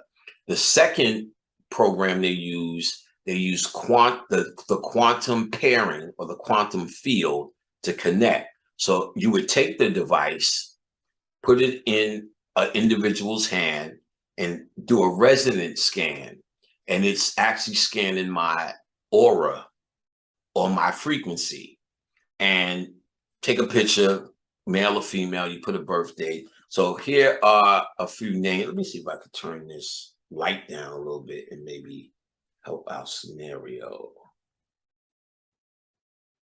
Let's see. No, it's still, damn, that's like almost like you viciously can't see it. So I got a few folks in here that I scanned them, and this portion of it, they don't have to be in the vicinity. They could be anywhere in the world. And because of the quantum field, which is what the frequency uses, it will find them. So if I wanted to send healing to Khadijah and she was in China, through this device right here, I can hit Khadijah's name, choose whatever healing. There's a long list of healing. There are healings for, let me go to the database, put my name up. Alaskan gem elixirs. Then they have all Healy programs. You would start there. There's over 25 programs with everything in it. And then what it does, it would, let's say we're doing it for Khadijah, it would evaluate Khadijah and pretty much tell me what she needs. I would run that program, then go to the 3 top things that she needs and go deeper into those after I ran the Healy program. They got Australian bush flowers, batch flowers. They have programs of courage. They have 152 programs of courage. So I'll just give that to you. They have courage to be tender, courage to be committed, courage to be articulate, generous, objective, dreams, to realize your dreams, polite, honorable, courage to express feelings, courage to express when you feel abandoned, attractive, pragmatic, thrifty, prosperous, express your insecurities, recognition, courage to express your humanity, courage to seek harmony, be professional, understand and be calm, be original, express your spirit, your community spirit, speak free, freedom, spend, courage to spend, courage to be joyful, discreet, balance, express. All this is in one program. So if I choose it, right? See, I wish you could only see it. It'll tell me to start analysis. You put your thumb there, and really what it's doing is loading the program. While it's loading the program, it doesn't really need my thumbprint. What it really is trying to do is get me to focus. Because it also works with your thoughts. Your thoughts are, this is doing everything you're supposed to be doing in magic, just a physical thing. Now, when it's done, it'll say actions. It'll first tell you what you need. So if it's under 50%, you're generally good. Anything over 50%, you need it. So it's saying 81%, I need the courage to seek superiority. That's what it's pulling out of my frequency, because I already did held it, took my picture, and became a client. Anyone could become your client. And these are run at different rates. And the more you pay for this, the more programs you get. I have all the programs. So doctors use this program for their patients and or their clients. Now, prior to this, the damn machines was big as couches. But breakthrough was they make this Healy program. Look up Healy, Healy, and check it out for yourself. See what it is. It says courage to seek superiority, every 1%. 65% courage to be independent. 63 courage to be reliable. 60 courage to be generous. 60 courage to realize your dreams. So it gives you about 5 off of that list, the most important that you should do. So then you click actions, and you get 2 things you could do. You can create a PDF. So if I was showing Khadijah what this came up to be for her, because remember, it goes in the quantum field. So whatever she got going on in this moment is going to say through this, if we're dealing with courage, this is what she needs. So this is what I need at this moment. And if I was a client, I can make a PDF and show that person, email that person, or I could choose to vibrate. To send the vibration, you choose what time. So I'll do 1 minute or 2 minutes, 2 minutes of this, but you could go up to 8 hours, or you can manually put in how long. There's some programs. Well, you also can scan your own items, create your own mantras, which are whatever frequency you want. So for instance, I can scan, what I did was scan a piece of Khadijah's hair, with Khadijah's picture, and wrote all these things about love mantras. So when I run it, it's her frequency, and the mantra is love. So if it's coming to me, I'm feeling her love, she's feeling my love, because it's a quantum connection. So I do that. But then you can put your medicine on the shit and get the frequency of your medicine without having to take the medicine. You will have to take your medicine, but this helps with it. Now, there's other emotional things that this frequency does. You keep doing, I'm starting to feel better.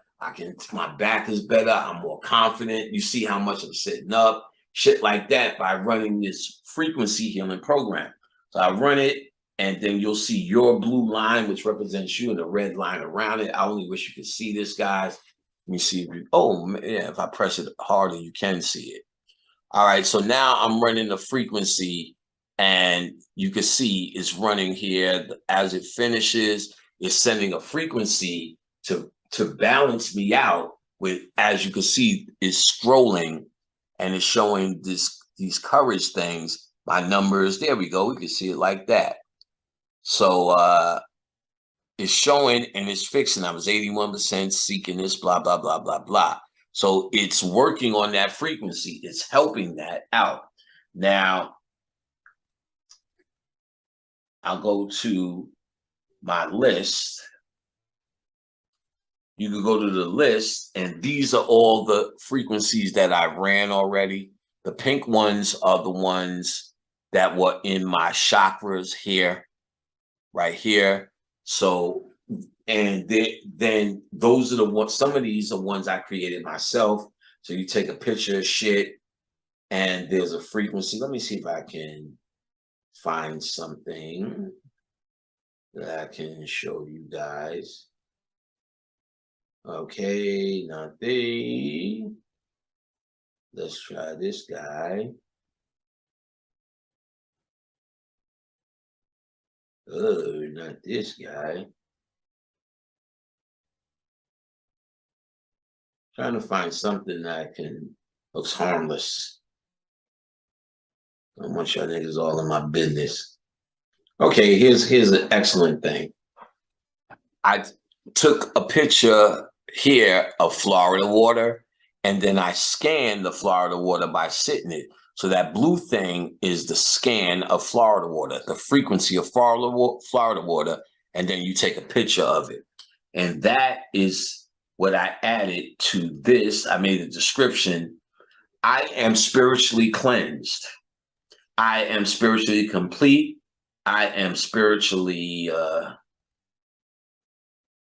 that's it.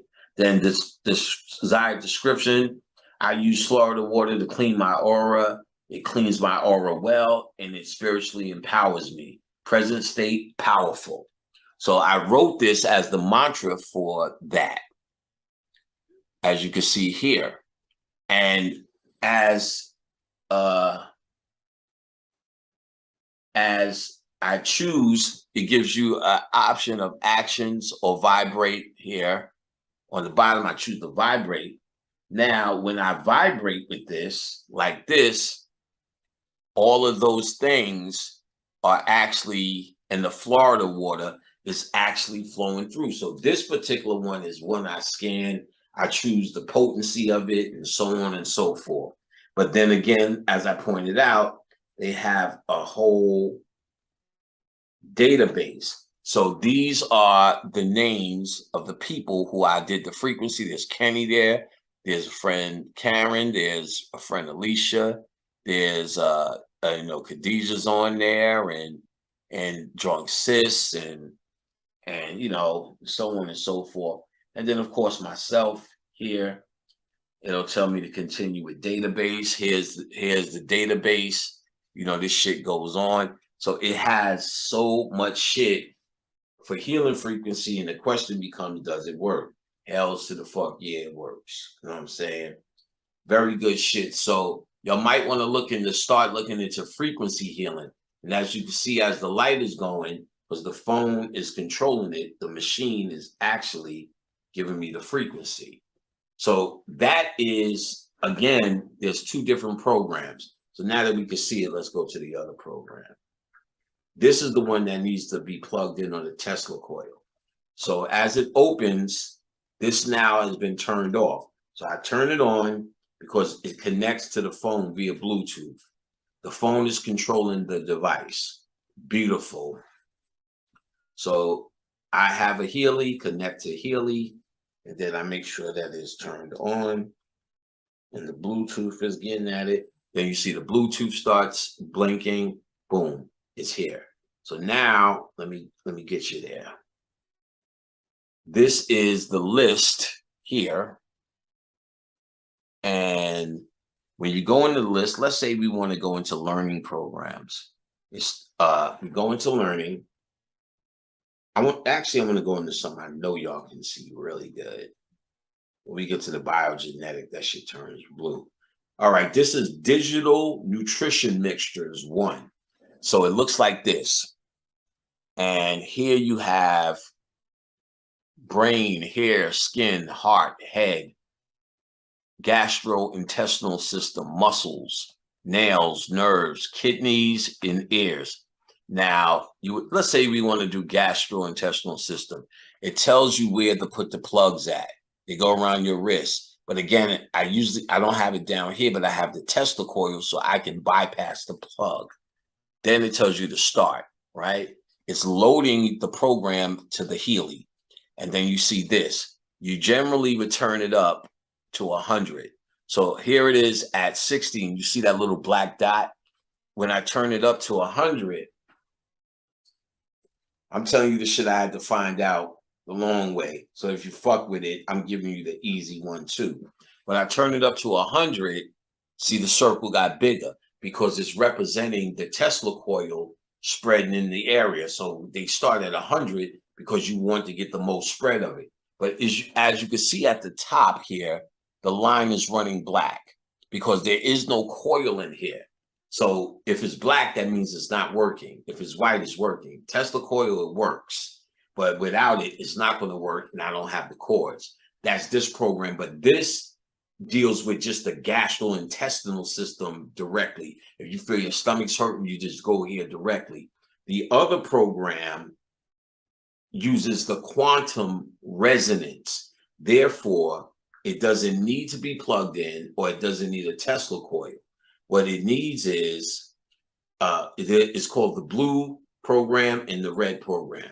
The blue program is resonance analysis. So therefore, it works without the coil because what it's doing, there's a crystal in here, and when you've seen it loaded, it's loading the program or reprogramming the crystal to send out the resonance. So what you're seeing here is, as soon as I do that, it's looking for the Bluetooth. It's looking for my Bluetooth. I turn it on, and it's looking for the Healy. Make sure this comes on.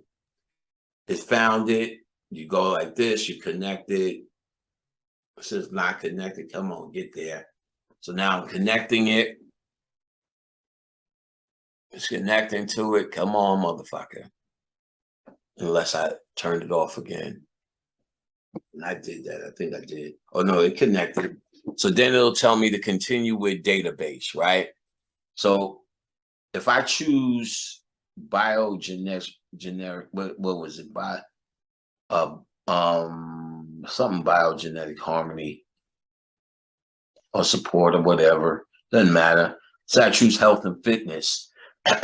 Here it has all the programs not that I had in health and fitness, but instead of doing them one at a time, if I choose it, it's going to analyze, it's going to put up the fingerprint like this. Here's my picture. It's putting it up. So I hold the fingerprint and it's actually loading the program. It loaded it and it's telling me what the problem is. So 50% I need deep relaxation. 54 says wait. And all of this will tell you what it means. They have everything in here to tell you what it means. 53% is performance. 48 is regeneration. 43 circulation. So under 50 is pretty good. So what's over 50 is deep relaxation, but then I've been talking to you for hours.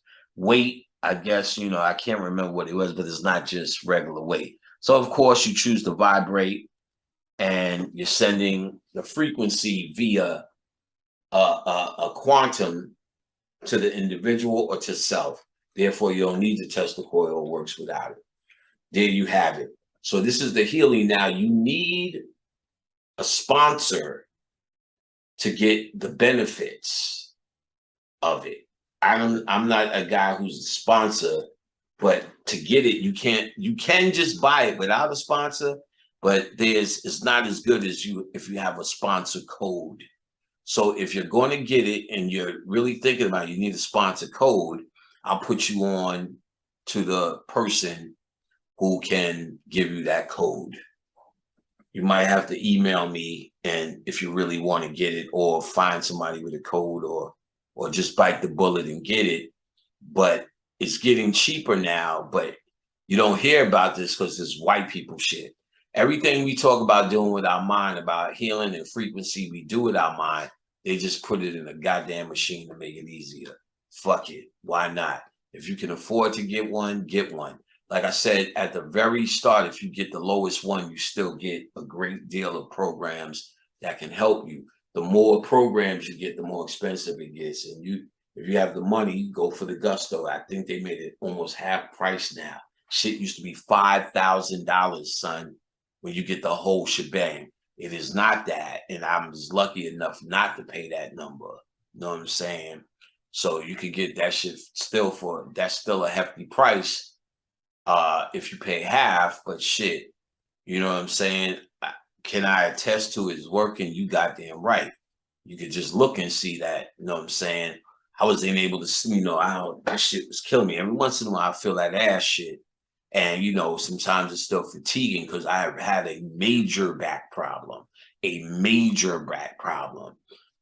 Lucky enough, it happened during COVID where it didn't really interfere because we weren't going anywhere, but I wouldn't be able to go anywhere. I'm not really so sure I can do long trips now. We're still there, but I've come a long way through exercising, stretching, physical therapy, but shit, the Illuminati really was on my ass. Y'all think that shit is a game or that shit is joking. Them motherfuckers got systems to fuck you up without even touching your ass. And Phil Valentine used to talk about, I don't doubt it, because like my back just went to another level for no fucking reason. Like I couldn't walk. You know what I'm saying? I couldn't walk, niggas. I had to come back through that, not through surgery, through physical therapy. If I'm saying, y'all see me doing them tapes in the bed, y'all thought it was the end. It's never the end. I'm God. I can do whatever I want.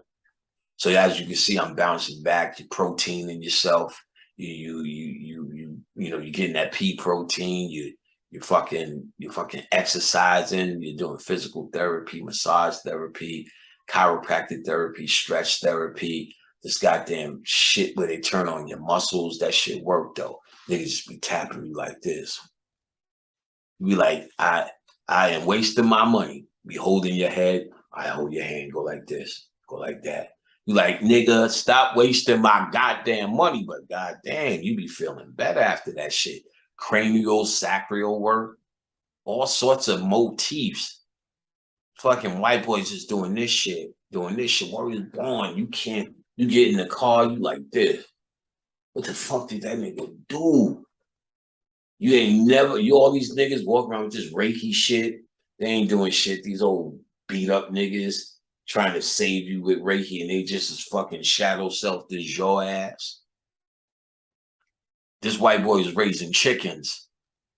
I'm like, oh, he ain't got no fucking hurt in him, old white man. Doing that cranial sacral work, boom. I figured out the next book I'm gonna do. This nigga releases it. He said your brain and your sacral at the back of your spine, there's a constant exchange of fluids by seconds. When you're sick, it's slower, but it's a struggle. So what he's doing is cutting that off for a while. And when he cuts it off for a while, your body's at rest. Shit. So because he's holding the area. So I told you before, when we watch the movie, when we see the Egyptians and they're laying on them headrests, for years you thought, these motherfuckers are laying on this shit. How the fuck do you sleep on this hard ass shit? They're not sleeping, they're meditating. And they're holding this point in the cranial sacral, which puts you in the zone. When he holds this fucking point, I go out of this fucking world. And I said, that's what the Egyptians were doing. They were catching a pressure point with that headrest for meditation. Because not only can nobody sleep on that shit as a goddamn pillow, none of them niggas have covers on. Anybody just sleeping like that on that hard shit, they're meditating on that. That's what that's a symbol of. And then I showed you the still point inducer that they sell in the last video with the two lumps that are right here that you lay on at home, and that it mimics that area, them two dimples in your head, right here, the two fucking dimples, it mimics that shit, you know what I'm saying? And what it does is it stops the cranial flow, and you get a little relaxation. Nothing like when he did the shit. And ultimately, yeah, you're doing all of this, and I did all of this to come back, and a lot of work, but what really started helping was actually frequency help. So I'm just running it constantly. So while I was here doing the whole lecture, I was running the learning program. So it was sitting up there running and keep me on concentration, memory, and forward thinking. You know, excellent shit, guys. Excellent shit, and that's the point. So if you're interested in this, I don't sell them. This is not a profit for me. The only thing I could put you in is to the person that gave me the code so I could get in and buy my own. So you need the code to get in and buy your own. The only thing I could do is give you all that code that that person has so you could buy it under that umbrella. The person is, of course, Visa. And this is her idea, who she brought it to me. She uses it, and she first started, she scanned me and started using it, sending it to me as a client, sending stomach stuff, and it actually was I was actually feeling better. You know what I'm saying? So I knew, so she convinced me enough by using it for me to buy my own, and I did. And I'm glad I did. This shit is absolutely, has something for anything that ails you. And the more you use it, the more I feel the difference, man. I created a damn the one I showed you, the Florida water, there's a whole bunch of things that I put in that one. Now I run that shit, I promise you, I slept the entire fucking day and the entire fucking night yesterday. You know what I'm saying? To the point where you feel guilty. You know what I'm saying? I slept all night, got up, hung out for and went back to sleep. Woke up, it was like fucking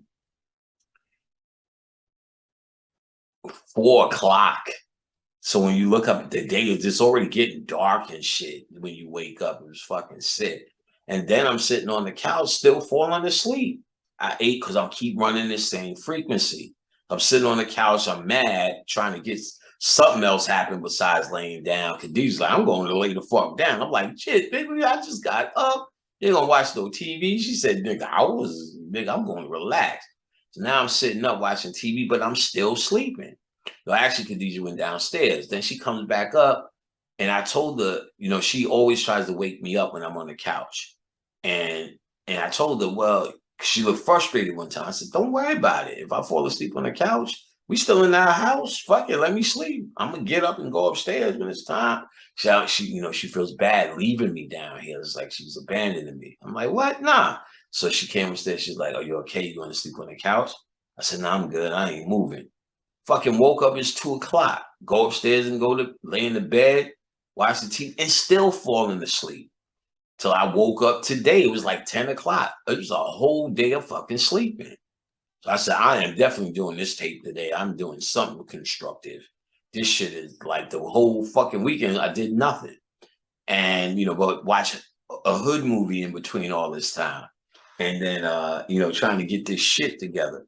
And then anyway, so that's that frequency. You follow what I'm saying? That frequency that I'm gonna start running this shit now, as a matter of fact.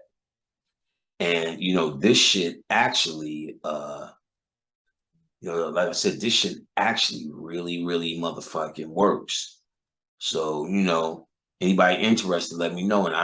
And I probably just give you Reese's code so you can go ahead and buy it. She gets a percentage because that's how it works, like Amway. So you still will be looking out for her if y'all get it. But again, it's worth it. And you get the discounts and shit when somebody bring you in the game. So you get a little discount for it. And then there's ones at different money levels. So you probably find one at your level. And now they're more generous with the programs that they give you at lower levels, because when this was a big deal when it first came out, so people will pay anything, because again, the devices that they were doing this with were big as these goddamn couches. So you had to go see the doctor. They didn't have the what do you call it, the quantum feature. So they couldn't send it to you wherever you were. You had to go in the office. So once they added the quantum feature where it could touch anybody once you touched it and scanned in, they even talk about ways you can do it by, because they really connect this to meditation in your mind and using that's why you hold your thumb on it, because you're not using your fingerprints. They're trying to get you to focus your mind on what you're about to do. And, so all of this also works with your mind and blah, blah, blah. And they're not hiding that. So they definitely absolutely show that this is a spiritual product. They even say you should put other crystals around it to strengthen it. So that's where they're at with this. But the question when it comes, does it work? Oh, fuck yeah, it works. Even now that I'm running my normal frequency that my body is used to, I'm starting to feel absolutely relaxed. I'm ready to go upstairs. I see a better disposition. Before, these used to take a lot out of me, and I'm this, and I'm wary, and my mind is going the same way. Now I feel the calm again. I'm ready to go chill. I don't feel like I'm zapped out. And just in the moments by running my frequency, I'm ready to say goodbye, niggas.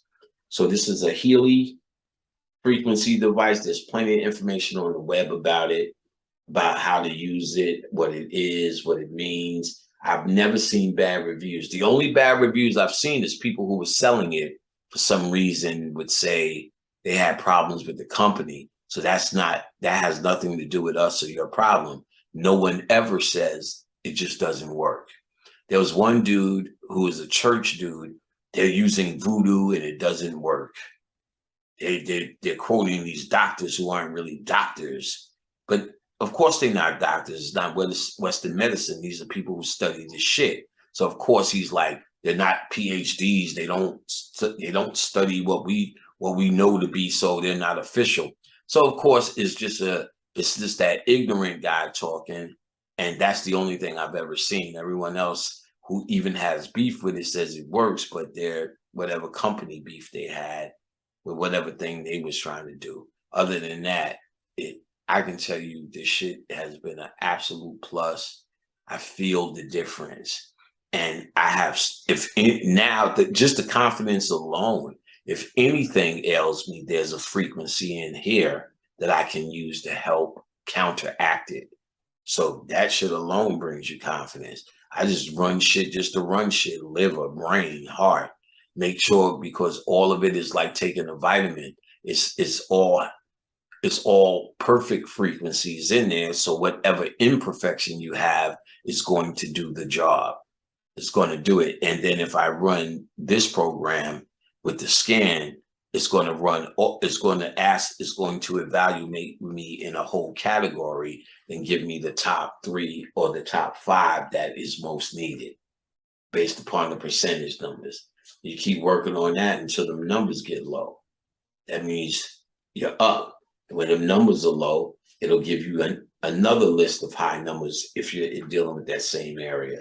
Until they all become below the 50, then you know you got it under control, son.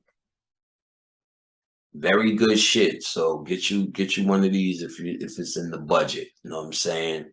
Remember, at the deity signing, I'll have books. So if you didn't get a book or get it signed, and you thinking about the party, is a perfect place to get that book. Come through and get it. You know what I'm saying? Get it. It's not free with the party. The book is still separate. The product is still separate, even though you'll win a lot of products. So let me make that shit clear. Well, we come to the party, you get a free book. No, you come to the party, you get a free goddamn party, nigga. Or you come to the party, you get a party. But all of that stuff will be available in there to buy. Of course, I have to sell this stuff. I can't do giveaways because there's no other 401k plan. There's no bonus money. This is everything of how to keep the lights on.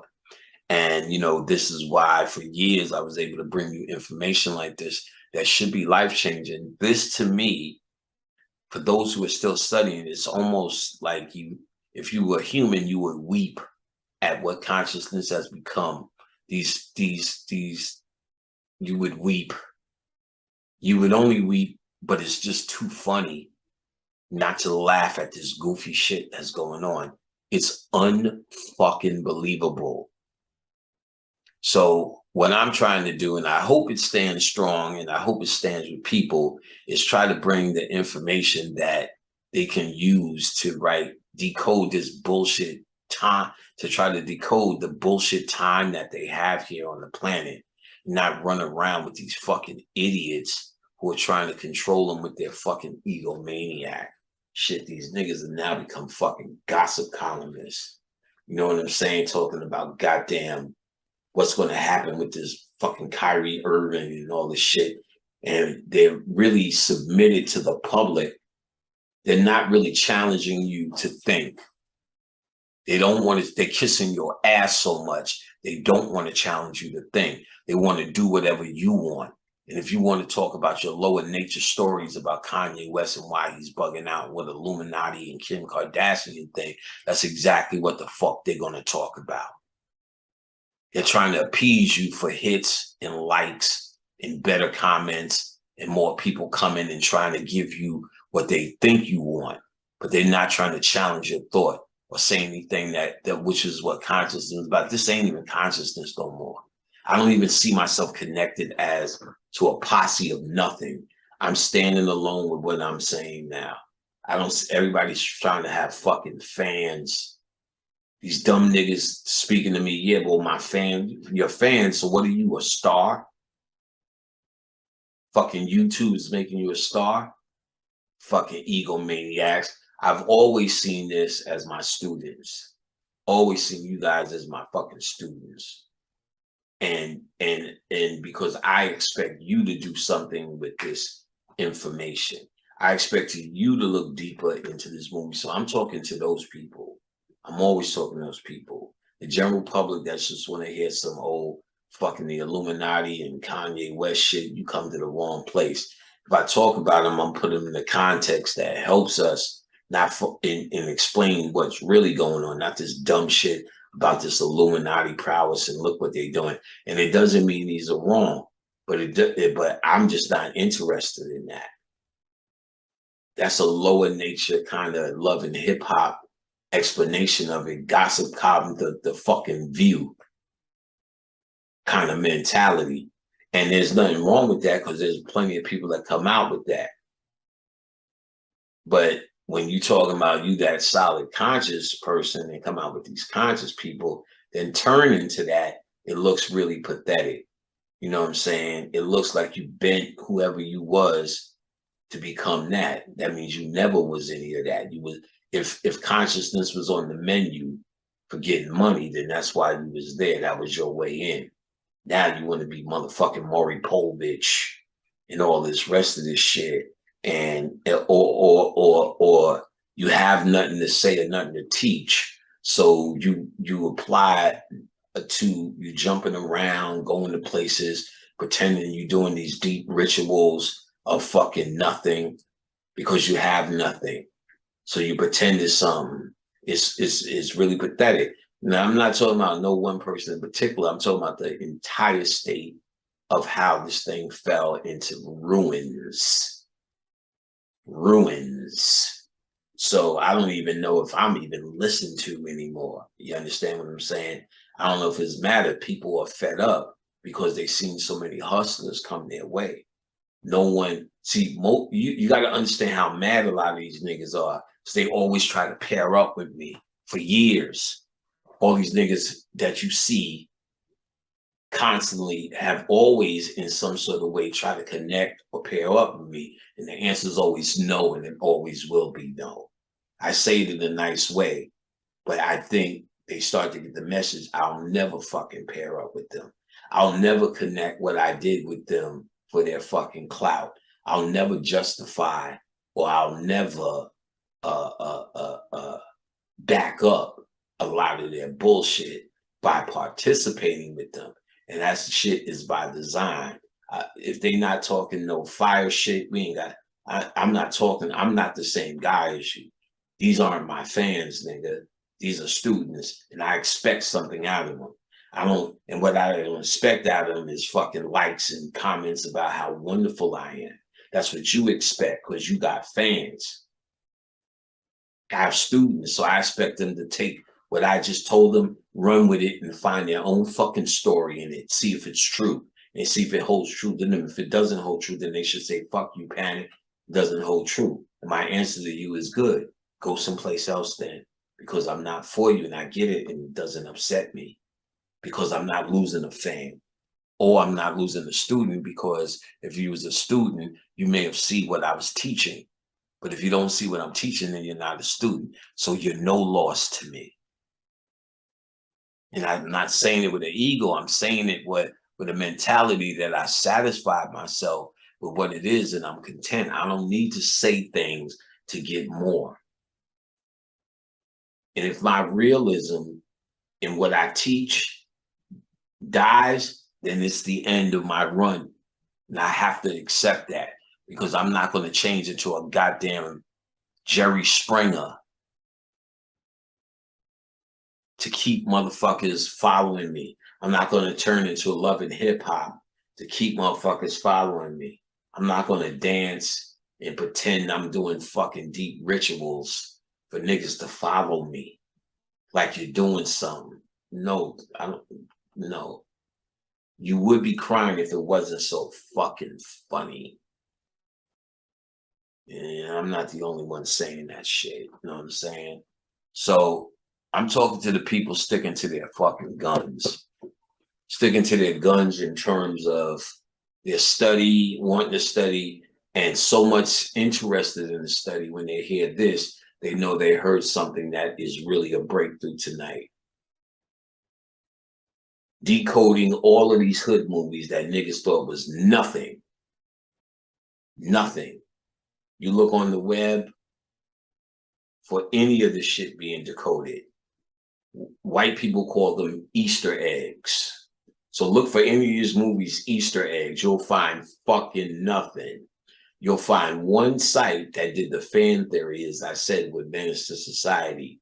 But they didn't do the science. They did it as fan theory, but you could tell they they got the idea, which they should have, from Fight Club.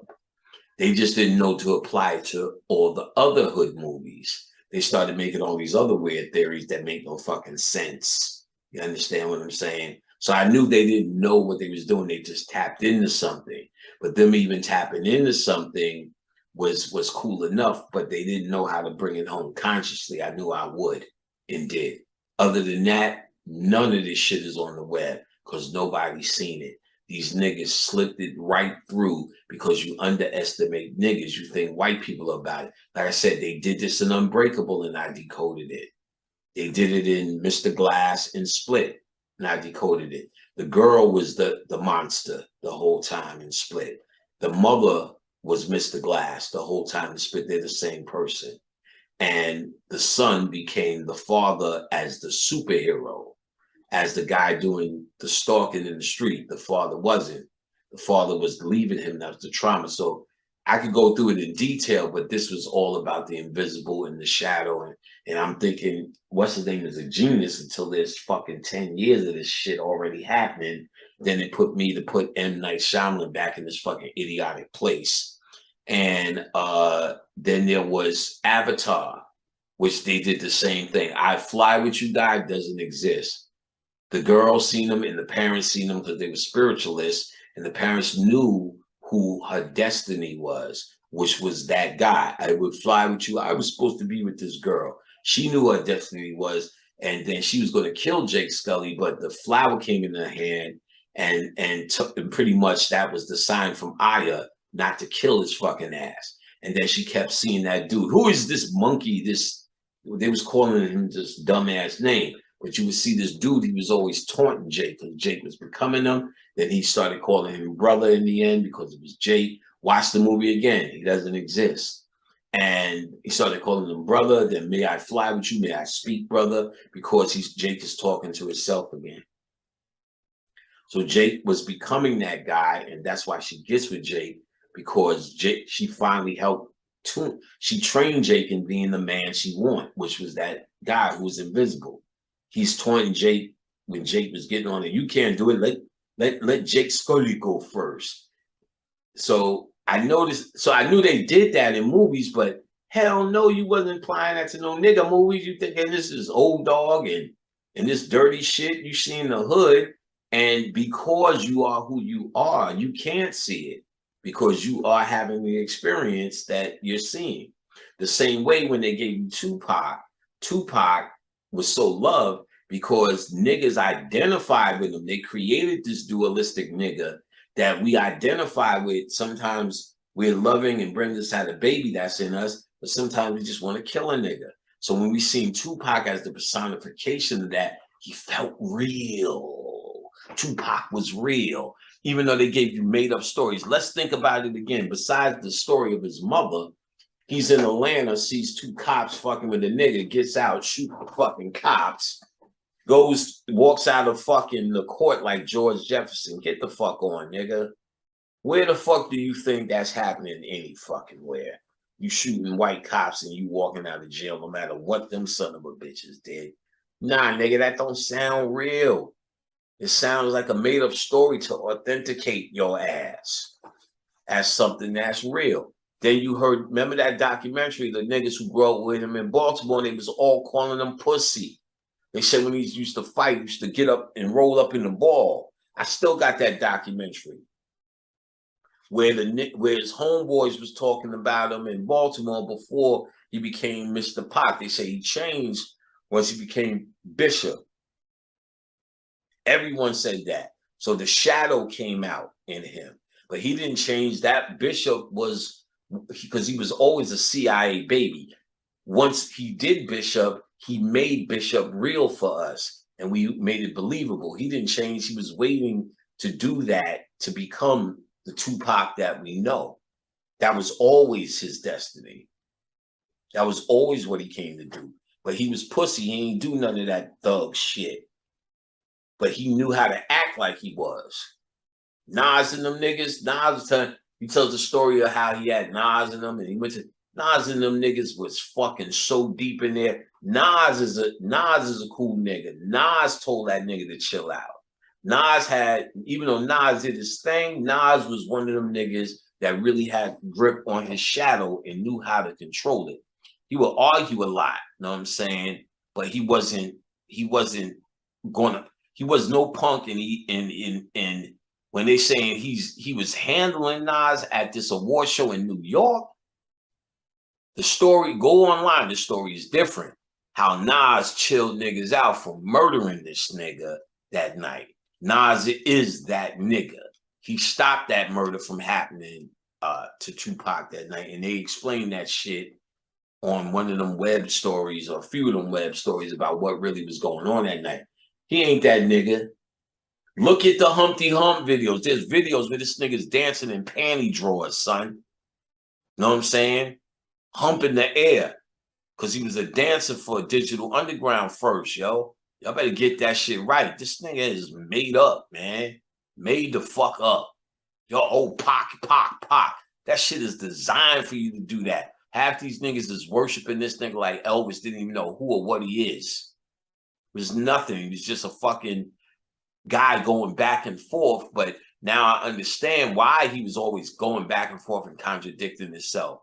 Because we are going back and forth and contradicting ourselves with our subconscious and dark mind. So the dark side of Tupac, get it? Tupac's Menace to Society. Remember, he was supposed to be in Menace to Society with the Hugh brothers, but he couldn't do it, didn't do it. What movie? Yeah, he was in Juice first because he didn't want to play the good Muslim guy, because they was going to show a different aspect of his shadow. I think he was already Bishop. Let's make sure of this. He was in something already. What was he doing where they recognized Tupac? Let me go back to this. Give me a second. Find this page. Oh, my granddaughter runs all over the fucking place. Where's Menace to Society? He was 93. Juice was in 92. So that's where he blew up. So the next movie was in 93, Menace to Society. They wanted to show him as the good guy this time. Not only give him range, but show that there were Tupacs. He said the dude was too pussy for him. So he knew at this point, after he established Bishop, he had to solidify that in niggas' heads before he becomes the nice guy again. So he couldn't take that role as the what's his name, and they couldn't give him the role because I'm sure they had to handpick Lorenz Tate and the other dude to be Kane and Old Dog. That was so solid, but on the surface it looks like they the good thugs in it and they getting all the glory. So Tupac wanted that after being Bishop. So that, as the story goes, he fucked these directors up because he was on the set and I think he was working and he quit, and there's a whole story behind it. And he fucked these guys up. They took him to court. They were suing him and all sorts of shit. You know what I'm saying? So anyway, yeah, that's that. We need to understand this. This is a big deal. This is how they run in the country. All politicians and all the people that run you are talking to your shadow. They don't give a fuck about they're talking to your psyche. They move with your psyche. They strike fear with your psyche. We're going to cut Medicaid. We're going to go Social Security. Or we're going to cut welfare. Or we're going to add to this. We're going to save you on it. All that shit is talking to your fear and your shadow self. They're not talking to you. So they understand and got to study the shadow self. That's what they get schooled at doing to rule you. So when you have these black mayors, these black politicians, these black congressmen, these black senators, up into this black president, they all were trained in understanding the shadow self and how to control it. The whole Boule movement of Dr. King, Coretta Scott King, was straight Boule. Told you how to control the shadow self. They beating you, they hosing you, they putting dogs, you curl up into a ball. That's what Tupac did. Curled up into a ball, they said, whenever there was a fight. So how the other ones who just couldn't curl up in the ball, they told them self-defense, Malcolm X. But again, they didn't put themselves in any position that they needed to defend themselves. So you've never seen a whole bunch of Muslims fighting anybody. Think about that for a second. Everything that Malcolm X said, you never seen nobody fight or shoot any fucking body based upon it. You seen what was happening with the Black Panthers, but the Black Panthers started out as a food giving movement. Then them fucking Boule niggas came and got guns in niggas' hands. They did so much shit with guns, they changed the law, and now you couldn't walk with guns anymore. So we think, oh shit, they're going after Black Panthers. But what if they did that when the Black Panthers walked, when Huey P. Newton them walked on the floor in Congress with guns? What if that was staged and not an accident? Because through that is when they shut down that law. We think, oh, they got us, we're bad. What if they did that whole production to shut down the law of niggas walking around with open guns? My uncle still think the fucking Black Panthers are his fucking heroes. You better read and update, nigga. This shit is made up. It's called controlled opposition.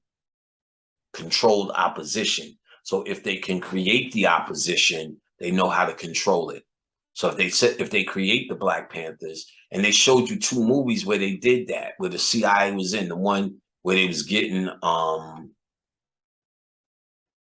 when they was getting what's his name? Kareem Hardison in Panther, he was controlled. And then they did the movie just recently where the dude who's This Is America, his brother, he was in it, and the CIA was controlling his ass. It's the one with the dude from Get Out playing maybe Fred Hampton or some shit like that with that terrible fucking accent. You know what I'm saying? He uses that when he's talking like a hit black people. You don't get there. Yeah, that's right. We're gonna make it. Like trying to be cool. So he was Black Panther shit, but the CIA was on this dude too. They keep showing you that the CIA is involved in this shit. They're telling you what this shit is. Yeah, my uncle thinks this is some pure movement. The pure movement was feeding kids. How did it turn into everybody walking around with guns? They used that shit to shut down that shit and take it over and became a fucking shooting gallery. So then niggas joined up with them and niggas was getting killed and niggas was getting shot. They kept telling us Huey P. Newton is shot and we're looking at him on the tape, but you don't really know if that's true. We're not seeing bullet wounds, we see him on the table, Black Power. Who knows? Who knows? I don't know. Maybe he really was. I can't really say yes or no. I wasn't there and I don't know. But you got to consider things when you're thinking. You don't want the conspiratorial mind, but you have to say, what did I see? And you have to admit nothing. I've never seen a slave ship. I've never seen pictures of a slave ship that's sitting in a dock somewhere or even in a fucking museum somewhere. We do know white people love to hold shit like that as trophies. Where if all these hundreds of millions of blacks were taken from Africa,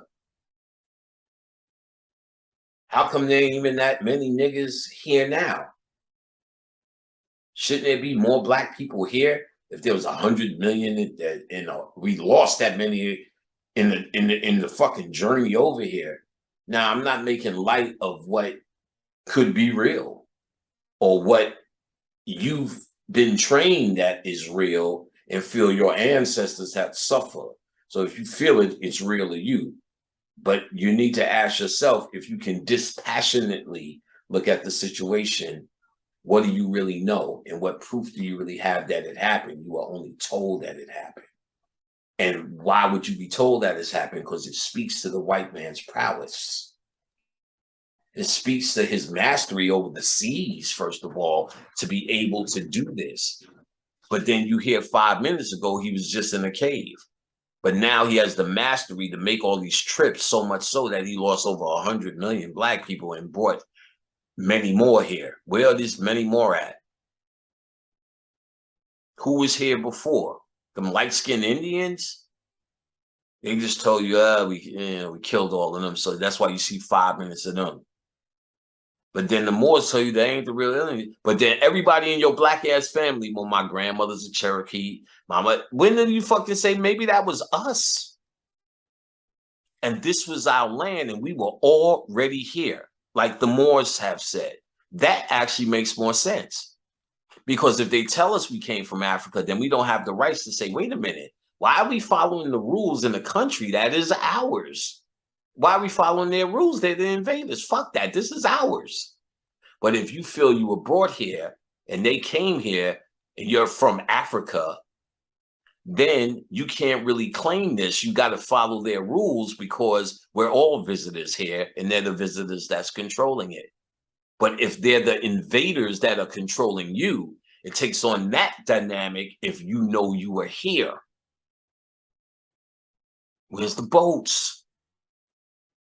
No doubt that this has happened. No doubt that they have brought niggas here. No, but on the scale of what they're talking about adds to their prowess and their dominance in the planet. Why would they say that? Why would that be said then? It does add to their how dominant it would make them seem to us. Damn, they did all these trips. Look at all this boat packing of niggas. They just was packing niggas and just handling niggas and just putting tar on niggas' backs and sucking titties when they wanted to suck titties. Doing this to your kids, I'm sure that could have happened. But tell you one thing. We are a traumatized people, but shit, the ghetto will traumatize you in one lifetime. Babies are born happy. Babies are not born traumatized from slavery. We bring them into this ghetto and then we say, oh, they act like that because, you know, of slavery. No, when they're babies, they're not acting like that. They're happy, they're laughing, they're giggling, and they're playing all day. When you keep telling them to sit the fuck down, when you keep telling them I ain't gonna pick them up when they crying, that spoils them. When they ain't got no fucking food in the house, when you watching your stories while they're trying to get your attention, while they're going to school with all these other dirty kids and seeing how poverty and learning they each all teaching each other the understanding of poverty, they're being groomed into this ghetto behavior. That by the time they all fucked up, you say, well, because of slavery, we be like this. But no, it's not. No, it's not. It's because of a Willie Lynch program that they still run through movies, which I broke down in my first book, son. If y'all really understanding what I'm teaching y'all, y'all should go back and understand where I'm going with this. I'm trying to teach you the psychological warfare that they're using on you. And then they have ways to send frequencies through the quantum field, just like this goddamn device, to fuck you up. If they get your blood in a blood test, you got to go in the hospital. You ever notice they take blood every fucking half an hour? They coming in. What are they doing all that blood work for? No, once they take your blood, and once they take your blood as a baby, they have you on record, your frequency, just like this device. So you don't think they can send a resonance frequency to fuck up your back? Make my kidneys weak? They attacked me, y'all, for doing this shit. When I started this shit, I was the fucking picture of health, nigga. Then I started feeling miserable more often. That's the frequency they are sending my way. And Phil Valentine talked about all of that shit. And here you have a device that does it right now. It sends healing frequencies, but you can personally scan whatever you want. So if I scan things that are negative frequencies to me, I would be fucked up. So can they send frequencies to kill you, send you, give you a stroke? Huh? Oh, yeah. But see, to kill me only would validate what I said. I'm one of the younger ones. So if I go, they're going to say y'all going to think conspiracy. And then my words, which are many, is what saved me.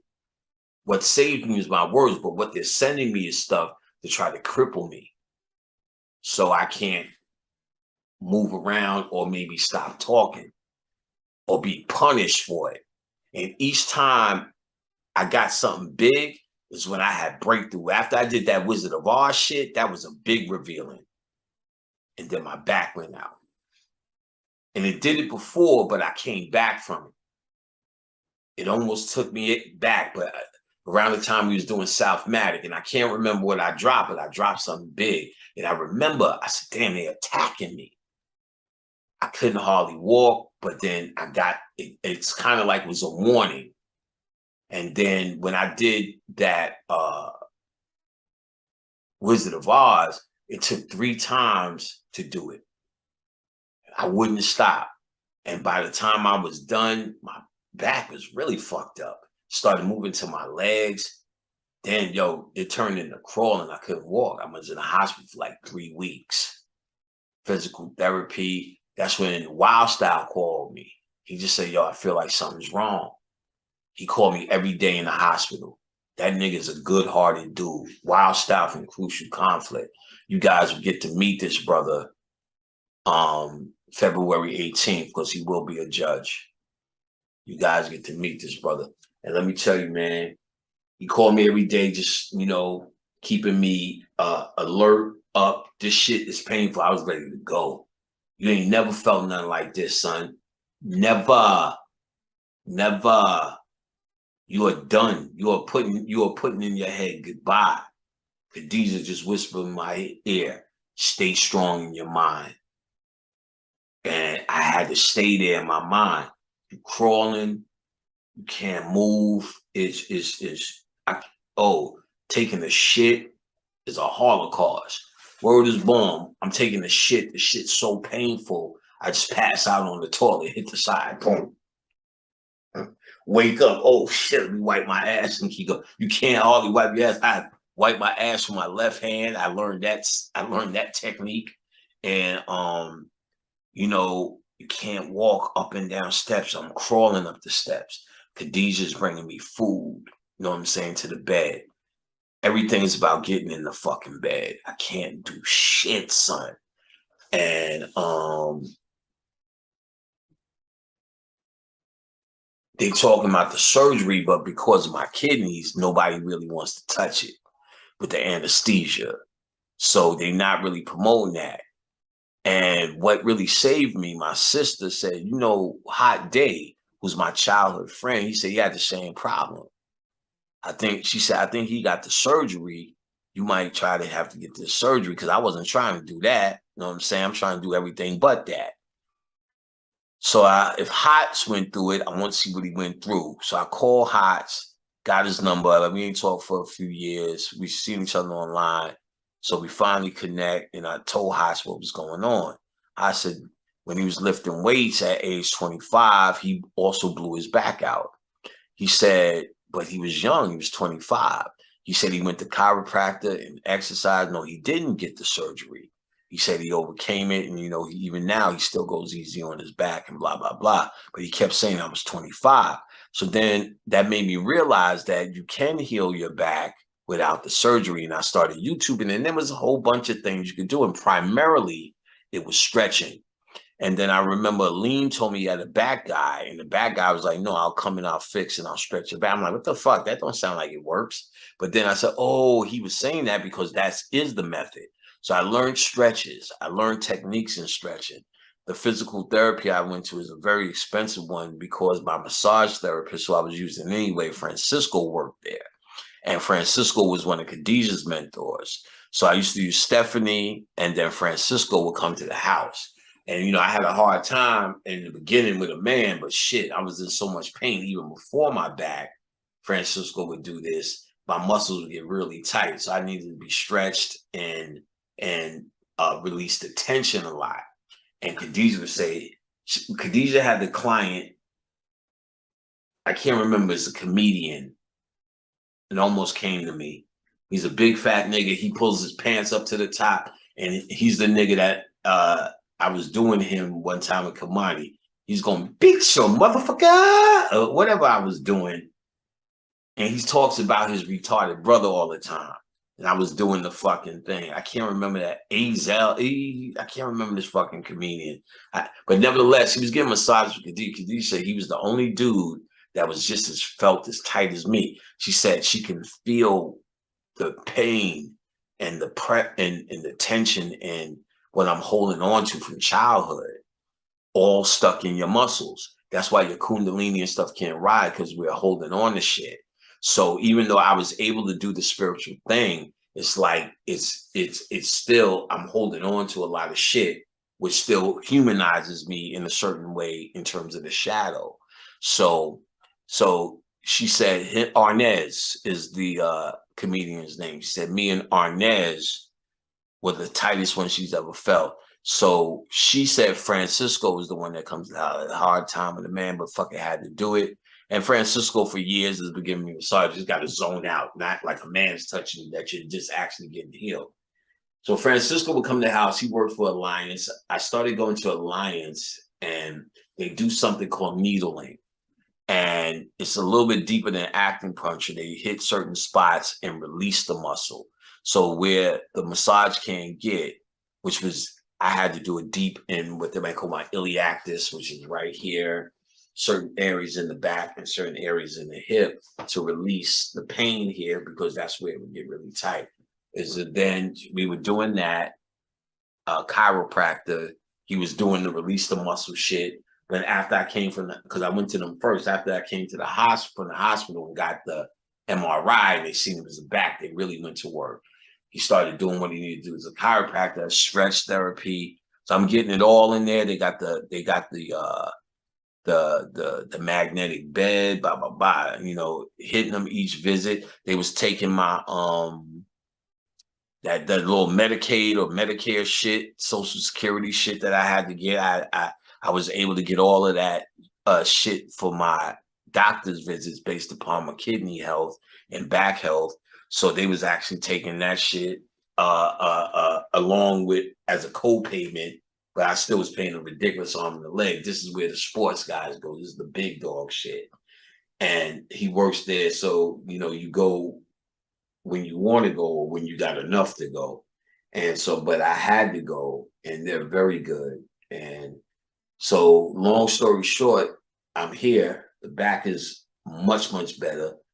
I could do shit, move, you know, before, you know, I couldn't even go to the movies, none of that crap. I do any of that. I was intimidated by a lot of shit. No more intimidation. We still go out. We go to restaurants. As you can see, I'm sitting here now, chilling. Before, you'll see more leaning forward. Every once in a while, I feel a shock in my leg.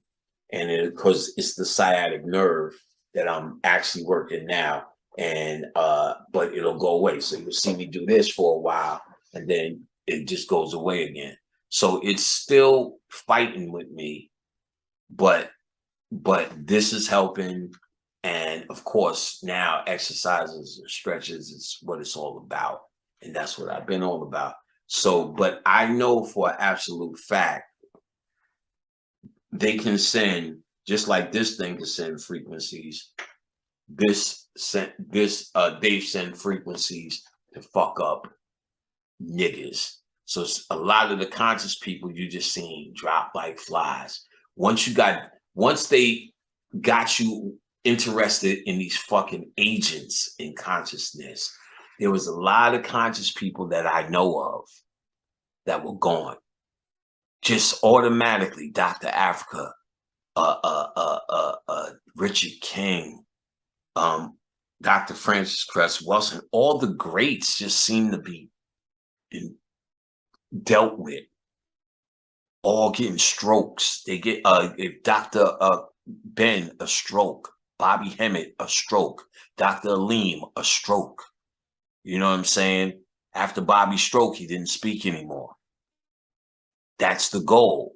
So sometimes they don't want to kill you, become the martyr, but if you got a stroke and you don't speak no more, people seem to understand. Oh, see, and then there's the niggas online. We did it because we didn't like Bobby Hemmett. It only took you 40 fucking years to do your magic, you stupid fuck. So now if I fell out or something's wrong with me, yeah, we had to do magic to get parent. Yet I spoke since 2004.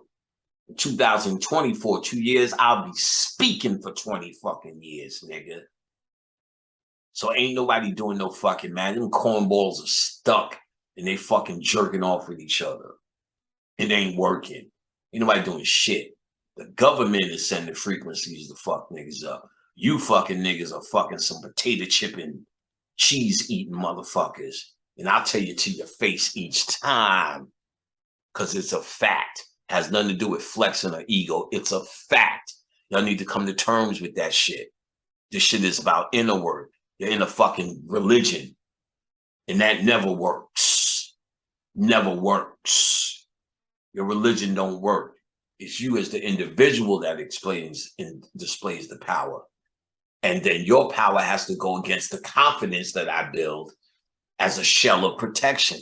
And I'm sorry, son, you ain't got it in you.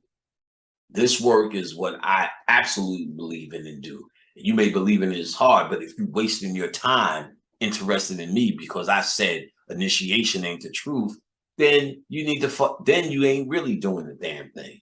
If you think initiation is the truth, what the fuck do you care what I say? If you care what I say, you don't believe it.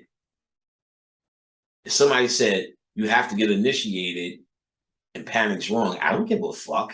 It's not personal to me. What? He said that? No, I'll deal with it as truth or fiction and prove my point as a speaker. But emotionally, you have affected nothing. Therefore, if I'm not affected, it's not hitting my ego. I'm straightening it out for people who came to learn and so they can hear perspective. But if initiation, as I said many times, speaks to your heart, then that's what you're here to do, and you must do it. I say don't walk, run. Go get initiated, because if it speaks to you, that's what you're here to study, do, and learn through. But I can speak why, if you're trying to get beyond that, and the reasons why it won't work for a certain mindset. And that's what I'm talking to. That's who I'm talking to. Those are the students that I'm talking to. I'm not trying to convert someone who's into this religious aspect of spirituality.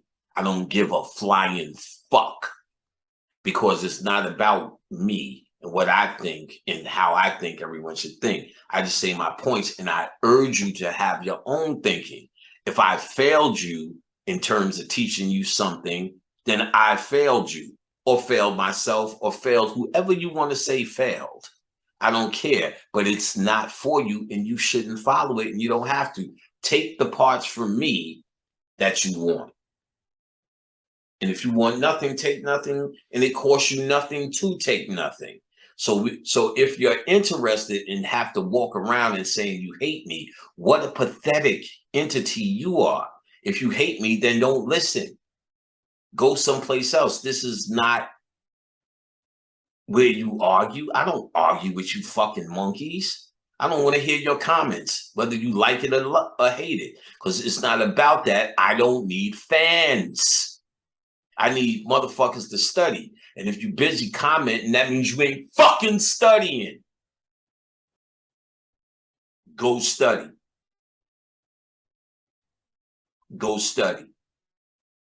So I don't care. This is not emotional. So you need to get your doo-doo together and understand this is about you, and understanding yourself. This is the individual. You're not going to find it through a group. Any group, the Boy Scouts included. You'll find brotherhood and sisterhood, but that's about it. And that's the same thing you find in church. The true reality is, when you're looking to find self, you're going to have to turn internally. When I was able to look internally, I was able to see my entire life in the anger I caused. I only wish I could go back to really nurture and take care of my sister, and not be the angry neighbor that she had for an entire lifetime. You understand what I'm saying? Somebody that she knows couldn't control if he was triggered, and she had to put up with it. She had to deal with it, and she was not stronger than it. So therefore, she was in a state of fear. And I can see that now, and I understand that now. And I apologize for that to her. There's nothing I can do about it, but I can see and understand now why she acted and reacted in some of the ways she has for her own life because of my anger that you don't know where it's going to take you.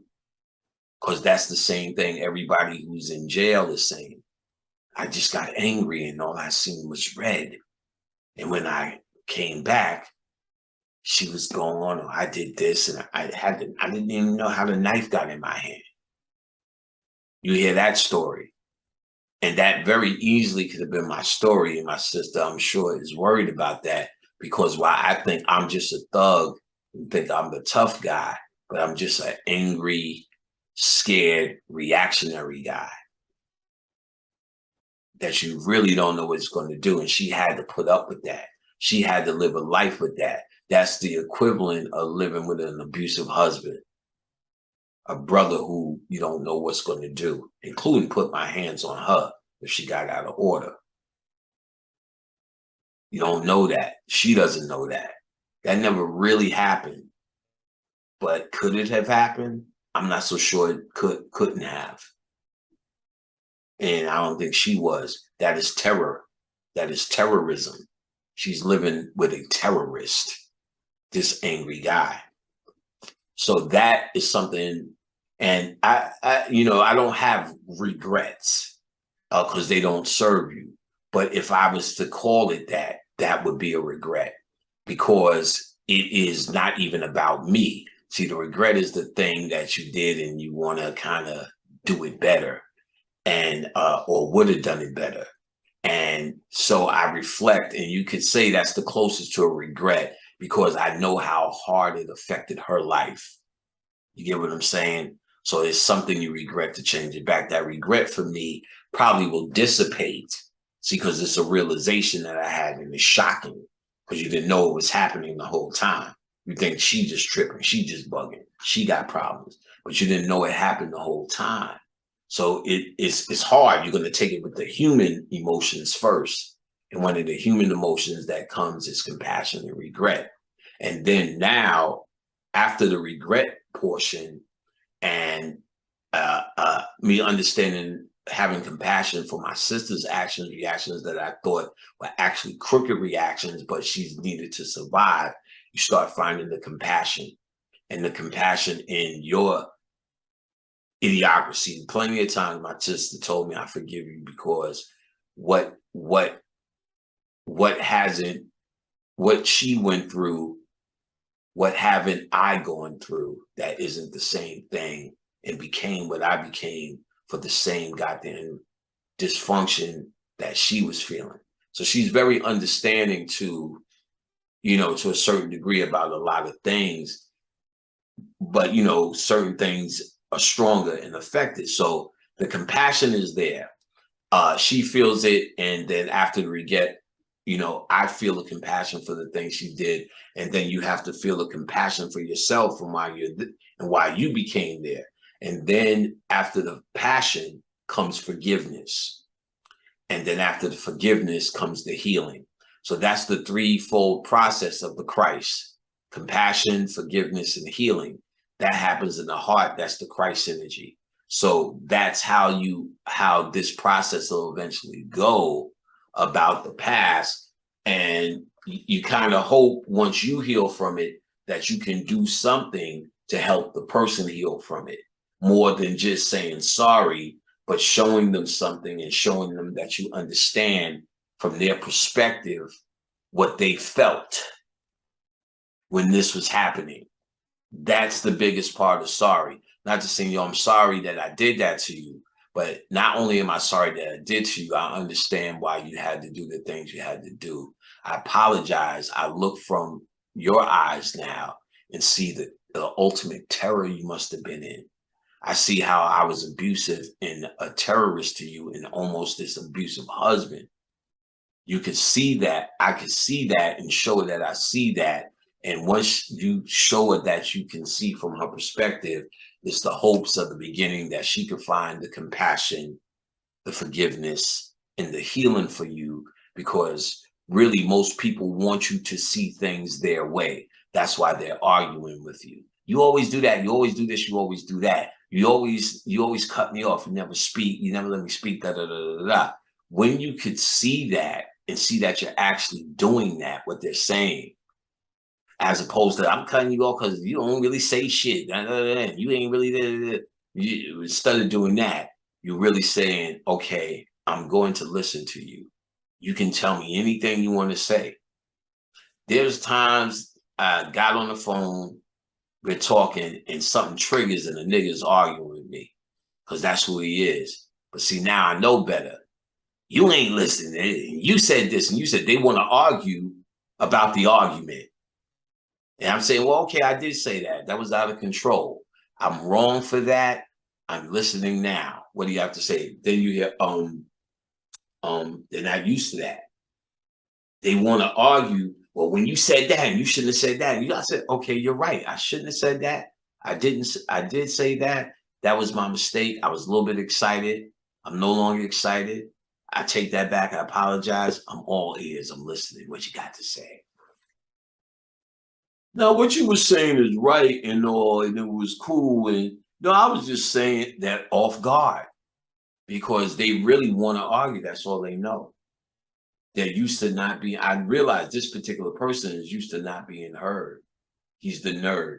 So when he wanted to give his rendition, and I'm saying your rendition is cool and is valid, but we're talking about these movies now in a certain context. So I had to tell him, well, why are you arguing? Both things can be true. It was baffling to him. I said, what I'm saying can be true and so can yours. It doesn't mean there's one or the other. They don't hear shit like that no more. See, I'm beyond this argument, beyond this debate, beyond trying to be right. My ultimate answer is, well, maybe you are right.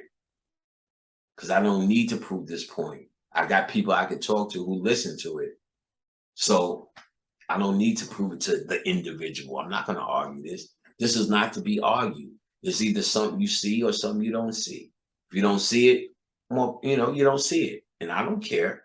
I'm not here to make you see it. You need to make yourself see other things. And if this is not the thing you came to see, then you'll be blind to it. And that's fine. Because that means you're not here to do that work. So whatever you do see in the 90s movies and your theory from it, it doesn't mean anything that has to contradict what's been saying now. And even if it does, both can be true. There can be a whole perspective that upholds what you're saying. Just back it up. I'm able to back it up by you just watching these fucking movies. Watch them for yourself and see what I'm saying. And you'll see even more than I'm seeing. There's so many subtleties. There's so many camera angles that show you, no, this nigga's talking to him. Look where certain characters are looking. They talking to fucking Nino, but looking at goddamn G Money the whole time. G Money's in the position as if he's saying these words. But you hear Nino talking. G Money's always around when Nino's talking. Nino represents the part of him that's the thug, that's the street. That's why he's always arguing them and he's always on G Money's ass. Watch it again. So I can't believe we down here to goddamn 4 in the goddamn morning. This is goodbye, niggas. All right, so remember the deity party. You got all the information at the beginning. Remember, come to Occult Lectures. The new book is out. Go get the book. You're selling them like hotcakes, so go and get your hotcakes. They are there. The cyclomancy class is done. It's almost coming. I'm going to announce it soon. Some of the winners from the deity contest will be in the class.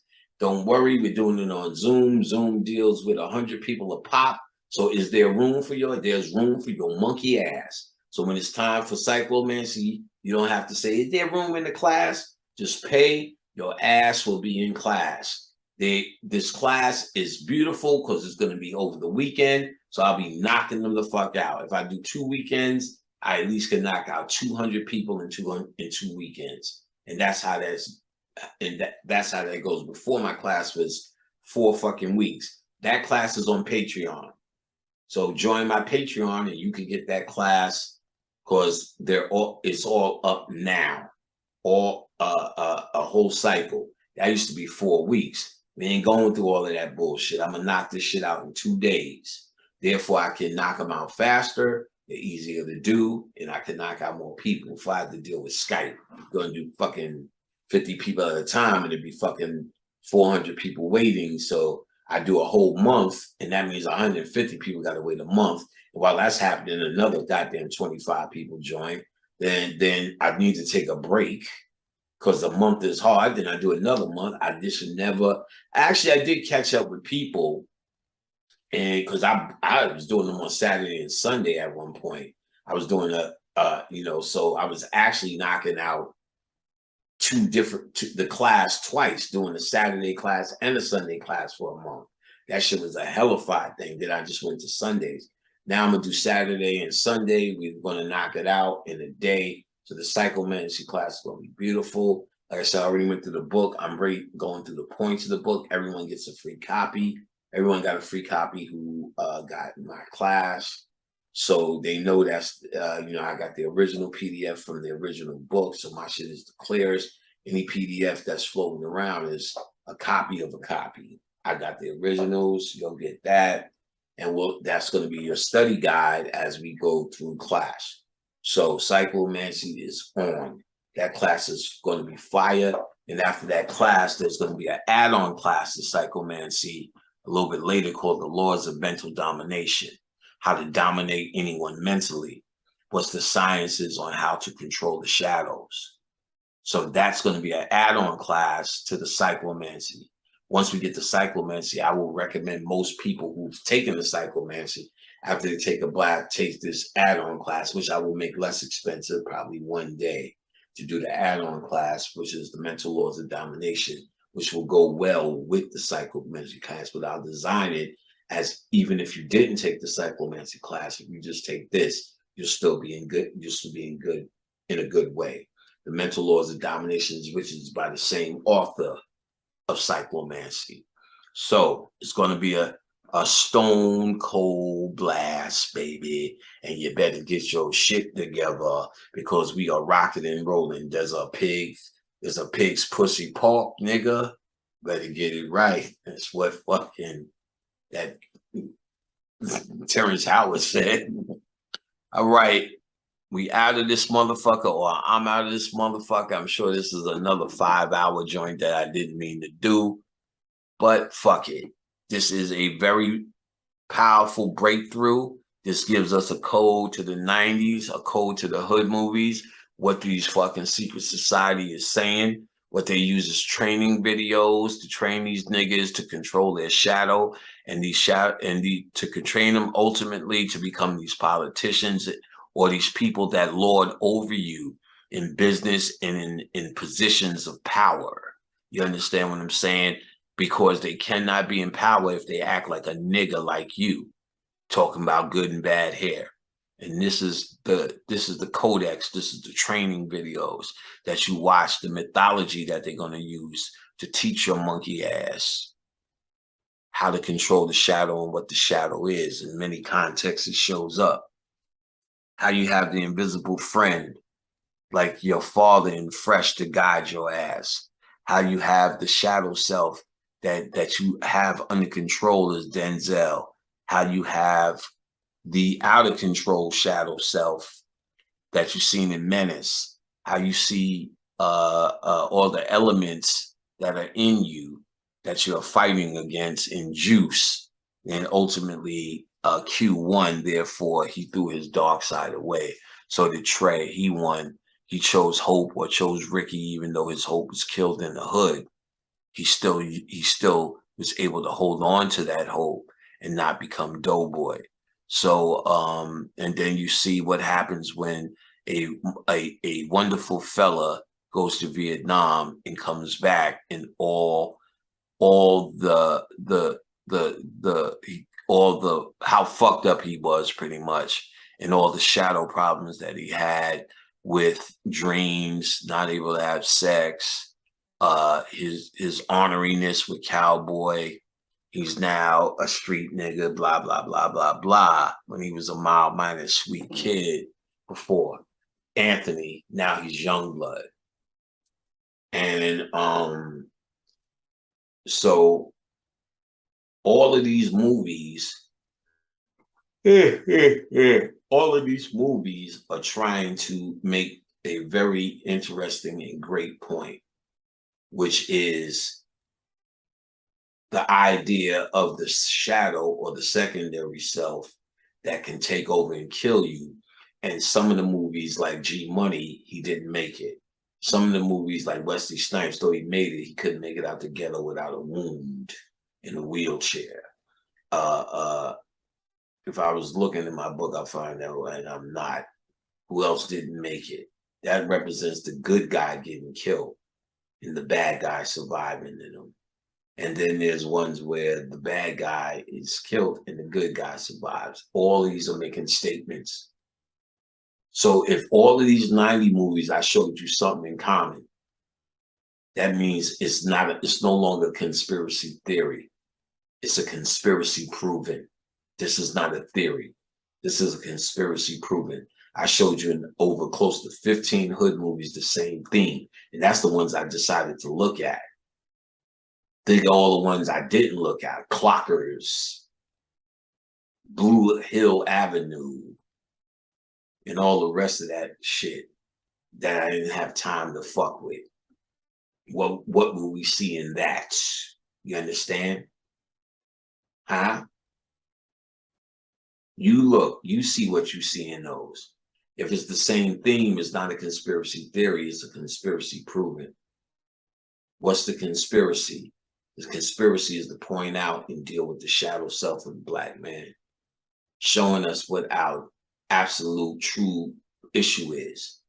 And the code to these movies was Revolver and Fight Club. The greatest enemy is closer than you ever think. Your brother is your enemy. Am I my brother's keeper? Cain is the name of the fucking character in Menace to Society. This is the Cain and Abel story, the tale of two brothers from Set and Horace. Boy, we in this. Decoded. I pity the fool. Cannot talk this level of sass. You understand what I'm saying? Unless you're doing some studying. This is my spiritual game is now at a very, very high place by me pushing it there. And you can do the same too. I'm not special. You can do the same too. And these things are now coming easy. And I can see through these things because when I started to understand myself in the shadow, I'm starting to see where the shadows everywhere, Sopranos, where they're really dealing with the shadows work, A Long Kiss Goodnight. Everything is about the shadow work because the shadow is everything. That's how everything is controlled. By your triggers, nigga.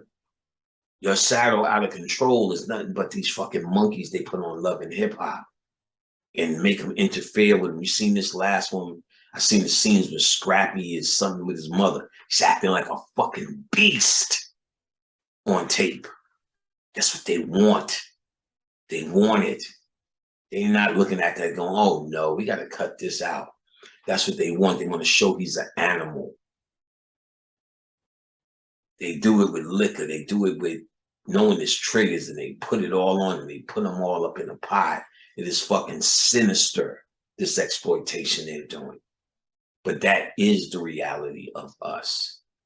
And it's the sad reality of us. And that's the fucking Holocaust of us. And through the 90s, they were demonstrating the Holocaust. We like, why is they making hood movie? Because they're demonstrating the Holocaust of us. But then they do it in these movies and they depict it because the ones who they feel they can save, and I'm running this in your head, I'm saying it over and over because I want you to really understand this shit. The ones that they really trying to save, these are training videos, school days, nigga. They teach your ass through school. So the ones that are getting, they put on these movies and they explain to them what's going on so they can see what it means to be the shadow. They get in touch with their shadow. But remember, they went through all this degrading hazing. They was kissing ass, and then there's sexual things that Spike doing the butt. that they went through, that they had to absolutely release their ego when they pledge. That's a reason. So they remember say how we had you walking like a dog, let's just say eating the dog food. You have to be prepared to be so humble. Remember, humble and humiliate is around the same words. Because to humiliate is what you would say your ego is not protecting you, so you got humiliated. But they also say humble and have some humility. What? Humiliated? Have some humility? To be humble or have humility sounds like a great trait, but to be humiliated, he humiliated me. It's not good. Why? But they're the same fucking words. Because it goes against the ego. The humble is you controlling your ego. The humiliation is somebody attacking or embarrassing you and your ego not protecting you with your sarcasm, with your violence, with your brush it off your shoulders, whatever you do to act or react to this where you score failed you and you have become humiliated. So that the ritual of humiliation is what you're going through when you're pledging. That's what they also showed in school days. So if you can go through this humiliation, that means you're practicing where nothing can trigger you. You're never humiliated or you're never worried about being humiliated. So when the nigga in the street goes, you're a fucked up congressman, you can walk it off. You want to see this? Look for where on the YouTube where they cursed out Jesse Jackson. This nigga is getting at him. You ain't shit, nigga. You corny nigga. You ain't helping the people, nigga. He's all in Jesse's face. Watch Jesse cool as a fucking fan. His jaw ain't even tight. He don't even look frustrated. This nigga is yelling wow, and Jesse just gets in the car, knows his work ain't done here, and he's getting driven off. Never showed or broke. What Jesse understands is he's always on display. And if he shows the shadow, a little bit of juice that he still has left will be sucked the fuck up. He don't know if this dude is even a plant to try to see where he's at. That nigga handled that shit like a monster. This dude was humiliating him. And Jesse took that humility because he is Boulay. He knows the score. You don't get in your shadow with these niggas. It's his shadow that's out of control. Look at this emotional fucking fool. Even though we agreeing with the fool, yeah, that's right, Jesse ain't shit, Jesse ain't shit. And I thought about it. We agreeing with this nigga's shadow, and that's in our minds. But Jesse don't give a fuck. He never gave a fuck. And he's showing that he don't give a fuck. Therefore, no fucks given, no face, no expression even needed. That's the trick, that's the science, and that's what they do. And that's how it's done. And now that you know, welcome to the party, bitch. So keep studying. I'll be back soon. But this was a hell of a breakthrough. If you know what you're watching now, you need to watch these things to get into more detail. Now that you have the key to what they're doing to 90s movies. You ain't never heard nothing like this before. And I'm glad to be the one to present it to you. Because that spirituality is very strong. All right, people. One love, niggas.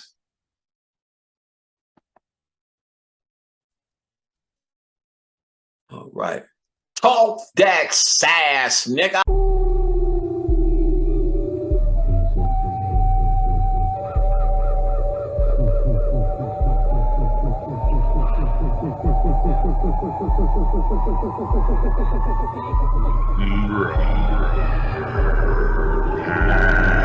Yeah.